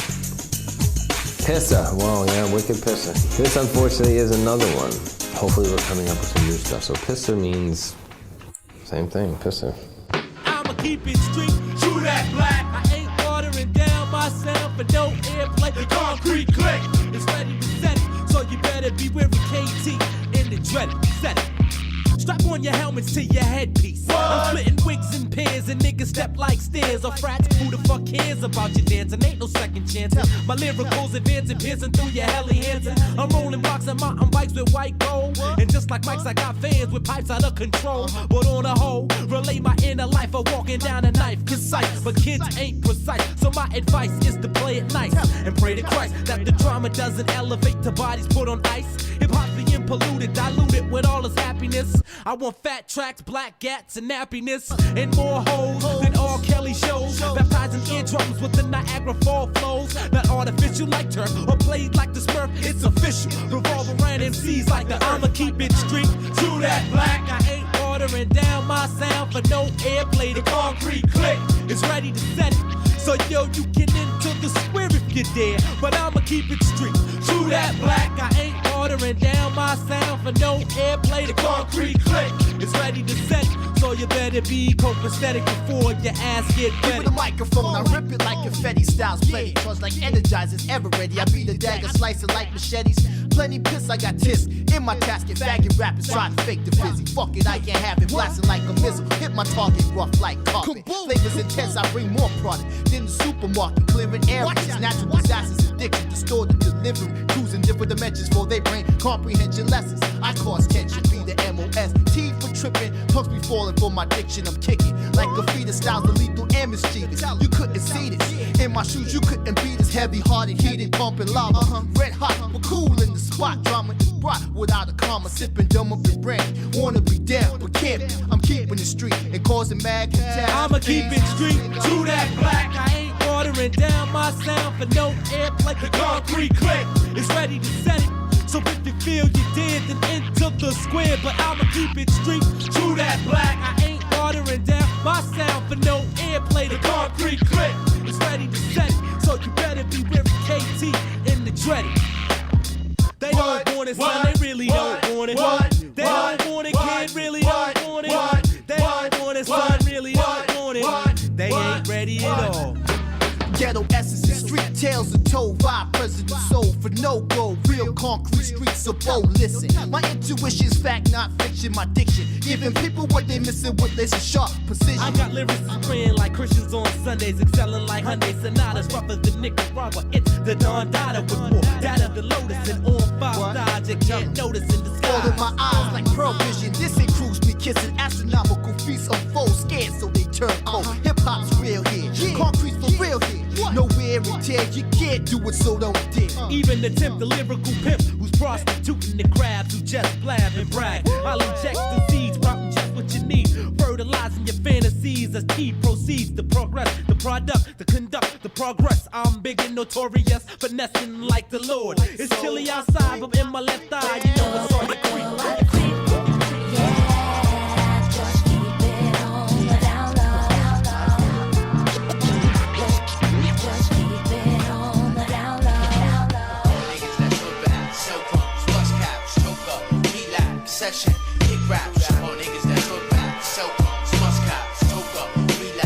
session, kick rounds. Through separation from thugs and those basic ghetto roots I keep chasing while niggas' lives are wasting. Funny how situations escalate in moderation. My first illustration is death through castration. Straight off the plantation, I'm born and bred a minor. The ghetto royal highness, one cribs and pathfinders. Split level duplex in both Carolinas. Peace to the naughty head dread and chain shiners. And all them liquor store hard heads selling the miners. And all them sneaky freak trick hoes and no timers. Those that bring the drama, son, daughter, baby mama. Shouts to the trauma and Jeff drama on Corona. And also a big stay out of trouble goes to the stoner. Simple cause we go way back like Penny and Willona. And now you got the infinite title of rhyme donor. Cause the flow that still gives me a boner. Money folder. And all niggas that hood rap, cell pumps, bus caps, toka, relax, session, kick raps. All niggas that hood rap, cell pumps, bus caps, toka, relax, session, kick raps. The plots and plans, cooking like pots and pans do. Now I command you to foresee the residue debris. At the count of 3, watch heads bust from the mental. Shoot you about a rental,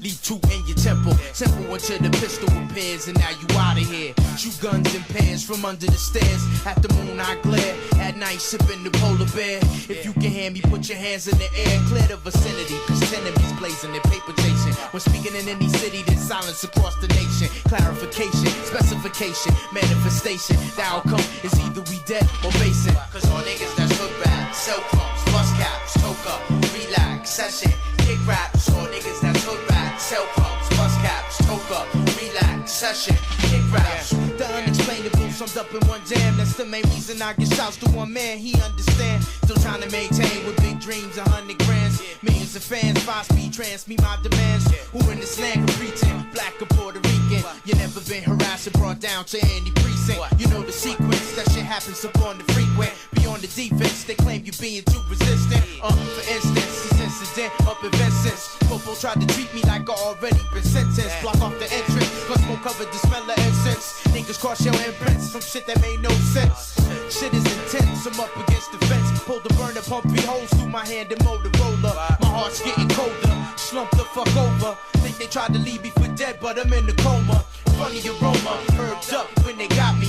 Could've treated me like Rodney, instead they shot me. Cause all niggas that's hood rap, cell phones, bus caps, toka, relax, session, kick raps. And all niggas that's hood rap, cell phones, bus caps, toka, relax, session, kick raps. All niggas that's hood rap, cell phones, bus caps, toka, relax, session, kick raps. And all niggas that's hood rap, cell phones, bus caps, toka, relax, session, kick raps. Hood raps, bus caps, session, kick raps.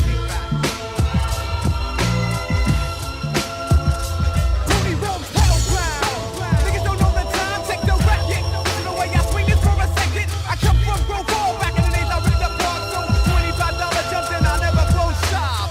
Over the years shit changed, I know this will fly slow. It's getting harder for a nigga to survive. So damn, now I'm thinking about a scam. Tutu in my hand, heading from the caption. It's 86, and I guess my mind was playing trick, but I did what I had to survive. True, now with the 90s I'm rolling with the flavor and all that good shit. But still my crew's got hard times. I'm fed up, I'm stressed out, plus I'm ready to flip into something that you probably think I don't have to do. They say don't worry, but I worry cause I found straight up kid, they got a brother Hellbound.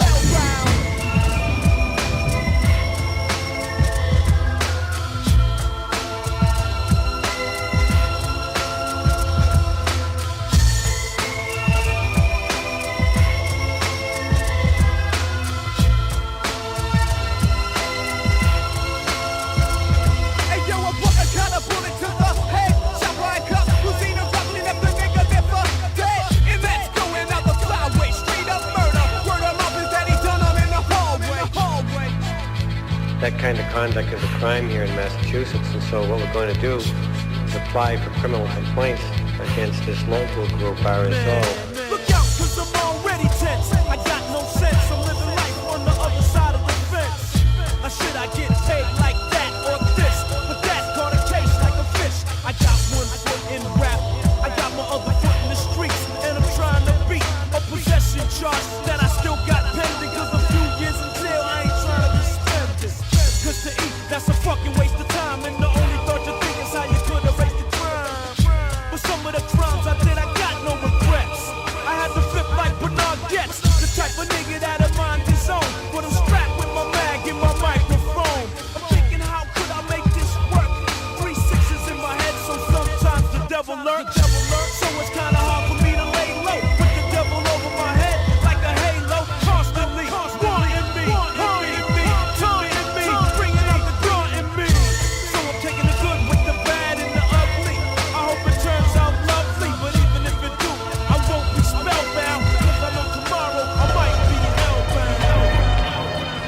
Come on. My boy's wicked smart. The time has come to bring it like I never brought it. I'm being forced to wreck your fucking world and knock you off course.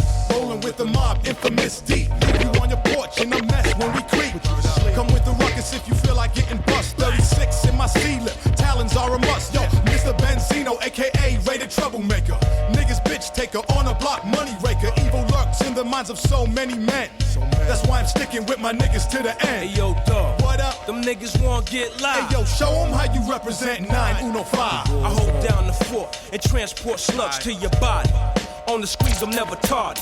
You shook sons need to shut up now. Before I pop the trunk and get the what up now. Nigga, I spent shells and I'ma spend some more. Get my boogie on and leave shells on the floor. Whenever nothing to follow. Although you'll get more point, even though my points are hollow. Watch your back for the mob deep in RSO assembly. It's like Hannah Rock and Remy. And if you get envy, it'll get trendy to shoot a motherfucker even when he act friendly. War's on. I'm tired of waiting, let's get it on. Now or later, right now, the war's on. Yo, I'm tired of waiting, let's get it on. Now or later, right now, the war's on. I'm tired of waiting, let's get it on. Now or later, right now, the war's on. Yo, I'm tired of waiting, let's get it on. Check it out, the war's on, motherfucker. Combine the elements, mob deep, RSO crime shit. Niggas is left blindfolded, reminded how real shit can get. Live in time at USA, New York City, if you wanna be exact. A soldier story from Queens, if you look closer on the map. Reptilians taught me how to bust my gap. Mentally fucked the guard, then left me to take my earth back. Time for revolutionary acts. You'll have you chef the tracks, I'll find the facts. Now we got Illuminati on our backs. Check and see if we do crimes and pay tax. The war is on, no time to lax. Build the arsenal, got word back from Apostle. Unoriginal man, got plans colossal. Underlay, nigga get your shit straight. Fuck a pearly white gate, all that bullshit is fake. The only gates I see, if they sending go upstate. Never that, I'm here to show the world where my head's at. Forever fed till the Aryans on their deathbed. A rebel, I wear the universal flag symbol. The positive and negative war will soon kindle. Fucking at the government like Terminator 2.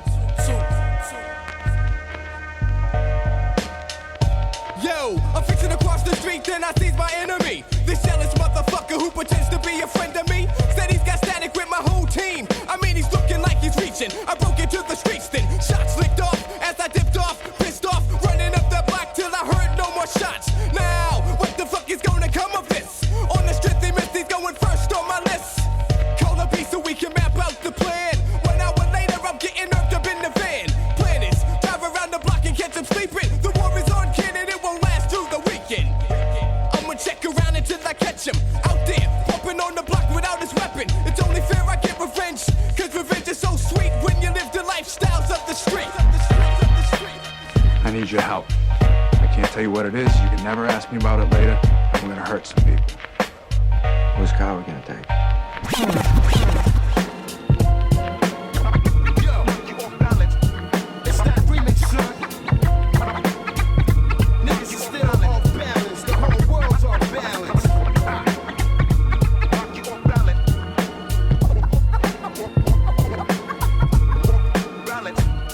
Yo, son, I'm like a Glock behind your back, full of bodies up, punk beats. Thick MCs, as you can see, nobody time's up. Make moves, crazy niggas on their hobbies. Young night squeeze to put aims on 5 heartbeats under pressure. No time for no on your dresser. I'm like speedy fast, but don't forget your dresser. On a 1 block, don't front. What, you know the deal. Niggas in bus one is on the move and that's for real. So come in peace, or rest in peace. Still I have my eyes up, but now I cock back for the beast. Now here's the verdict, no mercy. Look out my way down, try to prevent disasters before them niggas heads is ground. Loud scientific drama, scale style, y'all swallow a drama. Close casket, now I got ya with 44,000 ways to do my things. Y'all means fuck with my team, reign supremes get caught by beams. Town niggas lost it on your town like math niggas. I'm balancing the fugitives with that crew, that's mad niggas. Over the fences, ready rain and stop blowing. 4090 coming, last blast, so calm, get balmy. Twilight your song and blow up your spot. Kid, you fucked up and try to deal with the devil's own when I rock. That's right, you want balance, haha.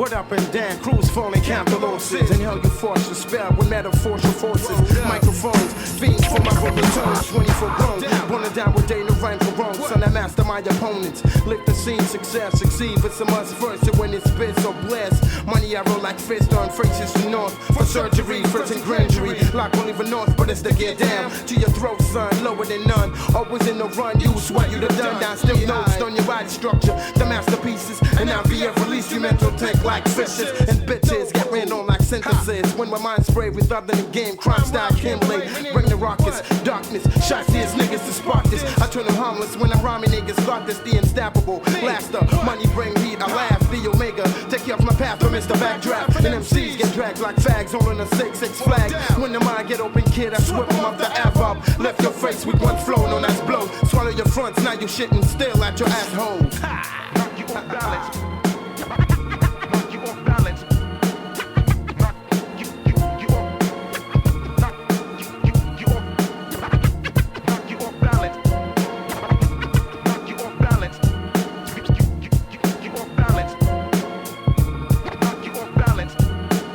Strong survive, but the slickest be the richest. That's on my shadow with a nickel. Full moon status now, CHP's the crew. Yeah, we get props like a new do. Holding illegal protocols, make crews not know where to run to. So when you enter, learn or get burned and overstand the realness, son. And so few concerned, cause faces of death would form a target on your jacket. The one that max spit beans approach you like a faggot, death pull, like a Magnus Castro. Try to back us deep in the corner of Blue Hill, wide open, still scared of us. What? We see no fuss, nah I mean. And checks get back like groceries, try to get that mail on rail. Crews run solo like blacks on blacks, gun don't stay silent. Half these rapping crews off balance. 617 mass, massively scarred you for life. Ghetto survivor son, leave 2 in your secret box.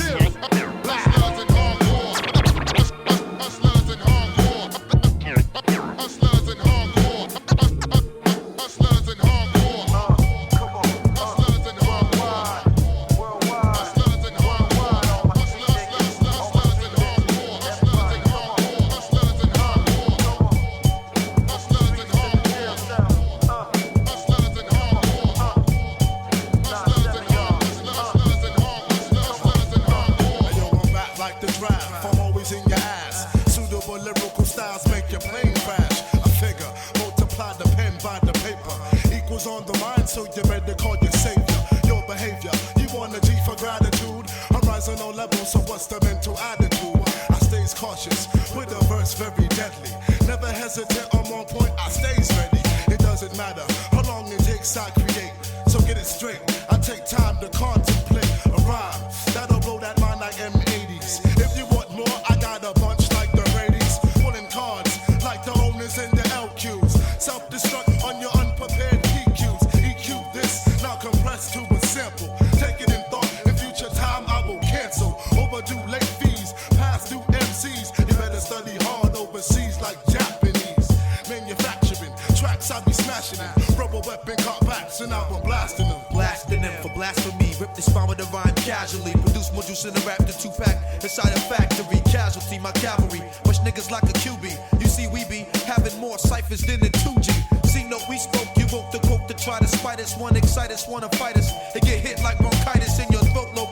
Watch you choke like it's chronic smoke. Take a toke and kill a motherfucking jokes. Cause ain't no joking, I'm revoking license. Like instructors, verbal constructor, hip-hop abductor. Bucked you in the brain, I love you slain. Plus your name, just a memory. Now you wet like a Kennedy. Waiting for the Holy Trinity. Someone tell me, can it be? Insanity is just some nonsense. What I'm hearing in these rappers' lyrical contents. And they getting praise on all these rap articles. Now I'm in they hair follicles, bunching them seeds in the abdominal. They can't breathe, broke up, spread it around like crack fiend seeds. On my black boots like the roots. Watch Krumbsnatcha proceed to smack those who act up. Wanna react what and get your punk ass crumb snatched up, nigga. Come on.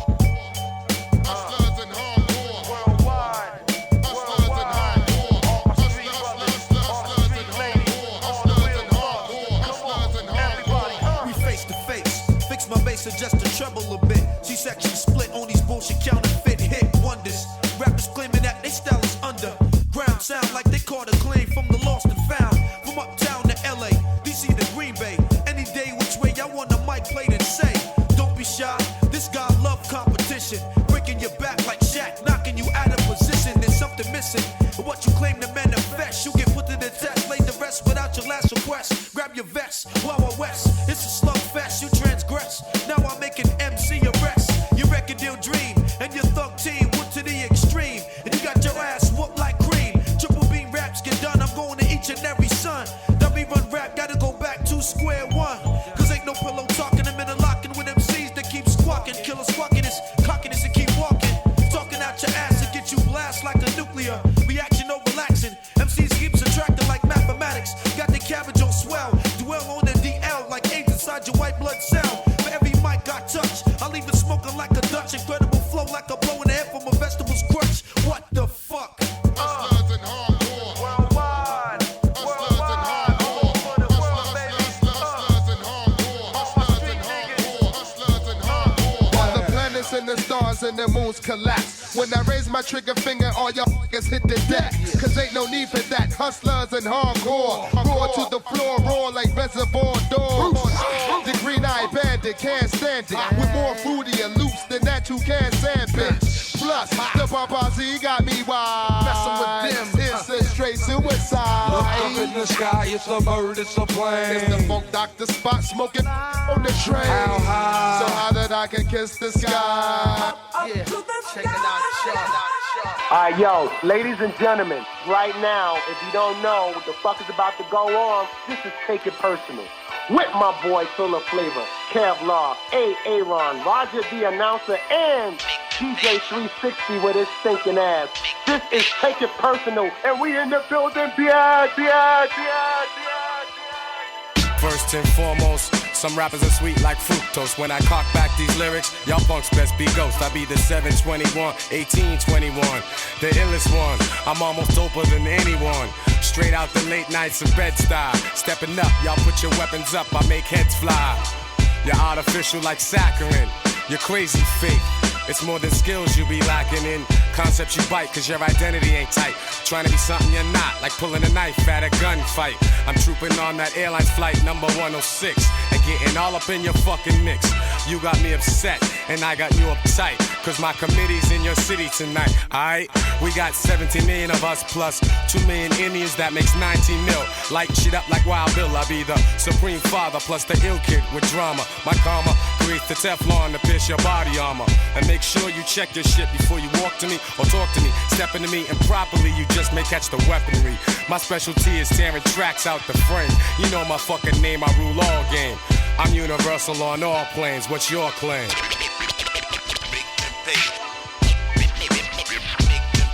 MCs, beware, so enemies freeze. MCs, beware. Yo, I be your highness, his slickness. You chumps been witness, tremendous trooper. Verbal nigga with the fitness. Drop you for your spot with the blazer, then I blast you. Slice precise like Benihana's when I come to bring the dramas. Style so swift that you can't beat the guard. As your lyrics get buried 6 feet deep in my backyard. I laugh hard. While you're mental, I run through mazes. Dark stages of terror to shatter your dressing room mirror. Your whole era gets crushed. Your whole show gets bum rushed. Too many dumb punks wanna enter this rap scene. Kicking Willy Bobo, but need to be slapped clean. Into oblivion, the true champion always rises. I bring surprises to the chiefs plus their advisors. Size me up and you will find nothing's larger. Catch my wreck on your dome than a deranged fucking barber. So what, you made some dough? You best keep on scrambling or your vanity is instantly crushed when I start handling, demanding that you pay for your weak rhyme display. Coast to coast, I break the fakes every day. And make them pay. Make them pay. MCs, beware, so enemies freeze. Make them pay. MCs, beware, so enemies freeze. I see myself as the black rap messiah. Colossal, spreading my gospel through electrical wire. Spit fire through speech so I can reach each and every. Tom, Dick, and Jerry slipping like petroleum jelly. Too busy in the limelight, can't rhyme tight. I got divine right to bring dark to light. Something ain't right to be an MC. You got a thug, or the thug, you gotta be an MC. This shit is bug, show love with few. Deal with crew and crew only. And think universal like Sony. Phony pounds and fake hugs is usually avoided. Give a fuck like Pizza Hut, I gotta stay noited. Cause that same nigga you trust could be that same cat behind that gat that bust. Quiet ya with the silencer, keep it hush, ashes to dust, then dust to ashes. Nowadays is who pull out the fastest. Imagine this, rap shit without this gas shit. Or the phony cat in black talking about how much his Mac spit. But this year, Gangstar got changes being made. No action being played, or fake Max getting paid, or Versace MCs with a mouth full of mo, sounding like a hoe, spitting that old-fashioned show flow. I bombshell that pastel Chanel rap through a Maxwell. Ever since young Crumb was taught to rap well, going deep, processing thought with my eyes closes. Awaken with a turbulent robe and sandals like Moses. Traveling high sands and eastern lands for the answers. Ignorance is spreading through the streets like it was cancer. Too many drinking, not thinking. We're behind that trigger. At 38 escalate the murder rate. For us niggas, it's like microphone roulette. Cause nowadays MCs is getting wet over someone else's fake gangster rap. Yo, what's up, y'all? This is DJ Premier. Take It Personal Radio is what you hear. And right now, we're about to get real personal. And y'all need to listen up, because that's how deep it's about to go. Alright? Chill, chill, chill.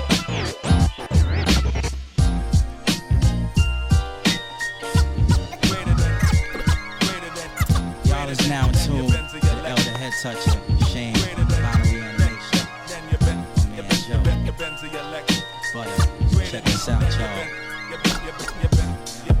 Deep in the depths of the mind, the poet's prime, trapped like a mine. In the same space and time, lifeless. Vocals excel in trifles, the centerfold of your ciphers. My aura shines divine, priceless, much too complex to yap. Maybe perhaps when I think of rap, my thinking cap reveals the skills unlimited. Rappers be half as great. Mentally they can't elaborate, so they exaggerate and fabricate. My words collaborate, formulating a sentence. It's all ill when the blunt in mind invents this intense mechanism. Respect next to wisdom makes the gods mental. Unflammable, grammable, feel gentile. Reigning dominant, leave me essential. I sense down, don't know the art comprehensively. Energy enters me when I depart, it's like sweet sorrow. Bottles I follow, catch wreck. Answers to my comprehension be just too complex to get vexed and just step. I'd rather snatch a rapper's rap, ruining to a degree, breaking them in a debris. Vocally, y'all label me as the illest mic killer. Top biller, still in the grind, the mind driller, sublime thriller. Poetically is how I'm depicted. The rhythm got me addicted, so my ill skill inflicts it on any device. Nice, similar, the verbal price. Enormous, my performance equally will be precise. We putting rappers on ice, the ultimate heist. Most of them should have thought twice, now they paying the price. I knock them out like Mike Tyson when the tracks connect. The engines to my comprehension be just too complex. Greater than your Benz or your Lex. The engine to my comprehension is just too complex. Much too complex. Greater than your Benz or your Lex. The engine to my comprehension is just too complex. To MC, the art of rhyming should be pure and natural. When I think of all these ill skills, international. You see my words in action will attract the steel like a magnet. Niggas is stagnant and incomplete like the fragments. Actually, my words are jagged edge criminal. Borderline subliminal, one of the earth's finest minerals. I'm past the pinnacle, and still I hold my fort like a general. Intervals, all exert the maximum, release the minimal energy. Cognac, Hennessy sort of blurred the memory. Remember me, that ill nigga? I still trigger thoughts sporadic, set the bill bigger. Standards, mics and metaphors of what the man is might merge. I recite slurs with the right words. What occurs when I conjure illest spirits from beyond ya. You was warm like a launcher. The drama ganja drains away, plain as day. When my mind's AK spray in the AKA 9 trade, double brains bubble then fry. Mass murderers, the illest niggas we derive from out the dark. So kill the talk, either that or walk the walk. You claim you had your shit together, now it's falling apart. Blind mind, no heart. Who would've thought you'd be whack? We gave you dap at the beginning, now we taking it back. I only boogie from a track where mad niggas react. We specify the artifacts and represent them on wax. We gon' flex. Greater than your Benz or your Lex. The engine to my comprehension is just too complex. Much too complex. Effects be live like DOS, making moves down south to avoid the chaos. I never flaunt the coin cause dime getters be gazing. They call me Luther Van, they say my style is so amazing. I'm phasing notes are supposed to have the last laughter, cause even when I'm gone I'm reappearing in the after. I have to send respects to real money makers. Do not connect us with those champagne sipping money fakers. Chase the quarter pound with spice from Chi-Town. Now what that proves? You're so full you can't even move. Cause I'm the D to the O, the V to the E. And can another brother cook these delicacies? What's your favourite accent to do? Well, I'm from Boston, so probably, yeah. But that's your voice. Huh? But that's your voice. That's what's like. I mean, no, I would have to put it on to do a really sharp. Go on, give me. Teach me a little Boston phrase. What should I say if I go to Boston? You can't really do it without swearing. Okay. But let's see, like they're interested, like you would say, like like the word ma, right? For your mother. Yeah. So you'd say, is ma downstairs? Ma downstairs. But if that word was followed by a vowel, you'd have to add an R. You'd say, is Ma upstairs? Ma upstairs. Yeah. Is that all right? Is Ma upstairs?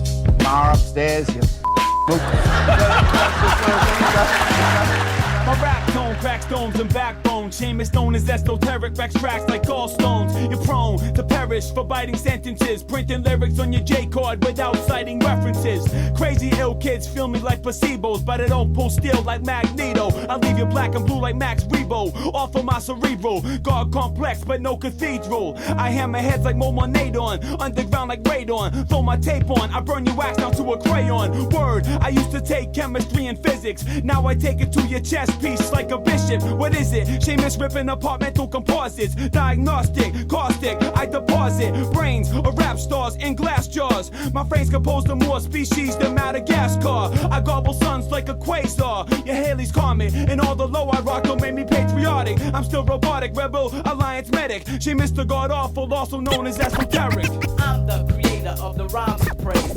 I'm only trying to show you what you ready to see. All of y'all with the gall, I will leave in a daze. So sucker MCs, please think twice. I'm knocking some sense to kids like boxing events. My toxin dispense, blocking your vents like oxygen tents. That clubbish, singing in the break stuff is rubbish. You never catch Seamus Ryan with that stuff published. So stop the gimmicks in the image that you're mimicking, cause that will be detected like aflatoxin carcinogen. Behind me, my cortex nematode drinks strontium 90 and spits it back in your face kindly. Remind me to stomp a silly goose. Your shit played like the power of Zeus. A joke for those that try to produce. You couldn't be real if I turned you to magnetic tape, or you tried to replicate my whole genetic state. I generate like electricity, devastate with symmetry, penetrate heads with metal plates. I set it straight like alignments. Put your whack raps upon consignment, cause you can't get paid until you sell out with rhyming. I'm in a state of euphoria, android warrior. Your raps are getting sorrier and sorrier. The protocol drugs players like Topley, tsunami, and I'm hissed like Cobra's army. I'm the creator of the rhymes of praise. I'm only trying to show you what you're ready to keep on missing. All of y'all with the gall, I will leave in a daze. So sucker MCs, please think twice. I'm the creator of the rhymes of praise. I'm only trying to show you what you're ready to keep on missing. All of y'all with the gall, I will leave in a daze. So sucker MCs, please think twice. Ticka ticka I'm, ticka ticka on, ticka ticka my own shit. Ticka ticka ticka I'm, ticka ticka on, ticka ticka my own shit. I'm on my own shit, blast the microphone shit while you home alone playing in the zone shit. On some clone shit, I'm on some old get the skits clone shit, on some grown shit. I'ma get my shit known shit, check shit, the best shit. Put you to the test with Latrell Sprewell, going straight for the next shit. Always talk shit, rock with top notch shit, ripping over beatbox shit, hip hop shit, on some breaking shit. Hate kids faking shit, on some taking chick, taking pictures of a naked shit, turkey bacon shit, never eating pork shit, representing Cambridge, the coast and the port shit, sick of herb shit, using big word shit, I'm on some old herb, I'ma throw it in your bird shit, word it's the microphone specialist, wrecking shit, get your bitch flipping like Mary Lou, renting shit, blue collar shit, make you wanna holler shit, always getting over, never paying top dollar shit, better get benefits, messing with the menace shit, let your click, know you got the new schizophrenic shit. Ticka ticka I'm, ticka ticka on, ticka ticka my own shit. Ticka ticka ticka I'm, ticka ticka on, ticka ticka my own shit. I'm on some real shit, chillin' drinking beer shit. Swear I could tear every motherfucker hair shit with the raw shit. Studied the art of war shit, trying to break your jaw so you can't talk no more shit. Off with the drawers, it's check on some pimp shit. Got your broad in leather and chains like the gimp shit. Shit, you want some shit like this? Then you're on my shit. So get off my shit list. It's the skit shit. Slap you in your lips with your biscuit. Twisted like your chick's hips when I dicked it. Switched it up another level shit. On some rebel shit. Rearrange your brain when you talk devil shit. Bone in your broad's head like pebble shit. On some old top of the line, never settle shit. On some picky shit. None of y'all can rip me shit. Get drunk and run around naked like a hippie shit. Hit you with the rhyme shit. Digging all the dime shit. Like Prince, I'm on some old 1999 shit. Rewind it. Quote me in your phony off the dome shit. Battle prone skit check on my own shit. Ticka ticka I'm, ticka ticka on, ticka ticka my own shit. Like an entrepreneur, the stepped in manure, man, I'm newer than a Jack. I went up the hill with Jill, and Jack Jill's big booty. We did the booty up. I told the bitch she better have my money or step to the AMG. You know common sense. Oh yeah, him be that nigga that be making all the bye sound. But since then, calm down. I'm on some calm shit, watch calm get complicated. Simple motherfuckers say the way the calm communicated was too complex. I got a complex not to complain on my brain, no complaining. So will my community, and I prefer compliments. So I compliment at an angle of 90 degrees. It's the 90s, and me's it got no degrees. I got a sense of direction and a compass. Compass them seas with no compassion. Though I heard the screams of, but I ain't shy. So why shall I comfort? Calm should have been at the fort with Jeff. I'm so ill, but I chilled in my compartment with no company and no meals. Now calm can get the patty, but I want my own company. And calm is on a mission not to work for commission. It's a common market that is so much competition, but to me, competition is none. Because number one, competition is none. Because I'm number one, competition is none. Yo, dip cruising, hot grease and spit lip slugs. Word from the beast, crack your back and blow like bombs in Iraq. The simple fact is, I smack with some kids got hurt. Lost in space without a trace. Let's flow face to face. My lyrics fill the room and choke MCs like mace. I'm graced with the skill, rough like Chuck with the pill. Cool down the room when I flash the ice grill. The hard hitter, Rug rearrange the whole game and make it better. 20th letter drive you insane. My razor like rain, I'm overly profane. Blow like propane from insidious slang. Yo, slick with the wick terrorist. Ending them, venomous emblem, bending them and sending them to a level the devil can't touch. My ice clutch, roll with a pack of sick cats that spark Dutch. Nick talk too much rah-rah and gun-ish. Throw up your hands and see who run quick. Scum, down and dirty, rock from early to late night. My verbal verses gotta stay tight. Beware like Coco. You scream Odo like Yoko, lynch a local. When I string them with the vocal, rip them, shred them, burn them with the torch. Phil's corners representing, and I'm taking no shorts. Taking no shorts. Taking no shorts. Taking no shorts. Taking no shorts. I go for the target, fricassee folklore, raw topics, slit open wavelengths, unorthodox algorithms fluctuating, bass speakers and tweeters stick. Study physics of vocational patterns that I've applied and strategize to scatter lies and confusion. Concluding to moving, you could not test the equation of success multiplied in life is divided by stress. Distracted by the trife, I'll subtract them. In fact, round them now to a zero. Found remainders I slain pain, the feel of my stilo. Offsetting your ego is jealousy now. I know my melodies wild, styles doper than yours. Open the door before I pick your closed-minded attitude. Not on my latitude of logistics. Syllabic rhythms in file, I'll make it a force. Cause I love what I do, therefore our fate is enforced. Taking no shorts. Taking no shorts. Taking no shorts. Overwork, war machine, compressed, diamond chest, the hardest. Wherever I go, I'm on the low. Professional, avenging angel, your mental's mangled. Your star spangled, sucker and soft like tablecloths. These overlords holding golden swords in the cipher. Bringing heat like miser, I'm wiser. And killing the steeds for cheese. Pains and penalties, nightmares and memories. The epitome of rapping, what's happening? Coming with the style, sucker slapping. I sever syntax with better measures, cleaving the clever style. Season sucker, sizzling sounds. Flipping them brown to serve clowns, herbs and nerds. Ground to 33rds of a hole. Stomping carpenter juice with Timberland boot soles. Insiders both new and old. Rolling full raps like soul food. Crude like oil boiling over the speakers. The heat seeker, detonating and devastating. Ill, my lyric kills and chemicals. Phonetic spill over the beat like Agent Orange. Carnage, chaotic concepts rupture your rectum. Inject some scum into them, ruck. Inside will neutralize the scrutinized prone bones crush. Guts rip, cut and strip with no remorse. I clean and sweep the fake out while raking up thoughts. Taking no shorts. Taking no shorts. Taking no shorts. Yeah. What's the password? Yeah. You know the password. I know it. Password is detonator.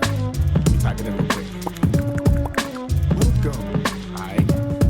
Let's check what you've got, man. Word up. Bust it. The internet, your medium of choice, cause nobody really wants to hear your corny ass voice. You ain't an MC just because you could type on the mic in real life, your ass will get sniped. You a man with a mouse who can't rock the house, jerking off to gay porn while wearing your girl's blouse. You know you never see no real life fame, so you're looking for some recognition through a screen name. No doubt, no threat, y'all ain't the pro set. Rapping 10 years and not a paid show yet. I love to get online and shine and drop bombs, but my music can be found on more than .coms. Your website gets a whole lot of hits, but in the real world, son, you ain't saying shit. Cats run their mouth on AOL, but every time they drop a 12-inch, they don't sell. You love the anonymity, you hide behind the shadow, always trying to get someone to chat room battle. Crying cause heads only rhyme one syllable. Who made the rule you gotta use every millisecond because it's fillable? I'ma snatch your webmaster, break both his legs, post it on your site formatted as JPEGs, rip you on your own site and sign your guest book, then go into your chat room and leave the Reks shook. What percent of these rappers can compete? Reboot their whole shit, control, alt, delete. Yo, you could have a PC and a Mac, but you internet MCs can't see act. If a rapper try to diss, when you online, crush the motherfucker. Rapper try to diss. When you online, crush the motherfucker. Carpal tunnel syndrome, can't make a fist. I rip every MC on your buddy list. Show the light to you so bright that your eyesight fail. Now you're doing all your correspondence through e-braille. Cats get online and start all types of static, but heads without computers know what's up with Akrobatik.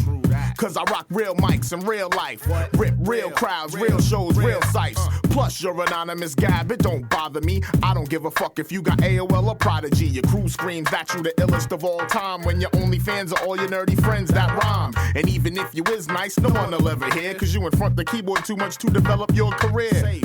And half of y'all is just teenagers. You don't know jack about what ripping up the stages. So I'ma get a crew of online MC pirates, infect all your computers with a flesh-eating virus, chew up all your fingers so you can no longer type, then expose your lack of flow when you approach the open mic. So internet MCs, heed my advice. Online key styles don't make you nice. Bring it to the streets and start to rabble rousing. Sincerely yours, Acro 2000. What percent of these rappers can compete? Reboot their whole shit, control, alt, delete. Yo, you could have a PC and a Mac, but you internet MCs can't see act. If a rapper try to diss, when you online, crush the motherfucker. Rapper try to diss, when you online, crush the motherfucker. Crush the motherfucker. Crush the motherfucker. Crush the motherfucker. That's it. The rapper try to There it diss, is. crush the motherfucker. Take 'em back, take 'em back. Take 'em back, take 'em back. Take 'em back, take 'em back, yeah. Take 'em back, take 'em back. Now I'm a product of the 90s, so step into my world. Been doing this since Jenny was a fly girl. Since the youngsters were young and stuff, the lady her age probably had them fucking Afro puffs. When the Alchemist was one of those hooligans. If y'all didn't know, now it's time to get schooled again. When flavor was the flavor, your favorite jam wasn't played like a million times a day. See, the sheep were black, the tribe was questioned and organized, was crushing the stressing. Funk Master had started to flex, and YBT was biting DOS effects. Busta Rhymes was LONS. Fresh Prince moved to Bel Air West. When Biggie was Smalls and Tupac was Bishop, the 90s. Hey yo, I miss it, I miss it. Oh my gosh, oh my gosh. Take 'em back, take 'em back. Take 'em back, take 'em back. Take 'em back, take 'em back. Take 'em back, take 'em back. When old DB probably had his first kid. Slick Rick behind bars did his first bid. Apache needed a gangsta bitch. My favorite label at the time was known as Wild Pitch. When the source was good, remember Unsigned Hype. It features all the artists that you not like. It's like that, y'all. Trap rocks and treat it right. You had to see it to believe it, it was out of sight.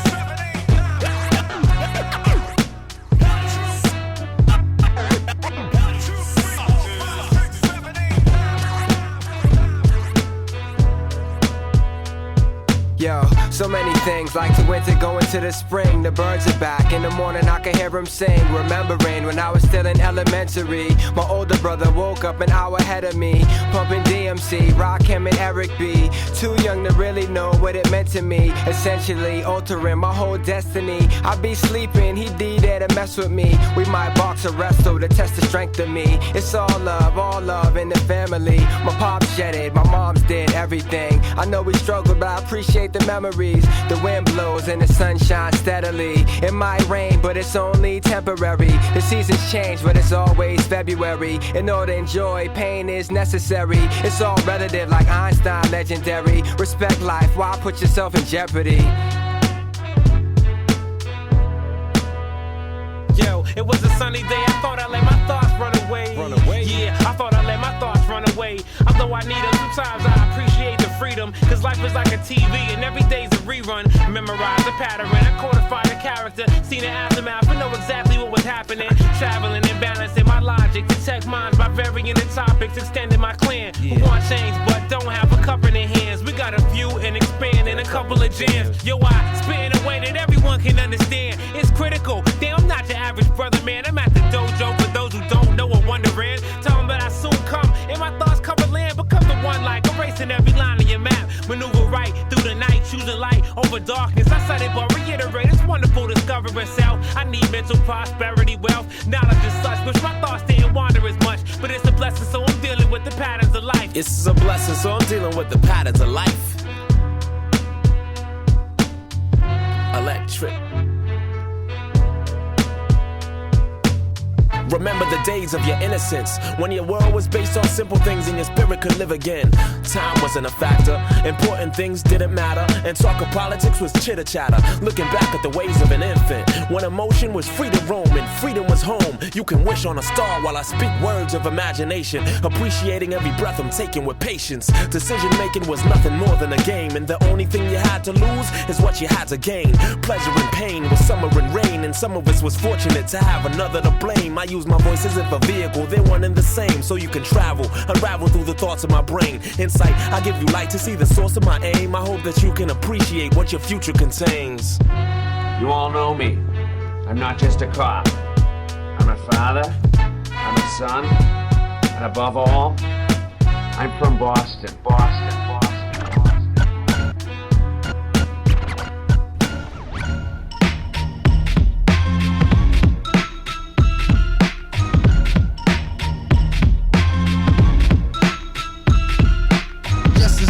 Tight, amplified ribs, served on a platter, making mind chatter. My data is that of a chef, and yes, today's special is fresh MC chest. Take a closer look, you'll notice he's heartless. A shallow man with too many words to manifest. Marinated and dressed, ready to ingest. I bet he wishes he ran, he didn't understand. Effect offset when exposed to flow physics. Critically corrodes complex text to tidbits. Granulated scripts stripped down to sound basics. From fabricated mixed 20 bits of unspecifics. Tasteless tips of clowns fit to few digits. Categoric strip hits you everyday dimwits with litigated sound soaked in senseful solvents. Snapping your syndicates, lost lyric ligaments. Opposition punks for a profound predicament. To end their flooded figment of hostility. Hop in the cockpit quick as I navigate to target topics locked in what I narrate. Calculated time of arrival, undefined. Destination is knowledge, it's a trip through the mind. We've been assigned to give vision to the blind who can't find a way out of the terrible bind. Of course our arrival has been properly timed. The moon is in place, the stars are aligned. Mr. Live and insight have been combined to take us all to a higher level of rhyme. The mic open, fill it with something potent to go. Turn it up, yo. Communication, come on. Check it out. Aggressive flav, accurate, punch, impressive. Snatching heads after which techniques are implemented. Advanced dynamics, universal theoretics. Enhanced kinetics and kinetics. Overshadow shallow text exclaimed by the pathetic paramedic. Boom bap, neck snaps, relax muscles. Uncomparable vocalist, astronomical, psychologic. Effect offset, catastrophic. Yo, I pull your way out of your regular state. Increase metabolism to a post-cellular rate. And as you break yourself down internally, I write in my journal, see thoughts that'll remain eternally. our wrath that'll last through the mega blast, chemical warfare, and even the aftermath. Endure radiation as well as the fallout. And out of the darkness, my voice shall call out, reviving souls from both north to south poles. It's time to resurrect and redirect our goals. Thoughts will make heat so you won't be cold. The samples of your physical, your heart is the drum roll. Cherish your lifetime, respect is the guideline. I'm chilling, watch you all as you progress from the sideline. And as I'm coaching, I refill the oceans, and they shall be vast because my mind is open. By the time we close in, one night should have soaked in inner conscious clothing. Thoughts cut iron and fold, then perfectly pressed words woven. I mold like clay, using focus flows whole as I'm creative with the logic. Toxic, oxidic bass vibes pumps the blood as the spirit of our ancient ancestors sharpen my vision. Incisions made, negative decisions are slaughtered, bringing back order, wax and water. My thoughts are thirst quenching source, sure to feed worlds while the seven seas bleeds. We've circled the earth as breeze, freezing evils at our dispersal. Inside a Mr. Left words destined to live eternal. This I am universal hip-hop rhythm, poetry. There's a universal language. Oh yeah. What type is that? These styles are universal. Yes, y'all. Yes, y'all. Let's do it. Raise it up. 1, 2, 3, kick.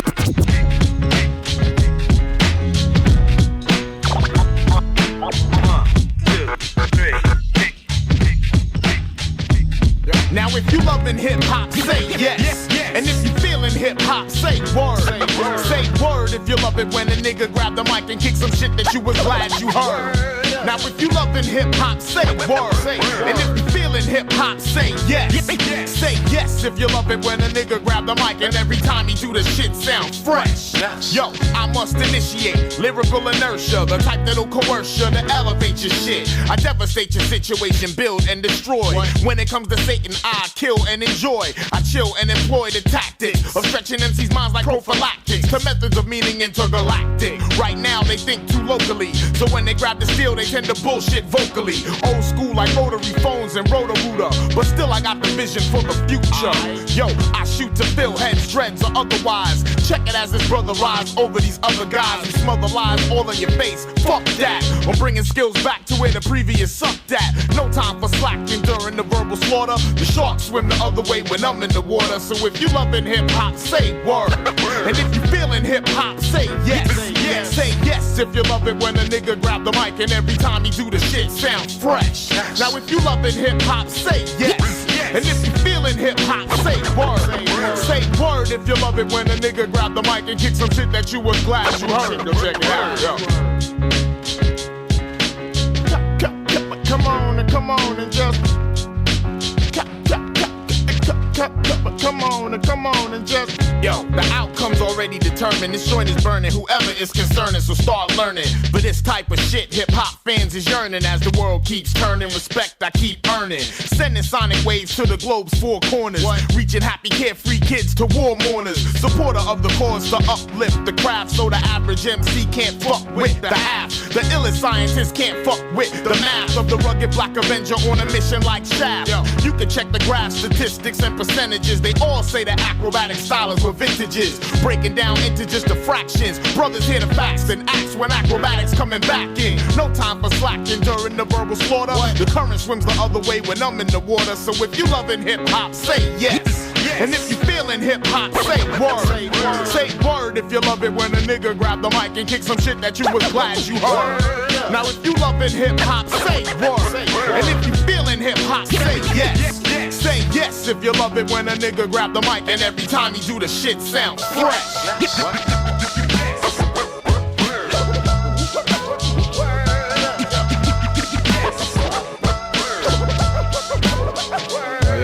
Say yes, say word, say yes, say word.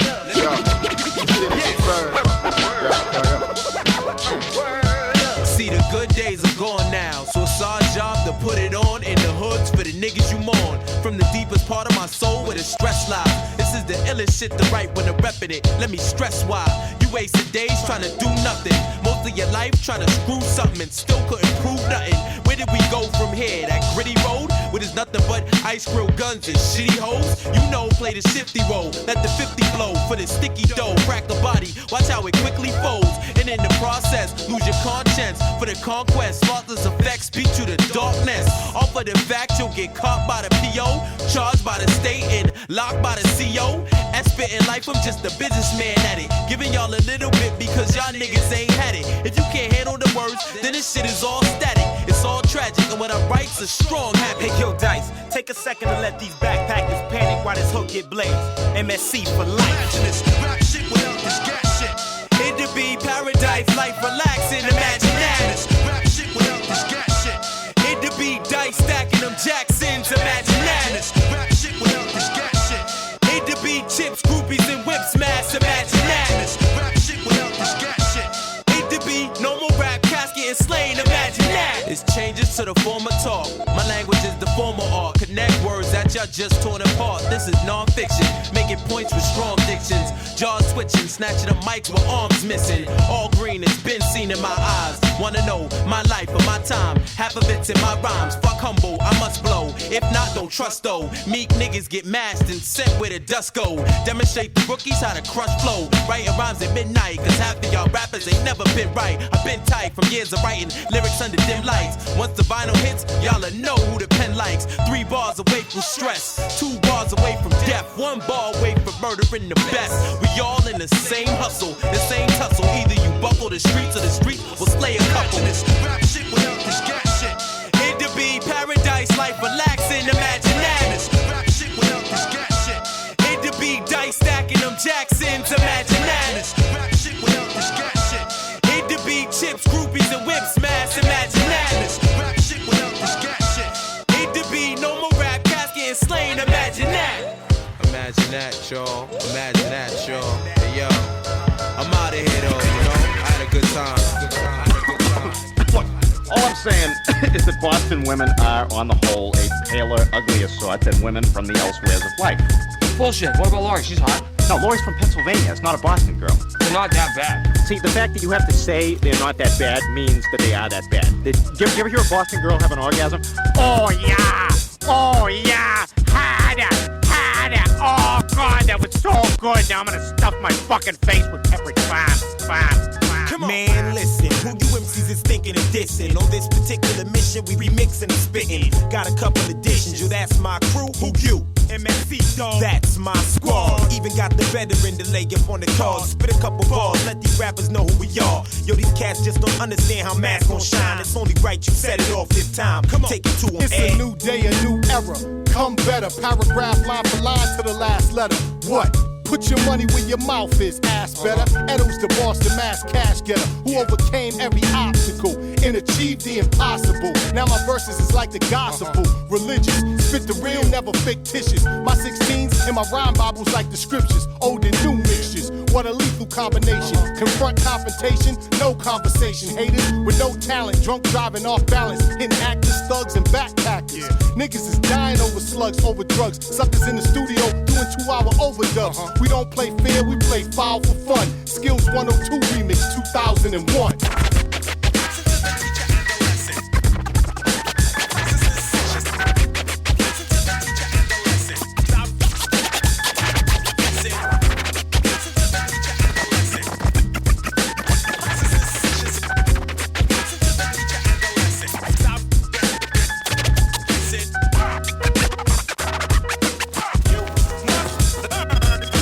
Your ear to this is Mr. Quick Spits, rips the candidates. Watch how we handle this and body down the analyst. Expand lyrics so much Japan hears it. Weak niggas can't even touch the Grand Wizard. With a sick flow, pass your limit, bitch fold, smash your gimmick, expose faggot asshole. Who wants spit it? Oppose B, effing with Luck D. Trust me, niggas couldn't touch me. Split through they Dutchie. The hip hop Kobe, Bill Jackson drop 50. I pity these silly idiot rap cats' ability. Known to flip it with a melanin tone. Put 3 up in the dome, now the rhetoric's gone. This ain't a place where you're allowed to spit.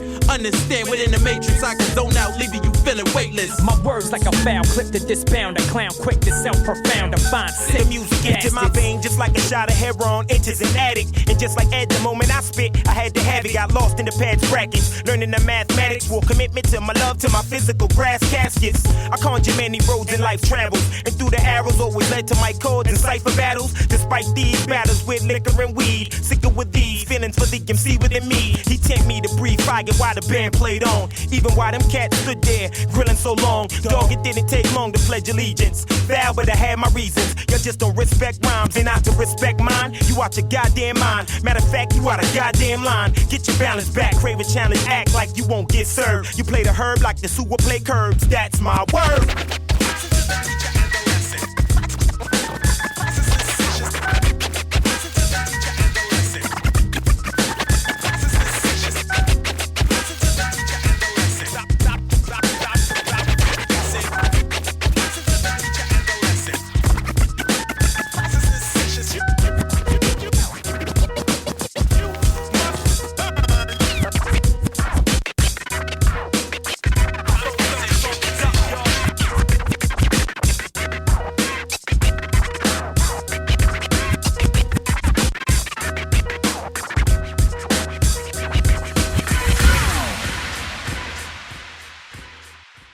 Now, let's welcome Czarface member Esoteric to the show.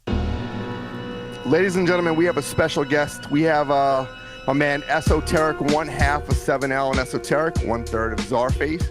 He is joining us on his Boston tribute. Let's welcome Esoteric. We have a lot to talk about. Obviously, this is a Boston show, and we had Dart Adams on just before you. And believe it or not, we're going to have Edo.G on next. So there's so much to talk about, but let's get into it. 7L and Esoteric, right? I know you guys been doing something since like the 90s, and correct me if I'm wrong, Rebel Alliance dropped first, right? That was like maybe 95, 96, if I'm not mistaken. Okay. Yep. And that's where a lot of people first heard you, obviously outside of Boston. This is around the time where the internet was booming. You had sites like Underground Hip Hop, and I know, Sandbox and Hip Hop Site. All these different sites allowed people to connect to groups like yourself that are not from that area. I know maybe 97 I bought Protocol. Is that the year it dropped? Well, 97, yeah. 97. Yep. I bought it from Ed at Sandbox, and I've been rocking with you guys since. All of y'all with the gall, I will leave in a daze. So sucker MCs, please think twice. Let's go back to the start of this all for you, because you were first and foremost, like many of us, a hip hop head before you became a hip hop artist. Absolutely, yeah. I mean, a fan first. I think a lot of artists are fans first, and have a lot of influences. Boston influences. Edo is an influence. Top Choice Clique, RSO, T.D.S. Mob. These guys are big influences on us. Let us know you could do it from the Boston area and be heard, Usually the New York rappers and the guys on Yo MTV Raps were the real superheroes, and then Edo.G showed up on Yo MTV Raps, and it was just like, wow. And it, making records became something tangible, and it's taken us, pretty much a lifetime of creating music and creating hip hop to get where we are. But it's been worth it. So how did it start for you? Back then it was, that was a time period where there's a bunch of open mics, there's battles, there, the bar scene, shit like that. That was really big in the cities and stuff. Is that how it started for you, or you just straight up make songs, go to 7L's crib, make the songs, start passing them around? How did it start?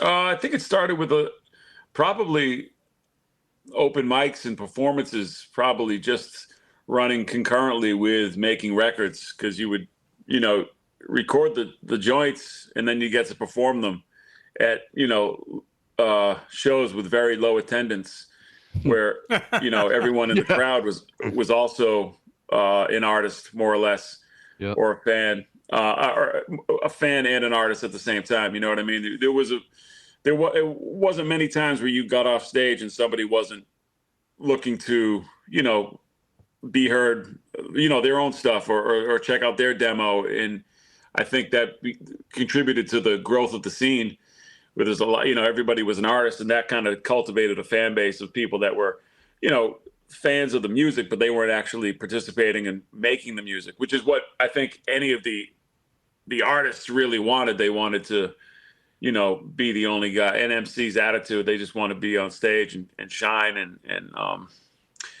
eventually with the indie boom, I guess, in like the mid 90s, we cultivated some type of a following, all the crews that we came up with in Boston. And that's was recording, but it was also performing, and there were battles, off the dome battles, like actual freestyle battles, not the battles that you would spend like 3 months writing raps about somebody.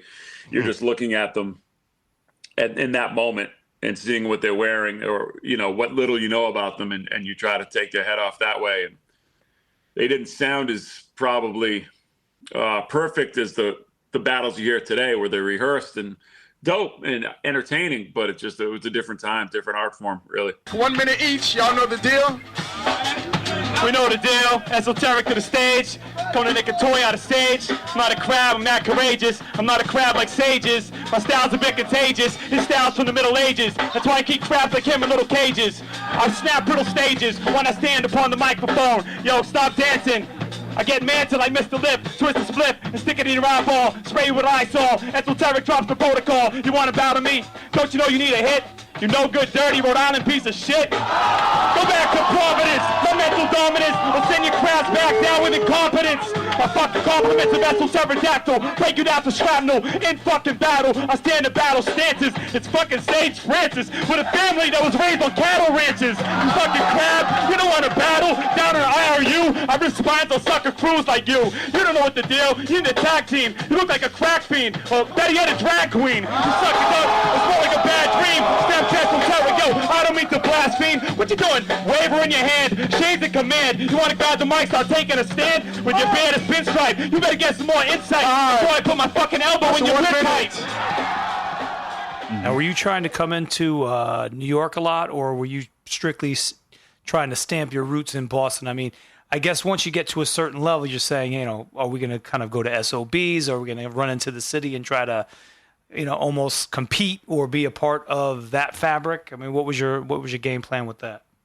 Yeah, we weren't concerned, like a lot of artists in Boston that were concerned with Boston Music Awards and winning an award here. We were more concerned with like a Source Award or something like that, so we were always thinking dreaming big. Bigger, and New York's always been the Mecca, and so we go to New York, we go to all the Rocksteady events and, give our records to as many people as possible. Like 96, before 7L and Esoteric, we were known as God Complex. And we went to Rocksteady anniversary that year, and I gave Prince Paul our record and Bobito our record. And Prince Paul called me back and left a message on my 800 beeper or whatever. And it was just like he left a voicemail at one point saying it was dope, and it just blew my fucking mind. And then I think that gave us a little bit of confidence to continue and showed us we were on the right path. Yeah. And that path has had its peaks and valleys, but right now we're enjoying a little bit of a peak, which is good.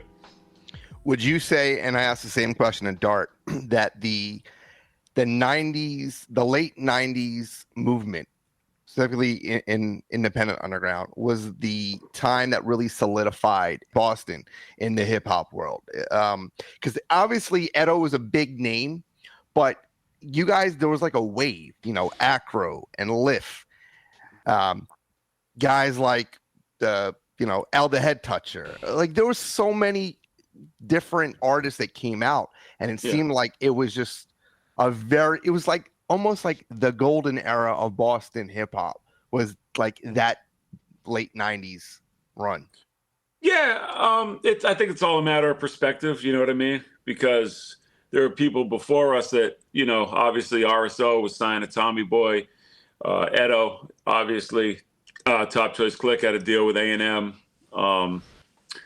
MC Spice was signed to Atlantic, and of course, love him or hate him, there was Marky Mark and Good Vibration. So that was probably a bigger scale than what all of us were doing on the independent level, where we all were trying to, I guess, keep it as authentic as we possibly could.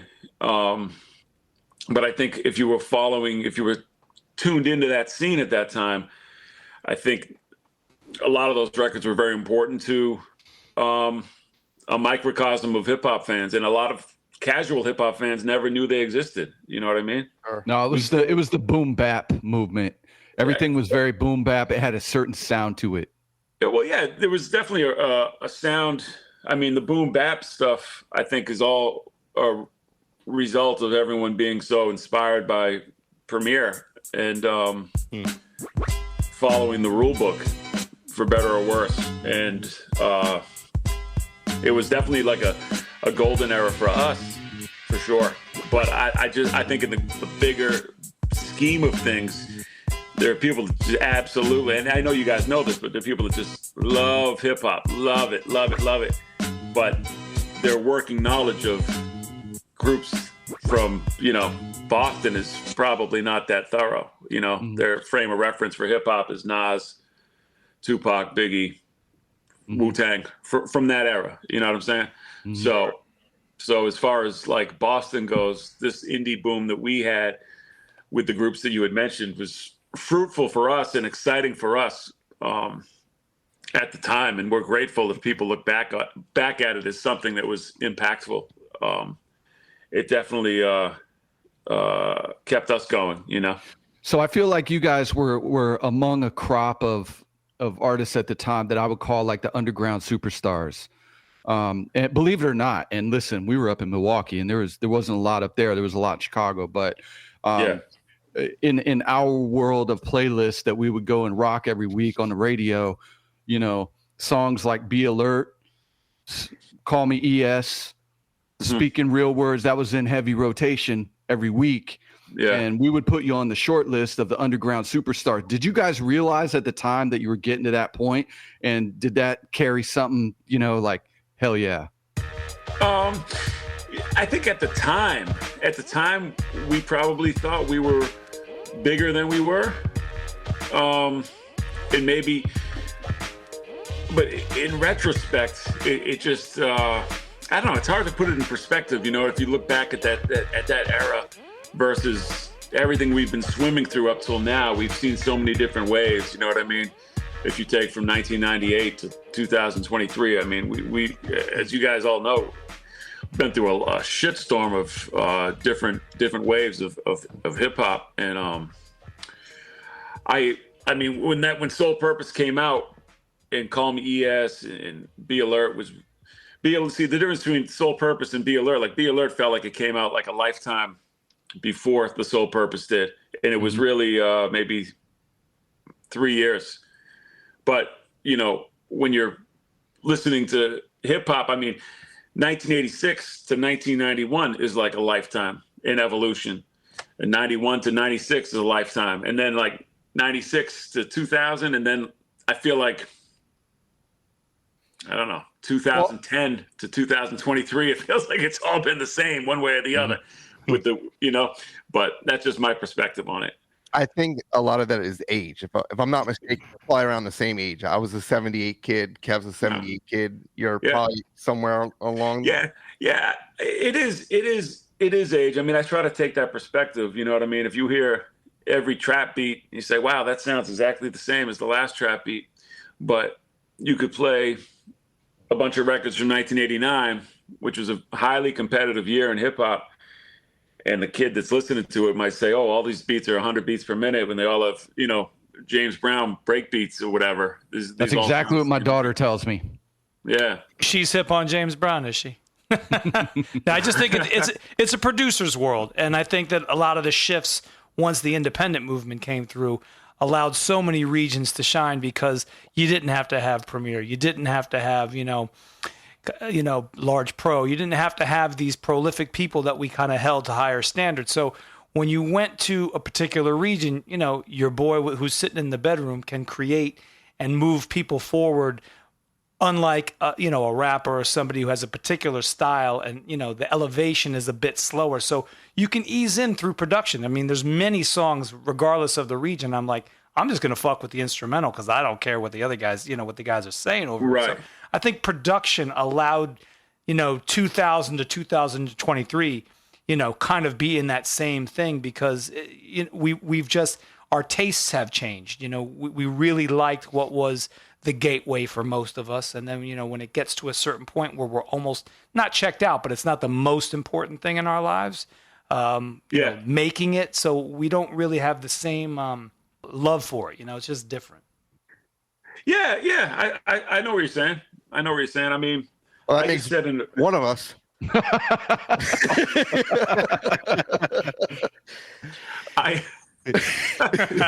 Well, all right. You don't have to feel compelled. Move on. Next question. It seems like, not to touch too much on this beat, but it seems like you've always kind of been linked to these like super groups, right? That was Army of the Pharaohs that I think had, it was Army, or was it Demigod? It was Demigods, right? That had that beat that you were referring to, Kev? Yeah.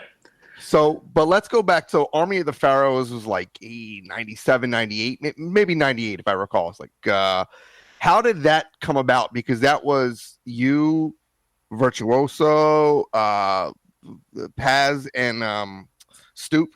Who else am I missing? There's a lot of guys. It's really Vinny Paz's brainchild, really. And okay. I mean, I would say me too, but because he came up with the name and it was his baby, really. Okay. But I was probably the most enthusiastic guy, most excited about making something happen with AOT. I don't mean to be, I'm trying to focus, but I predicted earlier today that the Celtics were going to win by 10. And I made it public, and they're up 10 with like 22 seconds left. So it's over. It's 117 to 107. Yeah, it's over. It's 10 exactly. What did I say? Okay, let's do this interview. We can start over. I mean, I called it. He beat me straight up. Pay him. Pay that man his money. By the way, they split so far. They're 1-1 this year. So I just mean this game. I said the Celtics are winning by 10 on the NBA Instagram. Boom, they won by 10. Yeah. All right, so AOTP. Yeah, that was me. How did that like come about? Because I guess he's from Philly, you're from Boston. Maybe you wanted to use each other's demographics, and he comes into town, you go into town. How did this even come to fruition? Yeah, I don't like using each other's demographics. I don't even think we were like thinking that way at that time. We were thinking about, wow, I love the way you rhyme. I love the way you rhyme. We're all taking, hip hop in this direction, kind of what we saw as a more lyrical direction, more complex, intricate, left of center production and everything. And I think we connected. Me and Vinny, we actually had chatted on the phone a lot. He was working he was detailing cars, and I was working with the elderly. And we, on lunch breaks and stuff, we'd shoot the shit about hip hop and making records and stuff. And this was probably 96, 97. We put out a God Complex EP, and somehow they got that record, him and Stoop. And they hit the 800 number on there the way Prince Paul did. But I mean, I gave it to Prince Paul like a super fan, and I had never heard of Vinny and Stoop. And then Vinny reached out, and he became one of my best friends and one of the most talented guys that I've worked with ever. We just decided he was working on the Crop Circle Thesis record in that first LP, and he dropped Army of the Pharaohs in one of the verses. And then that became the name of the super group, really. And I'm trying to remember on the fly. We wound up cutting that 701, cutting Army of the Pharaohs on War Ensemble.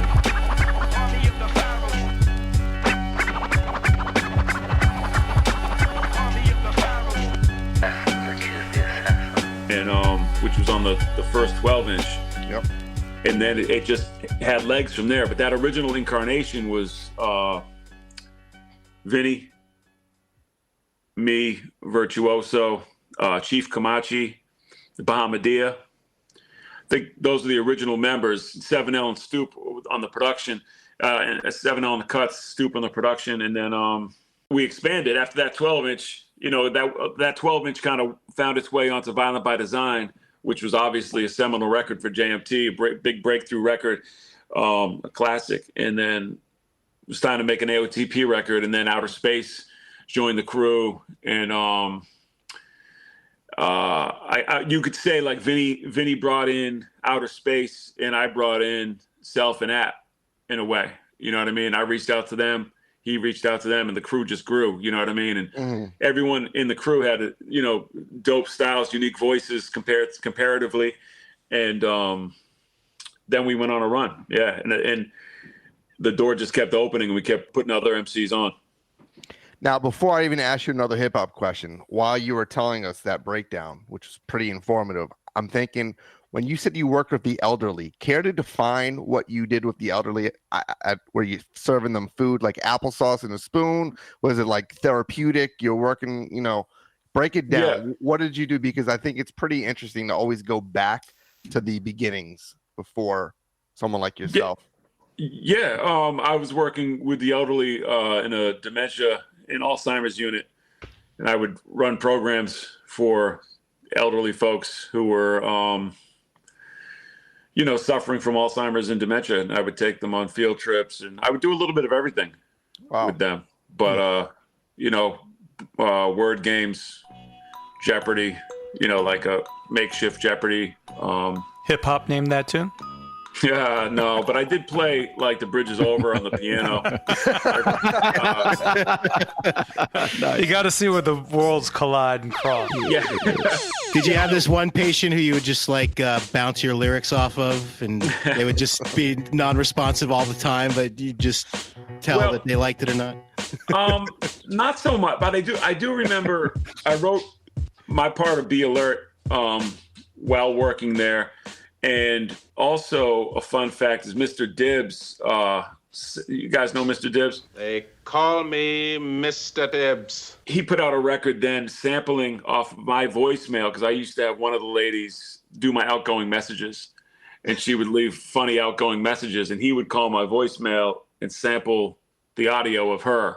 So he's like, on one of his first records, he's like juggling the Be Alert beat and sampling her voice, and it was a really hilarious moment in time to hear her voice on vinyl via Dibbs. That's a very Mr. Dibbs thing. For sure. If you sat down in front of a piano today, would you still be able to play The Bridge Is Over? Yeah, absolutely. Okay. There's a piano over there. My son, he plays the guitar and he plays the piano a little bit, and he's playing things like All Caps in New York State of Mind nice. Cream, and he's learning these things, and I hear him playing these songs, and it just it hits me hard, because those records mean so much to all of us. Yeah, and he's teaching me how to play New York State of Mind on the piano, and he's just playing it. And it's just nice. Every time I hear, you hear the record, the original record, and it brings back so much. But when you hear your son playing it, it just brings another dimension to it, because I don't know, I never really talk about a lot of the hip hop stuff with him through his upbringing, but now he's getting more and more into it as time passes, and he's learning. He can play more instruments than I can. I can barely, just get through The Bridge Is Over. So he's like what, teenager? He's 15. Okay. So does he like hip hop, or do you stay out of it completely? Does he know about all your songs and everything? Yeah, he knows about our songs. But for a long time, I just had him. I can't really control it now, but throughout the years, I just stuck to, when he was in the car, I'd stick to instrumentals, and things that I knew were clean. Because I didn't care so much about F-bomb, saying fuck and shit, but records that had like the N-word in it and things like that, I didn't want in his lexicon. I didn't want that normalized. You know what I mean? And now it's just, the horse is out of the barn with that, and he's listening to what he wants, and he's listening to a lot of classic rock, but he's also listening to MF Doom, and he's listening to Nas, and revisiting NWA, and he has questions for me about, did I ever meet Mr. Fantastic, and things like that. So it's That's crazy. Yeah, it's heavy, really. You know what I mean? Because he's got all these questions about Wu-Tang, and I don't But know. he sounds like he has good taste. These kids today, like my son listens to like Yeet and Little Uzi Vert and like, it's painful. BLP Kosher, and some of it's cool. Don't get me wrong, but I'm it's dying. not. It fucking sucks. I'm dying for him to listen to like good hip hop. Like my wife and I play Tribe and Daylight, and he's like, "This is corny," and I'm like, "Oh, really?" It's because you're 12. You don't appreciate shit, you little bitch. Yeah. But, it's cool that you can at least you have that in common with your son. That, I think it just he seems to reject all of that. You know what I mean? Like all of that stuff. He seems to really be vocal about hating. He calls it mumble rap and things like that, and I never even used that phrase, but he picks that up from his friends, and he's like, "All this stuff is terrible." And I was taking him and his buddies to Six Flags around Halloween. They have like a Halloween themed Six Flags thing, and I was driving them to the park, and I gave him control of the Spotify, and he just starts playing Survival of the Fittest from Mobb Deep, and I was like, "Oh, damn! Who is this kid?" You pass that torch well, man. Yeah. Well, it's not. It definitely came. It didn't come from me like influencing him one way or the other. Of course, he's surrounded by it all the time because it's my job. So I'm always recording or working on something to do with Czarface. So I mean, he sees that, but it wasn't like he was like 8 or 9, and I was like, forcing De La on him or it was like Marty Barrett to Nomar Garcia Parra. That's just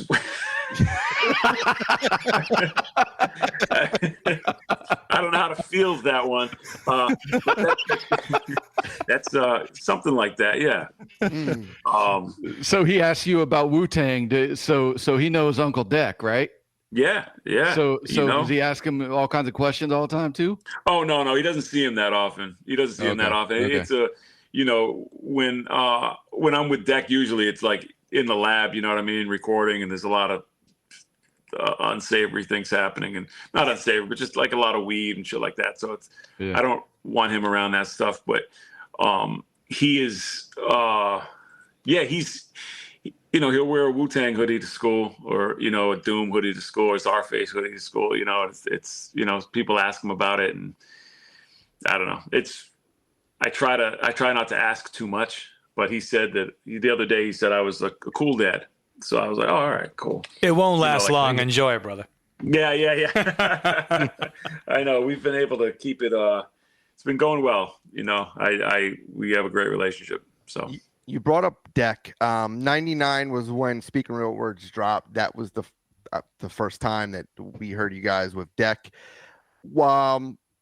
How did you guys form, I guess, Czarface? Because initially you put out that album and he was a guest on that album, but then years later you guys formed this super group, and it's been crazy ever since. But was it something where you just kept in touch with him, or like, how did that even come about?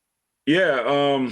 Initially, I think me and 7L, we were working on music. We weren't too inspired with what we were doing.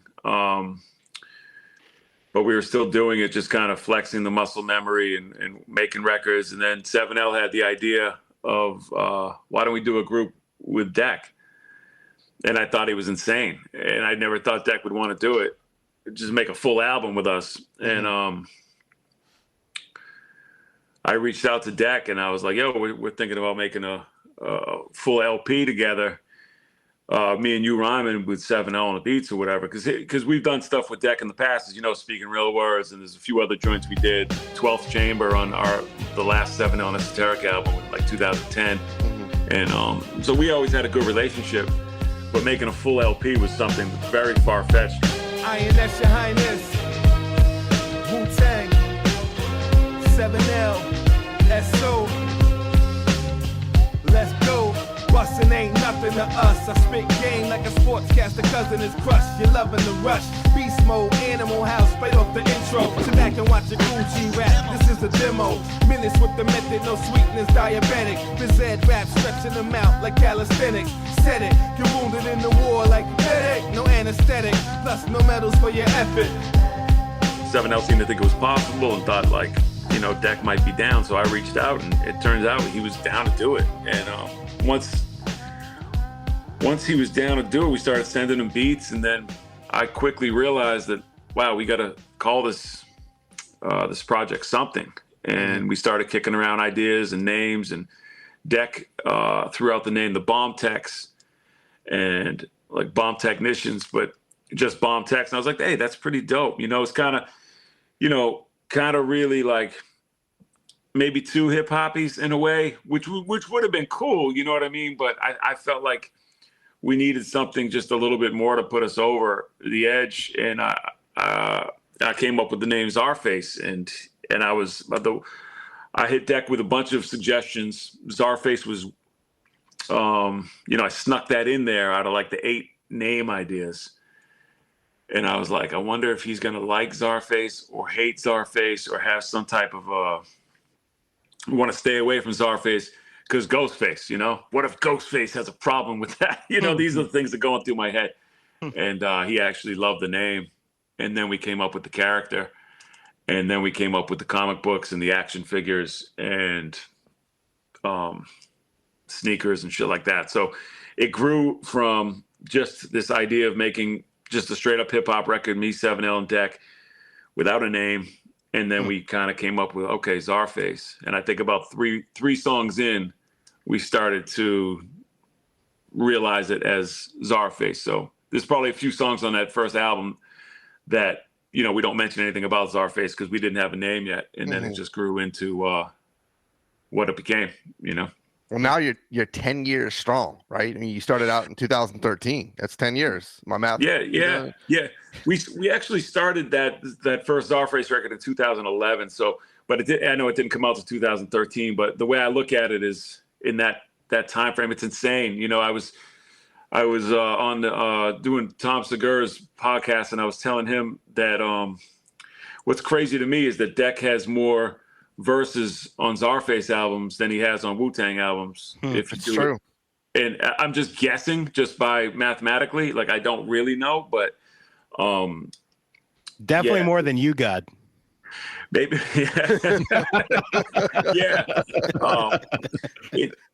But it's been a real blessing, you know, and he was, when we were first talking in that time frame, 2011, 2012, he was like throwing out the idea of retiring and shit. And I was like, come on, man.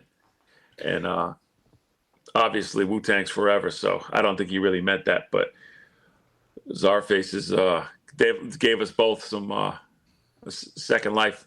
Now that you're kind of re-inspired through that group, there still has to be some times though, man, as we get older, it's fucking hard to stay inspired and creative and like, fuck, you got to be in the mood, don't you? You can be in the mood, but I feel like you have to have some screws loose to keep doing it the way that we've been doing it this long. You know what I mean? I keep thinking about why I'm still doing it, but I mean, we've found success, you know, lately. And, but it's one of those things like when somebody retires from a job, they need to find something to do. Like if a construction worker or somebody retires, he's going to go around doing odd jobs. I feel like I'm always going to be wanting to rhyme, wanting to put words together. It's just something I like doing. And whether, you know, I'm welcome or not, it's something I can't really turn off. You know what I mean? And really having the Czarface character was partly inspired by my son at that age. He was about 4. So I really wanted something that I could be in his life all the time and keep his attention too. So we in my mind, I was giving him his own personal like superhero in this Czarface character at that time when he was 4 or 5. And then it just kept going. So with him being part of it and him being sampled on so many of the records, every album, his voice is on there somewhere. That makes it more fun to create. And it's not always just about like the verse. For me, it's about dressing up everything in between the bars and the hooks and little sound bites. And those are the things that I love adding into the mix. You know what I mean? Before we go back to Boston, because there's a lot of things I want to ask. I do want to say one, congrats, because you guys just signed to Virgin Records. I kind of like the way you announced it too. You were like, hear from you guys when you guys get a raise. So, you kept it under wraps. That I thought it was pretty funny, and I don't know, what the overall response was to that, but I thought it was pretty humorous. But congrats nonetheless. Yeah, I'm paraphrasing. If you go to his IG, I think when you announced it officially, it was pretty cool how you did that. So, congrats. Thanks. How long was that in the making? You going back and forth with Virgin and Richard Branson giving you an island or something like that?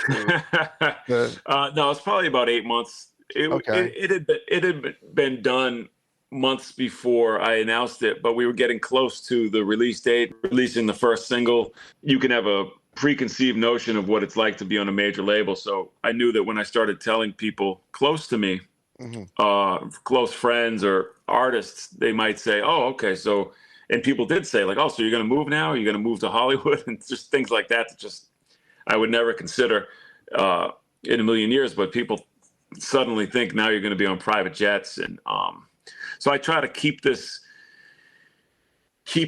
to ourselves for as long as I could, because I didn't want to have to dispel those notions so soon.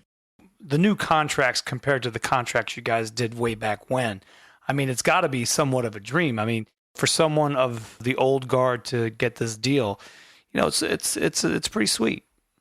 Oh yeah, no, definitely. Yeah, no, we're certainly of the old guard. And that's, one of those things that I think is very rare.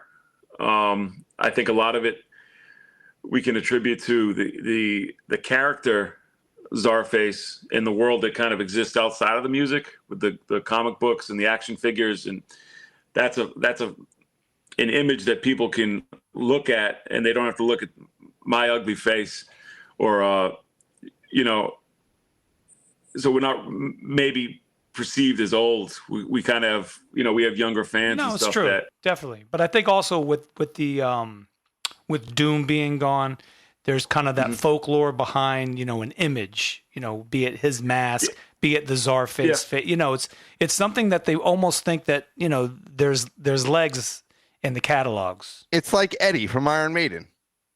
Well, Eddie was the original, the thing that I would reference to people when I was trying to explain the character's role in the group. You know what I mean? I didn't want to say he's like a mascot. I just kind of wound up saying, he's like Eddie from Iron Maiden. And that's, when you see Iron Maiden covers, you see any Iron Maiden iconography, T-shirts, whatever, you see Eddie. You know what I mean? Sure. And that's kind of how it is with Czarface. I couldn't,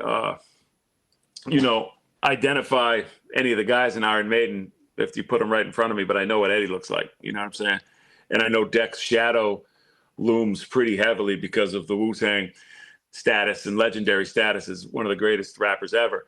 But Czarface has become its own thing, and we've never with Czarface, we've never aligned ourselves with the W. We never used that logo in any of our albums. We didn't try to. We didn't. Of course, we had some Wu-Tang features on there, but we were pretty driven to make Czarface its own thing. You know what I mean? And Dek wanted to do that, and me and Seven wants to do that too. And I hate to keep going back to the 90s, but this is to me a very pivotal moment for not just hip hop, not just for Boston, but I think many of our listeners really, this is a time where the music resonated. They gravitated towards this particular sound.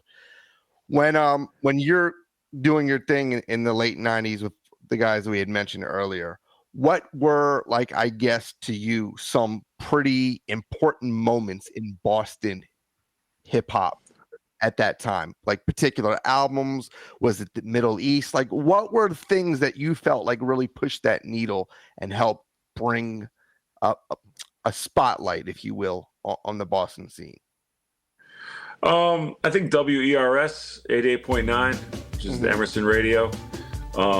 They gave us all a very big platform, and we were all hearing ourselves on the radio. It was college radio, but it was a big radio station, and that definitely put a battery in all of our backs to be doper and be, we go on the station and freestyle.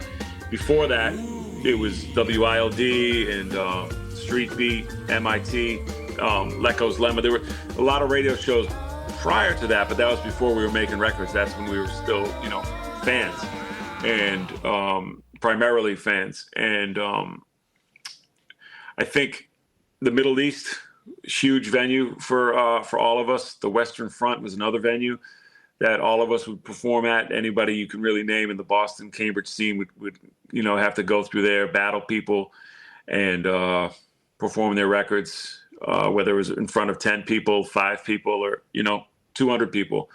And if you got a crowd of 200 people, I mean, you were walking on water. It was like the greatest thing to see that these kids would come out, and they'd come from the local colleges to see us perform. And we had our own scene. Of course, we were known as the backpackers and shit, but at that time, it was something like a lot of us took pride in, because we thought we were more lyrical, and we were rejecting the shiny suit era stuff, which was popular at the time. And we thought we kind of had a mission to, save hip hop at that point, Gotta love that time.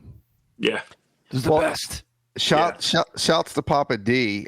Brick Records was, up there with, you could say Eastern Conference, and for me at the time, Ruckus and Def Jux, and all those pretty important labels to come out of that indie boom. And Brick was a home for many, many people, many great records.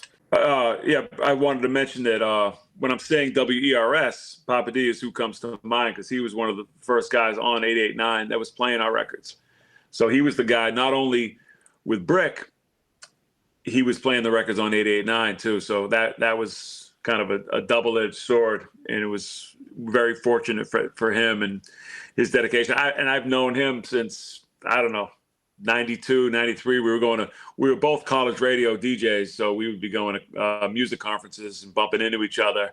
And it was kind of one of those things like, wait a second, we're the only 2 white guys in the room here. What's your story, And we'd connect on hip hop. And this was one of the only kids that knew hip hop as well as I did, I thought, and could talk about any record from any era. Not that there were that many eras out that had passed by then. Hip hop was only a couple decades old, but he knew his shit then. And definitely carried the torch for Brick Records along with Truth and Karma. Land Speed was another one. I know people have mixed feelings about Bob, but Land Speed was a monumental company that provided distribution really for so many. Really, majority of the indie records pretty much came out of Land Speed. Yeah. And that was big for the Boston hip hop scene at the time. Detonator, the Commonwealth, there's a lot of labels out there, and so it was a special time. And I know we keep going back to it, but I really do believe that it is it's a pivotal moment in Boston music. I'm happy that you feel that way, and I know there is a lot of people that do feel that way, and I feel like for me, I was just in it so deep in it and fighting to try to make my own mark and make shit that I felt was really dope. And some things I look back on, I'm like, damn, that could have been better. So it was a big moment for all of us at that time, that 90s scene. And without Land Speed, a lot of us wouldn't be on wax to begin with. Joe Mansfield, huge part of that, who produced Edo.G's first album, and I Gotta Have It and everything. So Joe was a major mentor for us. He took us under his wing. He, the Vinyl Reanimators, he produced a lot of Soul Purpose with 7L and Sean C. So, he's gone on to form Traffic and Get On Down. Yep. So, yeah, these are big part of Boston hip hop. After the bedroom producers that were spawned out of the indie era, I mean, was there a time before that where you go into traditional Boston recording studios? And if so, which ones were the ones that you guys were gravitating towards? We recorded at Waltz Audio. Tom Waltz was the engineer. And that's where Top Choice Clique recorded a lot of stuff. A lot of groups recorded there. So that was a traditional studio where we go and pay for studio time. Did you do the traditional, take the last shift so you can pay less, or? No, we bought, what we do is pay for reels. So you pay for time on a 2-inch reel, so it was I don't know, $50 an hour, and you get this much time, 10 minutes to record, 10 minutes of recording space on a reel to reel. That was probably 94 to, I guess, 96. And then we'd record on ADATs at Papa D's. So Papa D's was one of the first places we'd record, and that was on an 8-app machine. So that made things a little bit simpler. But there was Player Recordings, there was Bristol Studios, and there was Waltz Audio, Tom Waltz. So those were the places that we recorded that were traditional spots that like, oh, these guys must record, heavy metal or some shit. And we're coming in and rapping. And the engineers would have long hair and shit like that. So if that's what you mean. Yeah, it's exactly what I meant. Because there was always a disconnect. The engineer was like, what the fuck? It was not until this Bob Power, low-end theory, consideration where people kind of mixed worlds. But, it was always strange to go into those traditional studios. I feel like it was always like that. The engineers, they're just sound engineers that know sound. And no matter what that sound is, they're experts. Yeah, you're probably right. And I think it's different. You know what I mean? If I go into a studio today, the people, some of the engineers have never even recorded rock or anything like that. They just record hip hop shit. And it's just like, it's pretty funny too. If you ever watch any of those like hip hop documentary movies that have been coming out lately, like the NWA movie, like the fucking Biggie and there's always that fucking random long-haired white guy engineer that like we're talking about, that like plays a role in the movie, and he doesn't fucking say anything. He's just there like nodding his fucking head, and he's like, yeah, it's a fucking engineer guy. And they always had like the white guy inserts when they're like talking behind the board. Yeah. Yeah, That's cool. That's funny. Yeah, they have those on a couple Tribe songs, even. Yeah, they do. And I feel like over the years, engineers got more hip. You know what I mean? But I guess we were probably, as you had mentioned, we were probably doing more stuff just on our own in the bedroom, quote unquote bedroom, but like basements and shit like that. I recorded with Joe Mansfield. Recorded me a lot, and we did a lot of that stuff, like Soul Purpose and Speaking Real Words, the EP in his basement. We did Speaking Real Words with Deck, the actual song Speaking Real Words in Brooklyn, and that was in an apartment too. So, and you spoke about Vinyl Reanimators. I mean, most people know their remixes here and there, but broadly talk about them a little bit, because I thought they were pretty important too. How you were introduced to them and how they started doing these kind of really great remixes for a lot of the, classic hip hop. Yeah, well, the Vinyl Reanimators was DJ Shame, Joe Mansfield, and Sean C. And I got closer with Joe and Sean first because I really forget, man, but it was probably mid-90s. It was right around the God Complex record dropping, probably 95, 96. And I think we met at WZBC, which was Boston College Radio.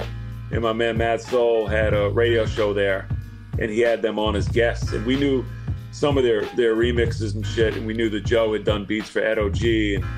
And they were working with this cat, L, the Headtoucha from Worcester. And we met. And they wanted to work with us. And 7L was my producer and DJ, always. But they made a lot of beats, too. And they had some hot records out. They were remixing, Nas and G-Rap records and Beatnuts records and shit. And they put out bootlegs. And 7L and I were like, oh, these are crazy. These beats are dope. So they, I think 7L learned a lot from them in terms of where to dig for records, the difference between, an actually really rare record.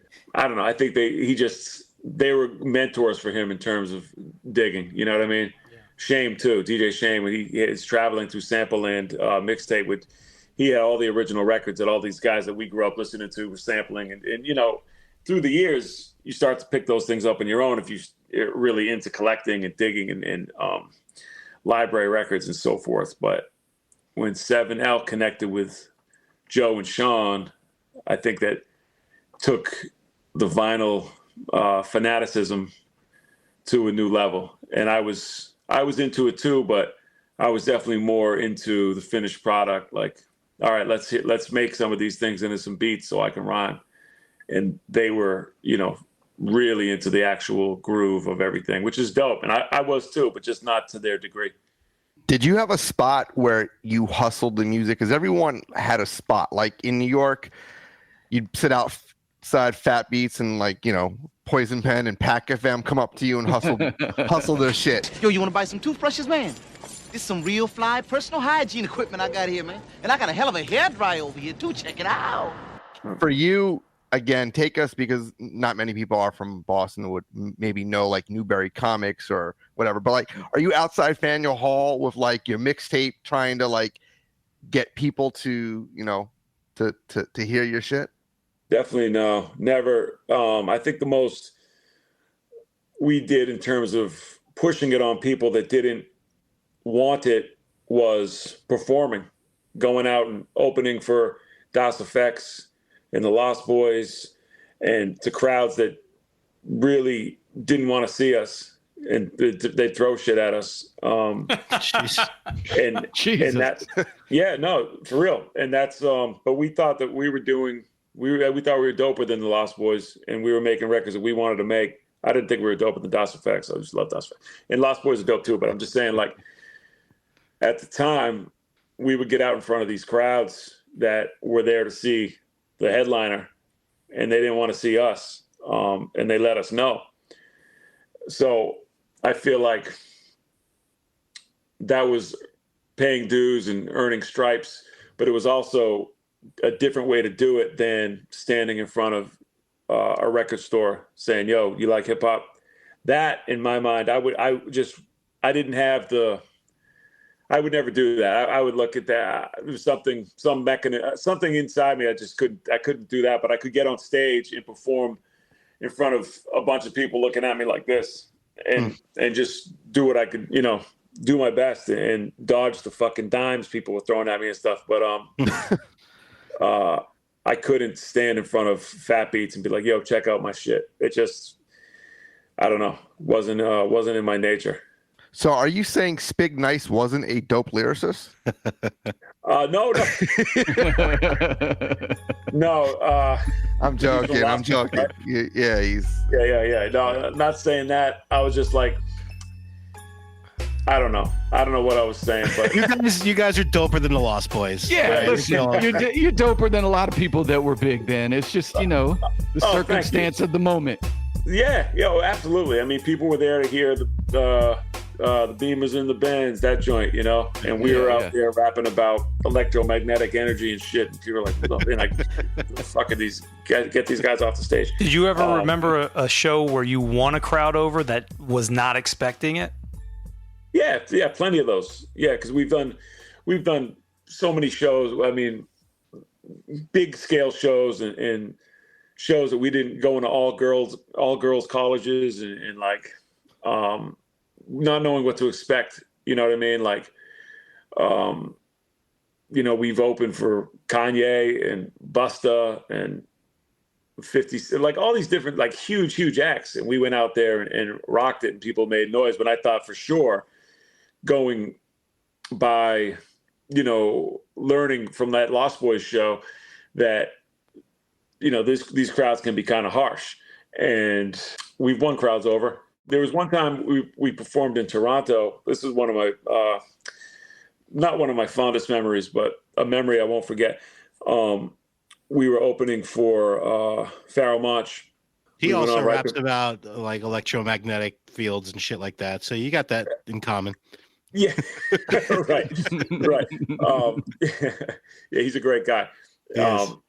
But we went on right before him in Toronto, and I was performing, and the crowd was chanting Pharaohs, but I was like, all right, so they know Army of the Pharaohs. And that was in my head through a lot of it. And I halfway through the set, I'm like, they're not chanting Army of the Pharaohs. They're chanting Pharoah Monch. They want Pharaoh. They want me off the fucking stage. And it was one of the worst times, like the worst I've ever felt, probably getting off stage. And I went backstage and Pharoah was sitting there and I didn't know him yet. I was just, I was just the opener to him at that time, and I think he just did one of these, like, gave me dap or something. And I don't think he realized the fucking bloodshed that was happening beforehand with people. But it was the army of the pharaohs that it just tricked. It was a mind trick. I was like, okay, these guys know our shit. But no, they were asking for Pharaoh much. Speaking of Pharaoh, another fellow nerd collector like myself and you, I believe you're very much into the comic books. You have a lot of cool friends, McFarlane and whatnot. Let me ask you this before we even go to McFarlane. Star Wars. You rapped a lot about it. It always, for me, stood out because I'm a huge Star Wars guy. Empire Strikes Back, without a doubt, is the greatest film in the Star Wars franchise. Not necessarily. No. What is? Because we can end the conversation now. What is the greatest Star Wars film in the franchise? It's not the Empire. I mean, it can be, yeah, but it's you know, I kind of go through acts now, like when I'm arguing about this, and I think the opening act, first act of Return of the Jedi is one of the best sequences of all time.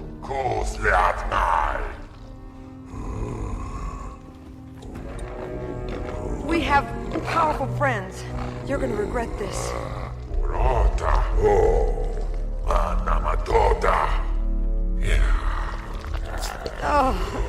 Okay. That's Jabba, right? When Princess Leia is kidnapped and shit. Yeah.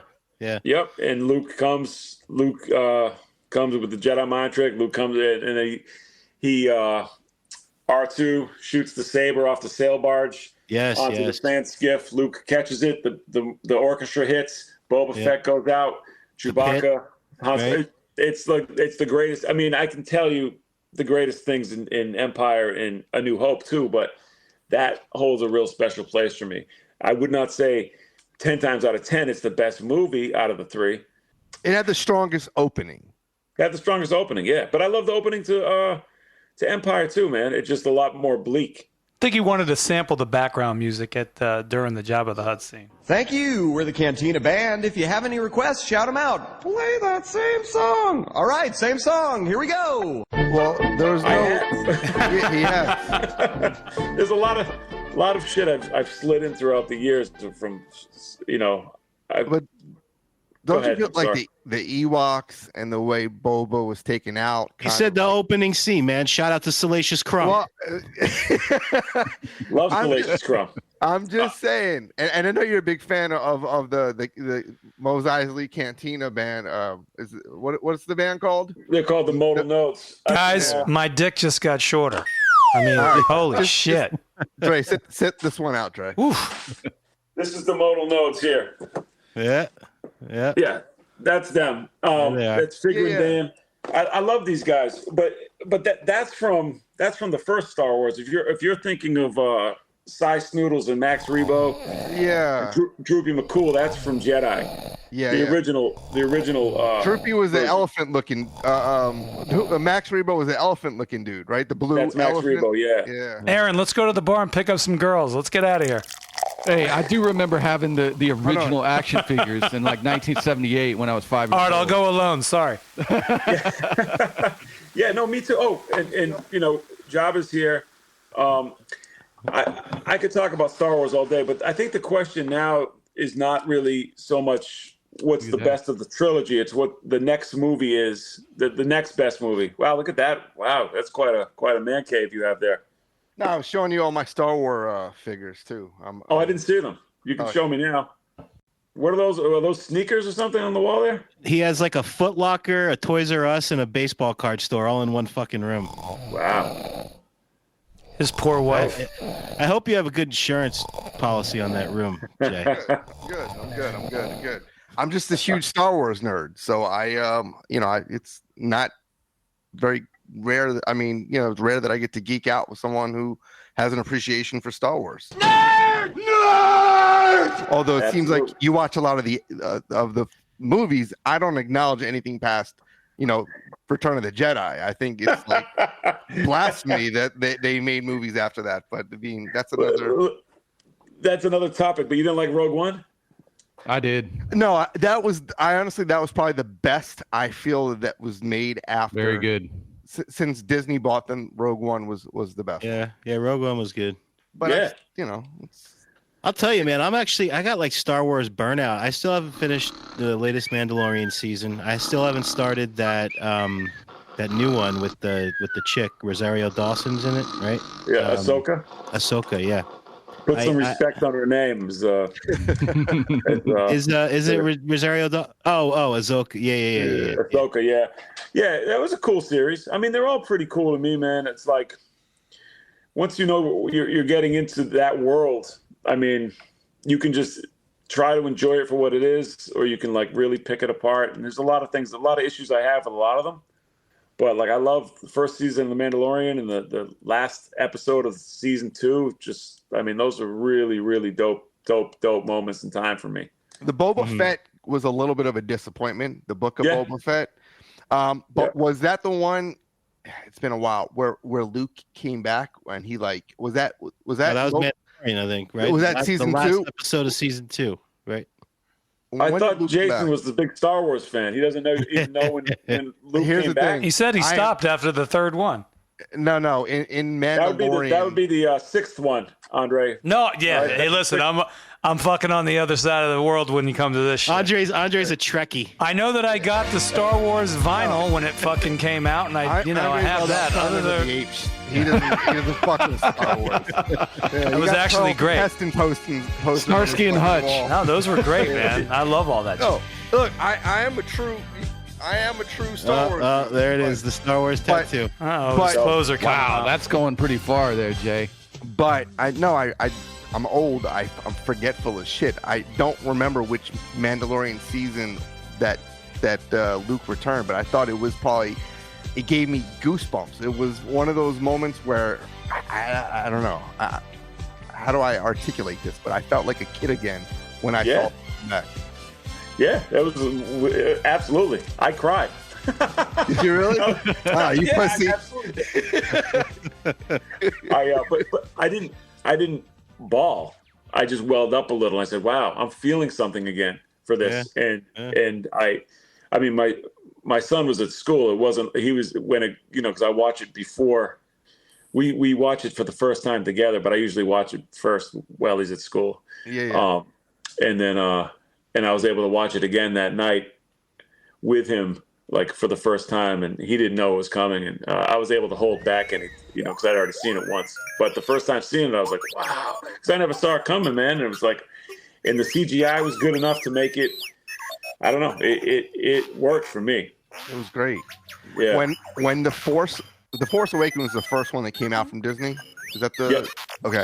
When in the trailer, when you see Han go, "Chewie, we're home," that was another moment that really hit me.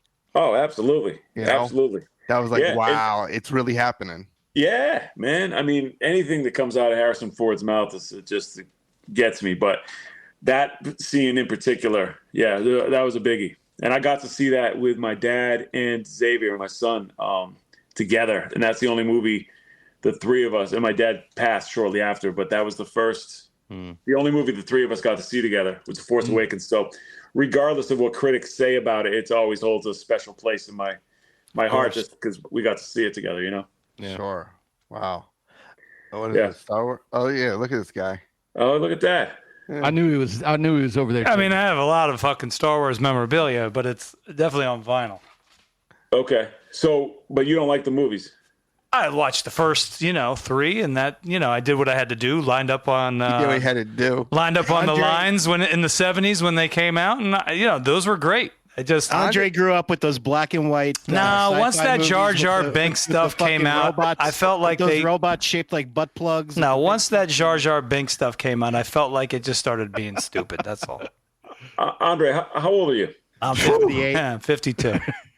52? Yeah. Wow. All right. You look good for 52. Maybe Thanks, you have a filter on the Zoom. Or I don't do the filter. Nice try, though. But yeah, Phantom Menace was bad. I left the theater very, very dejected, just disappointed. And then that was the first of the new wave. The new ones, yeah. That was the Jar Jar Binks. The pod racers, yeah. All that stuff. Those three, that trilogy, I hated, right? What were those little gummy bear guys? What were those guys called? Those little bears? You talking about Ewoks? Ewoks. They're not gummy bears. All right. It was like, come on. Yeah, go back to watching Buck Rogers, motherfucker. You don't know how you're talking about. That also wasn't a good show. Buck Rogers. Twiki was the droid that went with Buck Rogers, right? His name's Twiki, the little guy. But rewatching those prequels through my kids' eyes, who liked them a lot, I developed a new appreciation for them because he dug it. He thought Darth Maul was badass, and he was. Yeah, he was. He was one of the bright spots in that trilogy. But like I started getting into it a little bit more, and he's into Clone Wars and Rebels and all that shit. So it's you kind of get a second childhood when you can justify getting into it again when he's into it. So. Darth Nihilus. I am Darth Nihilus. Do you still live at home with your mother? No, do you? No, I don't. Oh, good. Do you feel gay for being so into Star Wars? No, do you? I'm not into Star Wars. Oh, that's too bad then. Not really. Yeah. I wouldn't dress up like that, dude. Yeah, well, too bad. Is it? Let's pivot to some other movies. Ready? Okay. I'm going to rattle off a few, and you tell me which is the best of them. Ready? Okay. The Town, The Departed, Good Will Hunting, Mystic River, The Fighter, and Gone Baby Gone. You can only pick one. Jeez. I would say... I'd say The Departed. Give me two because I feel like that Good Will Hunting deserves to be up there. That's a hard one, man. The Departed is like... I would just answer that. Godfather. The one starring Ben Affleck. Oh wait! These are all Boston movies, right? So Yes. that's why you said Mystic River. And what were the other ones? I mean, I feel like Good Will Hunting isn't as dastardly as those other movies. You know what I mean? It's like everything else is so violent. The Town was a great movie. Your boy Slaine. Yeah. Mystic River was great. I don't think a lot of people remember that. That was like Sean Penn, right? Sean Penn. Yep. And Nuclear Lush. What was Tim Roberts? Mm-hmm. Yeah. Or Tim Robbins. He was in that. The Fighter was another great movie. Yeah. I like Mickey Ward. Gone Baby Gone. And Gone Baby Gone. Yeah. So me and Slaine actually, we both went out for Gone Baby Gone. He was in that too, and I was about to propose to my girlfriend at the time, my wife now, right the day, like 2 days after the audition. So I was in that headspace of, getting ready to propose. And I'm not making excuses why I didn't get the role, but Slaine is obviously a better choice. But we both went out for it, and he actually wound up getting that role from Ben Affleck. Ben was there, chose him, and that's how he got into The Town too. Courier, get on the ground before I pop your fucking teeth out. And which he was fantastic in. Yeah, and he actually, I was just talking to him recently, and we were kind of just shooting the shit about the movies and stuff. And "Authenticious" is his line in The Town that people quote, and it's so nice that he has a line that people can just go back on and recall, and it's like almost you see it pop up in memes and shit like that. So it's dope. I love The Town as a movie. I'm trying to make the shit sound fucking authenticious. You got it all fucked up. Authent what? That's up there with The Departed, I think. That was a great movie. All right, let's pivot to sports. Kevin's safe zone. This is his whoopee cushion. I'm gonna give you a few more names. Rattle off the one. I already probably know one, so give me 1A and 1B. Wade Boggs, Ray Bork, Larry Bird, Tom Brady, Pedro Martinez, Jim Rice. I guess I'd go Larry and then Brady. Yeah. I wanted to know. That was easy, 1A. Jay. No, I would think a lot of people would go Brady 1A, but Larry Bird, you had to kind of appreciate, and but our age and Larry Bird meant so much. It's an age thing, but it's also a preferred sport thing. Mm.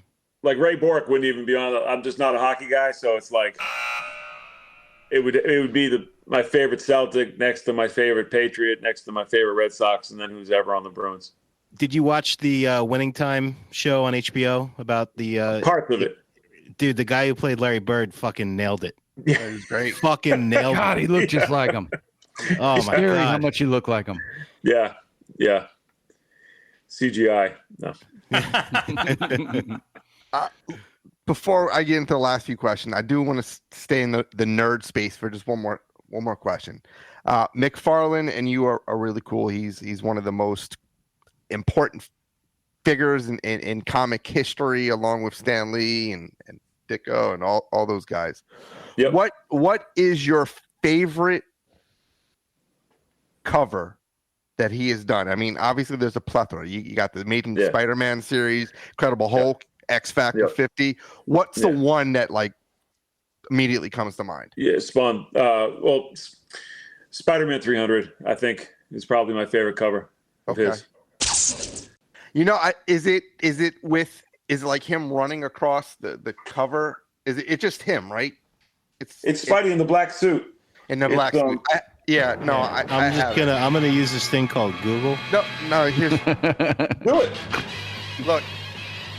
Hold on. Spider-Man 300 sounds like a sex toy. You see that wall? Right there. Oh yeah, that is a dope cover. That's not gonna work.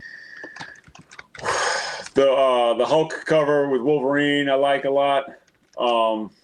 Is Wolverine on the cover and Hulk is like it's the gray Incredible Hulk, right? Yeah, but he's in the reflection of the adamantium. Yep.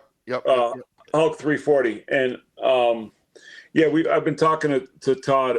There you go. Yeah, that one's 301. So I guess they flipped it on the next one. Yeah, because the other one had the black background. Yeah, so the black suit Spidey is, near and dear to my heart. He was around. Oh, here he is. This guy was like a big part of my childhood, and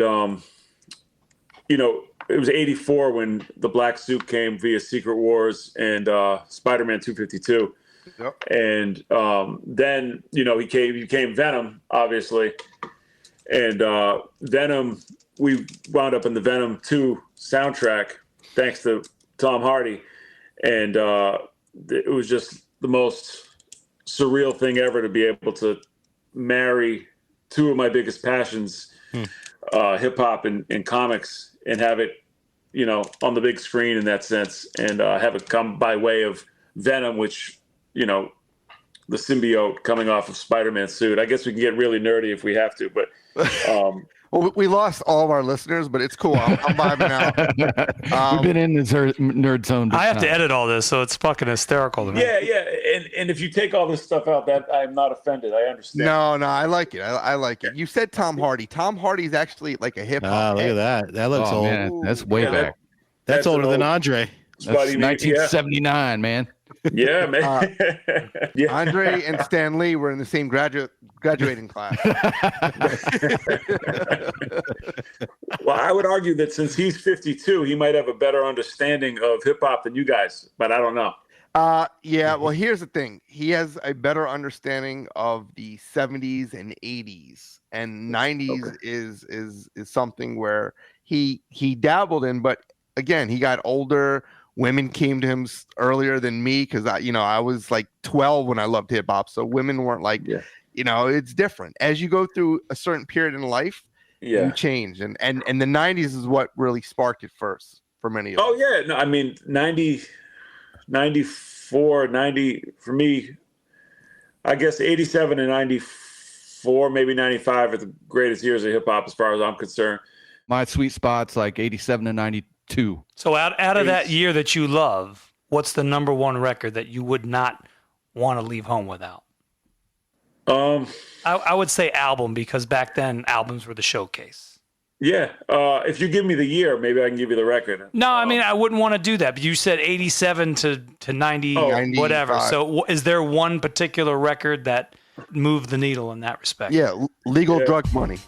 Yeah. You knew that was going to come back to you. What is that, the Lost Boys album or something? Yeah. I would say that's funny. I would say EPMD, Strictly Business, is a huge one for me. That's a good one.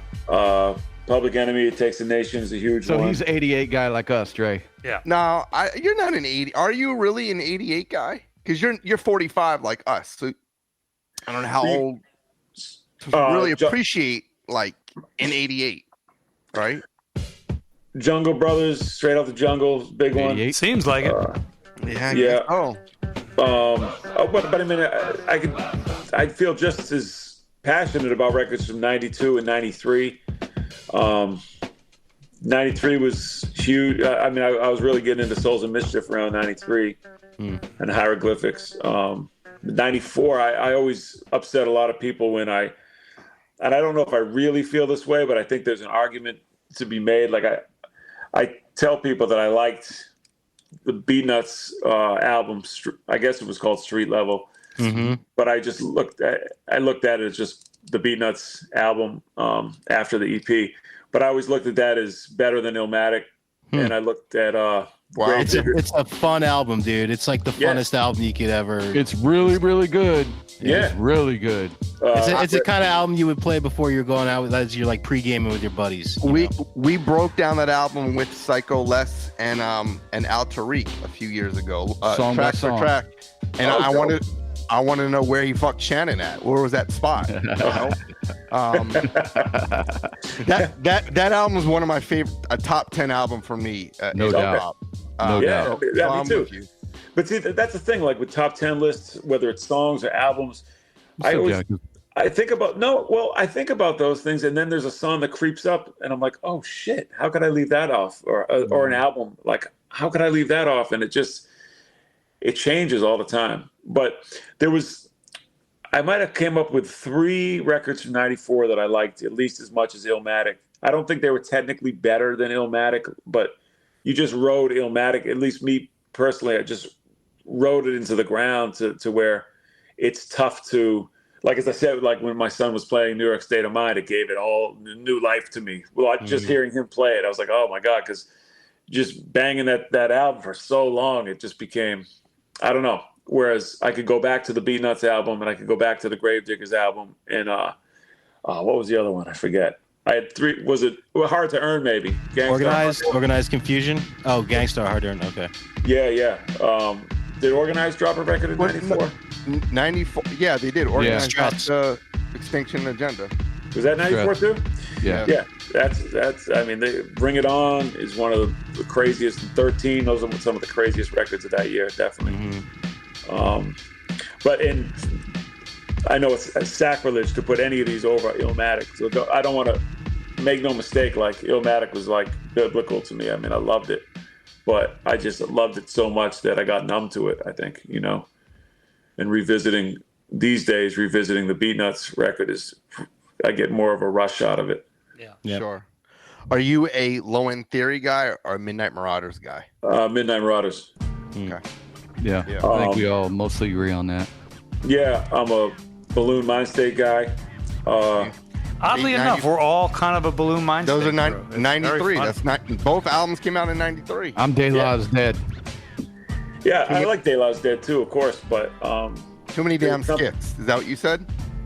I didn't like the skits, but I love the songs. Yeah, the skits were too much, but the 1-2 punch I think of Midnight Marauders and Balloon Mind State was just it just, I don't know, it really was a good time, a good era. Everything was hitting on all cylinders at that time. It was perfection. No doubt. Perfection. But I always go back to What Takes a Nation of Millions as the number one produced, cohesive, lyrical. I mean, it meant so much to me, but I'm a that kind of generation. I like chaos. That's Oh yeah. That's probably my favorite album of all time. Well, that and Strictly Business, it's neck and neck.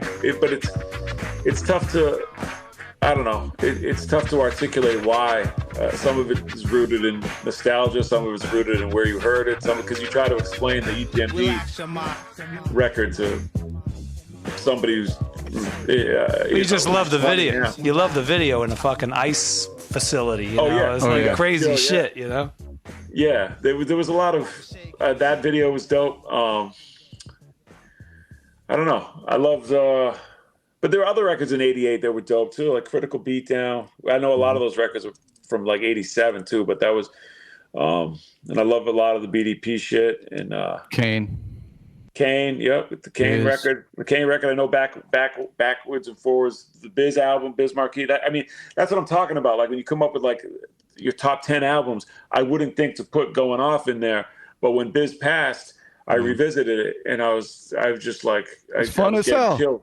How good is Going Off? The song Going Off. Great. Oh, it's incredible. Fucking great. It's my favorite song on the album. But that's what was special about the time because there were limited releases. So you waited You had for to this be shit. really good. You waited for it. Not just anybody could make an album, man. You had to be the best. Not just anybody can make an album. But would you say you revisit more music from the 90s that you had said? So this is his discussion all the time when we. Well, this is to me is the sticking point. I acknowledge '88 is probably the most important year in hip hop. You know, without that year, I don't think we would get the second golden era, if you will. Yeah. But do we really listen to music from '88 as opposed to some of the albums you just said? Souls of Mischief, '93 Till Infinity, Balloon Mind State, Extinction Agenda, 36 Chambers, Midnight Marauders. I feel most of us, even Andre, if you're being honest. No, it's true. We'll listen to music from the 90s as opposed to the greatest year in hip hop, '88. That's true. You know? I don't necessarily agree with that. I think you hear those things out more often because it's become background music at like a trendy restaurant. Like you're in a restaurant and you can hear the beat nuts and it's like, wow, that's fucking dope. But then you're like, it's just on a playlist and it popped up randomly and you can't really give the person there any credit because You're at Chipotle and you hear Far Side. I was just gonna say I heard running last time I was at Chipotle. Yeah, but those 88 albums, you listen to the whole album. Whereas when I get in my car, I do want to put on Mobb Deep. I do want to hear one thing that just gets me angry while I'm like, pushing on the gas. It's different. Yeah. So Broken Language. I have to listen to the PE album from start to finish. I don't want to just hear Rebel Without a Pause and then like skip around. It's got a movement to it. There's arcs in it. Well, I think the Mobb Deep album's pretty thorough back to front. It's true. It's all depends on the mood, man. And even to speak on that, like Dana Dane's album, when that came out, it was 8 songs, and I would say 2 of them were really dope. But I learned to love all 8 because it was just on a cassette, and that was the cassette that I had for those 2 weeks.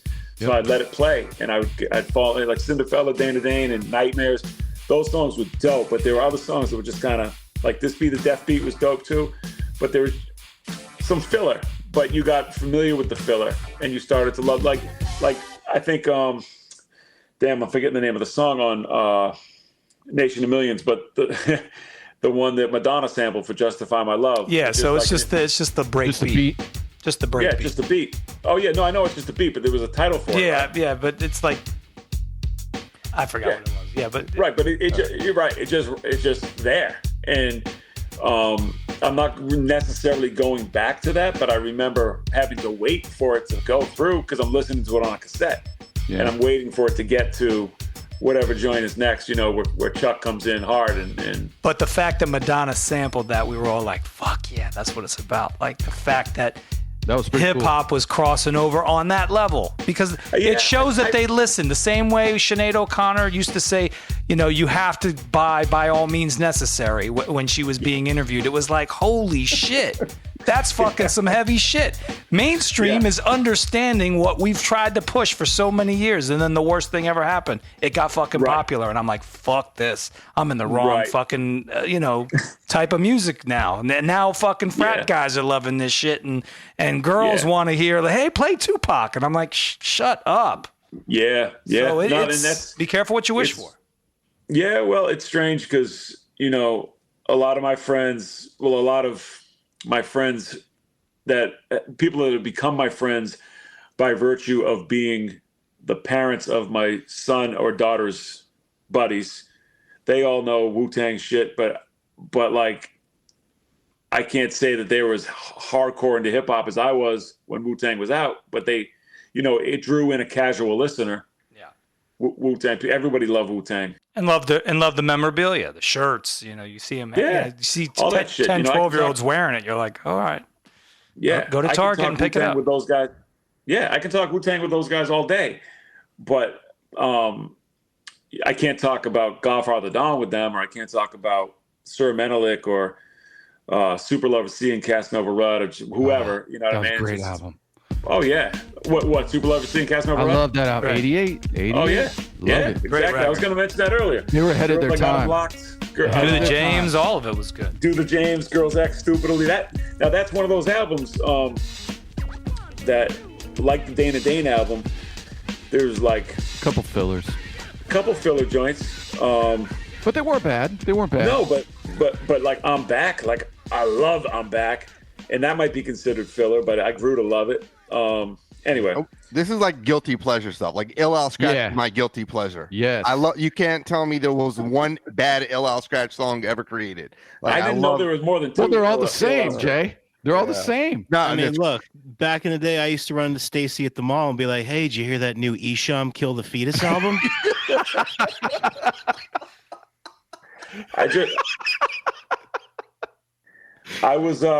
My guilty pleasure was Too Hype. Oh, Do It to the Crowd. That's Twin Hype. No, I'm talking about Kid and Play LP, which had filler. Well, the first track was fantastic. That was a b-boy anthem. 3 or 4 absolute bangers. Come on, baby. Yeah, Do This My Way, right? Do This My Way was great. Getting Funky. Getting Funky was what I was talking about. It had the cuts and everything. We roll with Kid and Play. They had 3 or 4 bangers on there, and they had a bunch of filler, like Soul Man. Some of that shit was weak. But again, a producer-driven album. You know what I mean? It's Herbie and just really a lot like Dana Dane, like he was describing. Yeah. And they had some corny joints, but I love. I feel like back then it was okay to be corny. Yeah, I guess so. I guess I mean, but now it's okay to be corny too. Now, I was explaining this to somebody at some point that there's it's not okay with us, I guess, but there's a spot for anyone that wants to do anything as far as hip hop goes these days. There's a fan base for any type of rap. The worst rap you could ever imagine, there are people that love it. Yeah. You know what I mean? Even like the country rappers, man. It's like that stuff makes me want to vomit and for many reasons, but there are people that just love it and they can't even seem to separate that from, the stuff that we hold so dearly. You know what I mean? They don't see a difference. They just see a guy rapping. Hip hop became disco. I mean, we went into hip hop to kind of go against disco. That was the motto back then of the late 70s. But hip hop became the popular disco shit, cocaine driven, ego driven. I mean, we got it to that point, and now it's just like foolish. Let's gimmick the whole thing. So like you talked about the crossover of the country shit. Believe me, half of the country industry was people who never made it in the alternative music scene, the hip hop scene. So they've been chomping at the bit to cross it over because they know the fan base buys music. What's it, we, white man? Yeah, you know me, man. I've always felt like I was a black man disguised in this body since I was a kid. Cream? No, thank you. I take it black. Well, you said it all. You heard it here first. Check out the Czarface and Mr. Cheeks collabo coming out early 2024. Renee, listen, man. Return of the Jedi. Return of the Jedi is the greatest film out of the Star Wars franchise, and street level, The Beatnuts is better than Illmatic. Hey, co-signed by the show. Big co-sign on that one. No, seriously, I appreciate it, man. I truly do. I mean, like I said, you are someone. You're very relatable because besides being the same age, we have very similar interests. I think that goes for a lot of the listeners on the show. Oh, cool. And I can't fault you for hating the Lost Boys, but I think you should give them a second listen or a third listen because they're not as bad as you think. I never said I hated the Lost Boys. This is the headline, bro. This is where it's going. All media outlets is going to pick. I have a negative association. A negative association because we got booed off the stage. Coins fucking hurt when they get thrown at you, man. Oh yeah, they do. At least it wasn't a cell phone. Trust me, I've had plenty of shit thrown at me at sporting events. I know. Well, I got hit with a firework performing at the gathering of the Juggalos. So, oh God. Like a firework went over the crowd and hit me right on my mic hand as I was rhyming, and it didn't really even hurt, and that was so exciting that I got hit, and it didn't even really hurt. I was like, wow, it must be because I'm holding the mic right or something. But it's pretty. Yeah, I've had my fair share of shit thrown at me. Oh, shit. Well, next time we have you back on, we got to talk about the Juggalos because I'm sure you have a bunch of stories about that experience. We didn't even get into the road other than the Toronto story. Yeah, I wanted to hear if there was a Kanye story when you opened up for him. Everyone wants to hear that. Oh, no, nothing too good. Nah, we just opened up. We were backstage together, didn't really talk much. And there was no story. It was during the college dropout era where he was somewhat normal guy, I guess, or you would think. So yeah, unfortunately nothing too good from that show. Are you one that believes never meet your heroes, since you must have done many of shows with many of your heroes growing up? Not always. No, I don't. I think that expression sounds cool, and it a lot of the times it proves to be true. But I've met some of like my heroes who have been great. Mark Hamill, for one, to put a little Star Wars bow on it. Corvette Summer. What's that? Corvette Summer. Oh, yeah. I don't think so. Inspector Deck was a hero to me before I met him, and then I wound up making 10 albums with him or whatever it is. So true. I think sometimes you get let down, but a lot of times, people are people, and I don't know. We've been fortunate. Well, Dre had a bad encounter of Corey Haim back in the day, and he has never been the same since. So he tried to fucking pull that Michael Jackson shit on me. Hey, you're thinking of Corey Feldman. That's Feldman. Sorry. Poor Corey Haim. Goonies. Drake can't even remember the difference. Dude, if I could use you to help me with slight Sumheimers that I have, I'm 52, man. I forget so much shit. My brain is nowhere near what it was 10 years ago. So it's just a part of life. You've been broken down, and kids will fucking tear you up inside as much as you love them. It's what it is. All right, 5-hour energy drink. You took the vaccine, right? Yeah. I'm kidding. More listeners dropping off by the second. Ozempic. Anyone taking Ozempic here? That's the vaccine. Fat Joe's taking that shit. Oh, Right? I know. Wow. All right, look, you've said it all. Can we end on a positive note? I feel like the last few minutes have been very depressing, talking about our age and senility. You have an album coming out next month off Virgin Records. It is. Now, is this because you guys release a lot of stuff? Are you planning on releasing any other material in 2024? Yeah, we should. We have about 3 albums cooking right now, but I just can't give up the details on them yet. But okay, we have a lot of things in store. But this album right here is the one we want to get off the plate now, and then wrap up some of the other stuff. But there's a lot in store. Is there a tour that goes with this, or that with another group, or? Yeah, a full Czarface tour is coming together for 2024 for a U.S. domestic tour. So finalizing the details on that, and we'll be on the road. So looking forward to that. May I suggest an opening act? Yeah, sure. Mr. Cheeks. Mr. Cheeks. Hey, yo, what's up? It's Esto from Czarface. You're checking out Take It Personal Radio. This is the Boston Tribute Show, where we put it down for Larry Bird, Paul Pierce, Rajon Rondo, Kevin Garnett, the 08 Celtics, the 86 Celtics, the 84 Celtics, and Patriots too. Peace. Hey, thanks for tuning in to another great episode on Take It Personal. Remember, this is part 1, so we'll be back in a week with John Anik and Edo.G on part 2 of our Boston hip-hop tribute. Often imitated, never duplicated. This is Take It Personal Radio. Roger the announcer, out.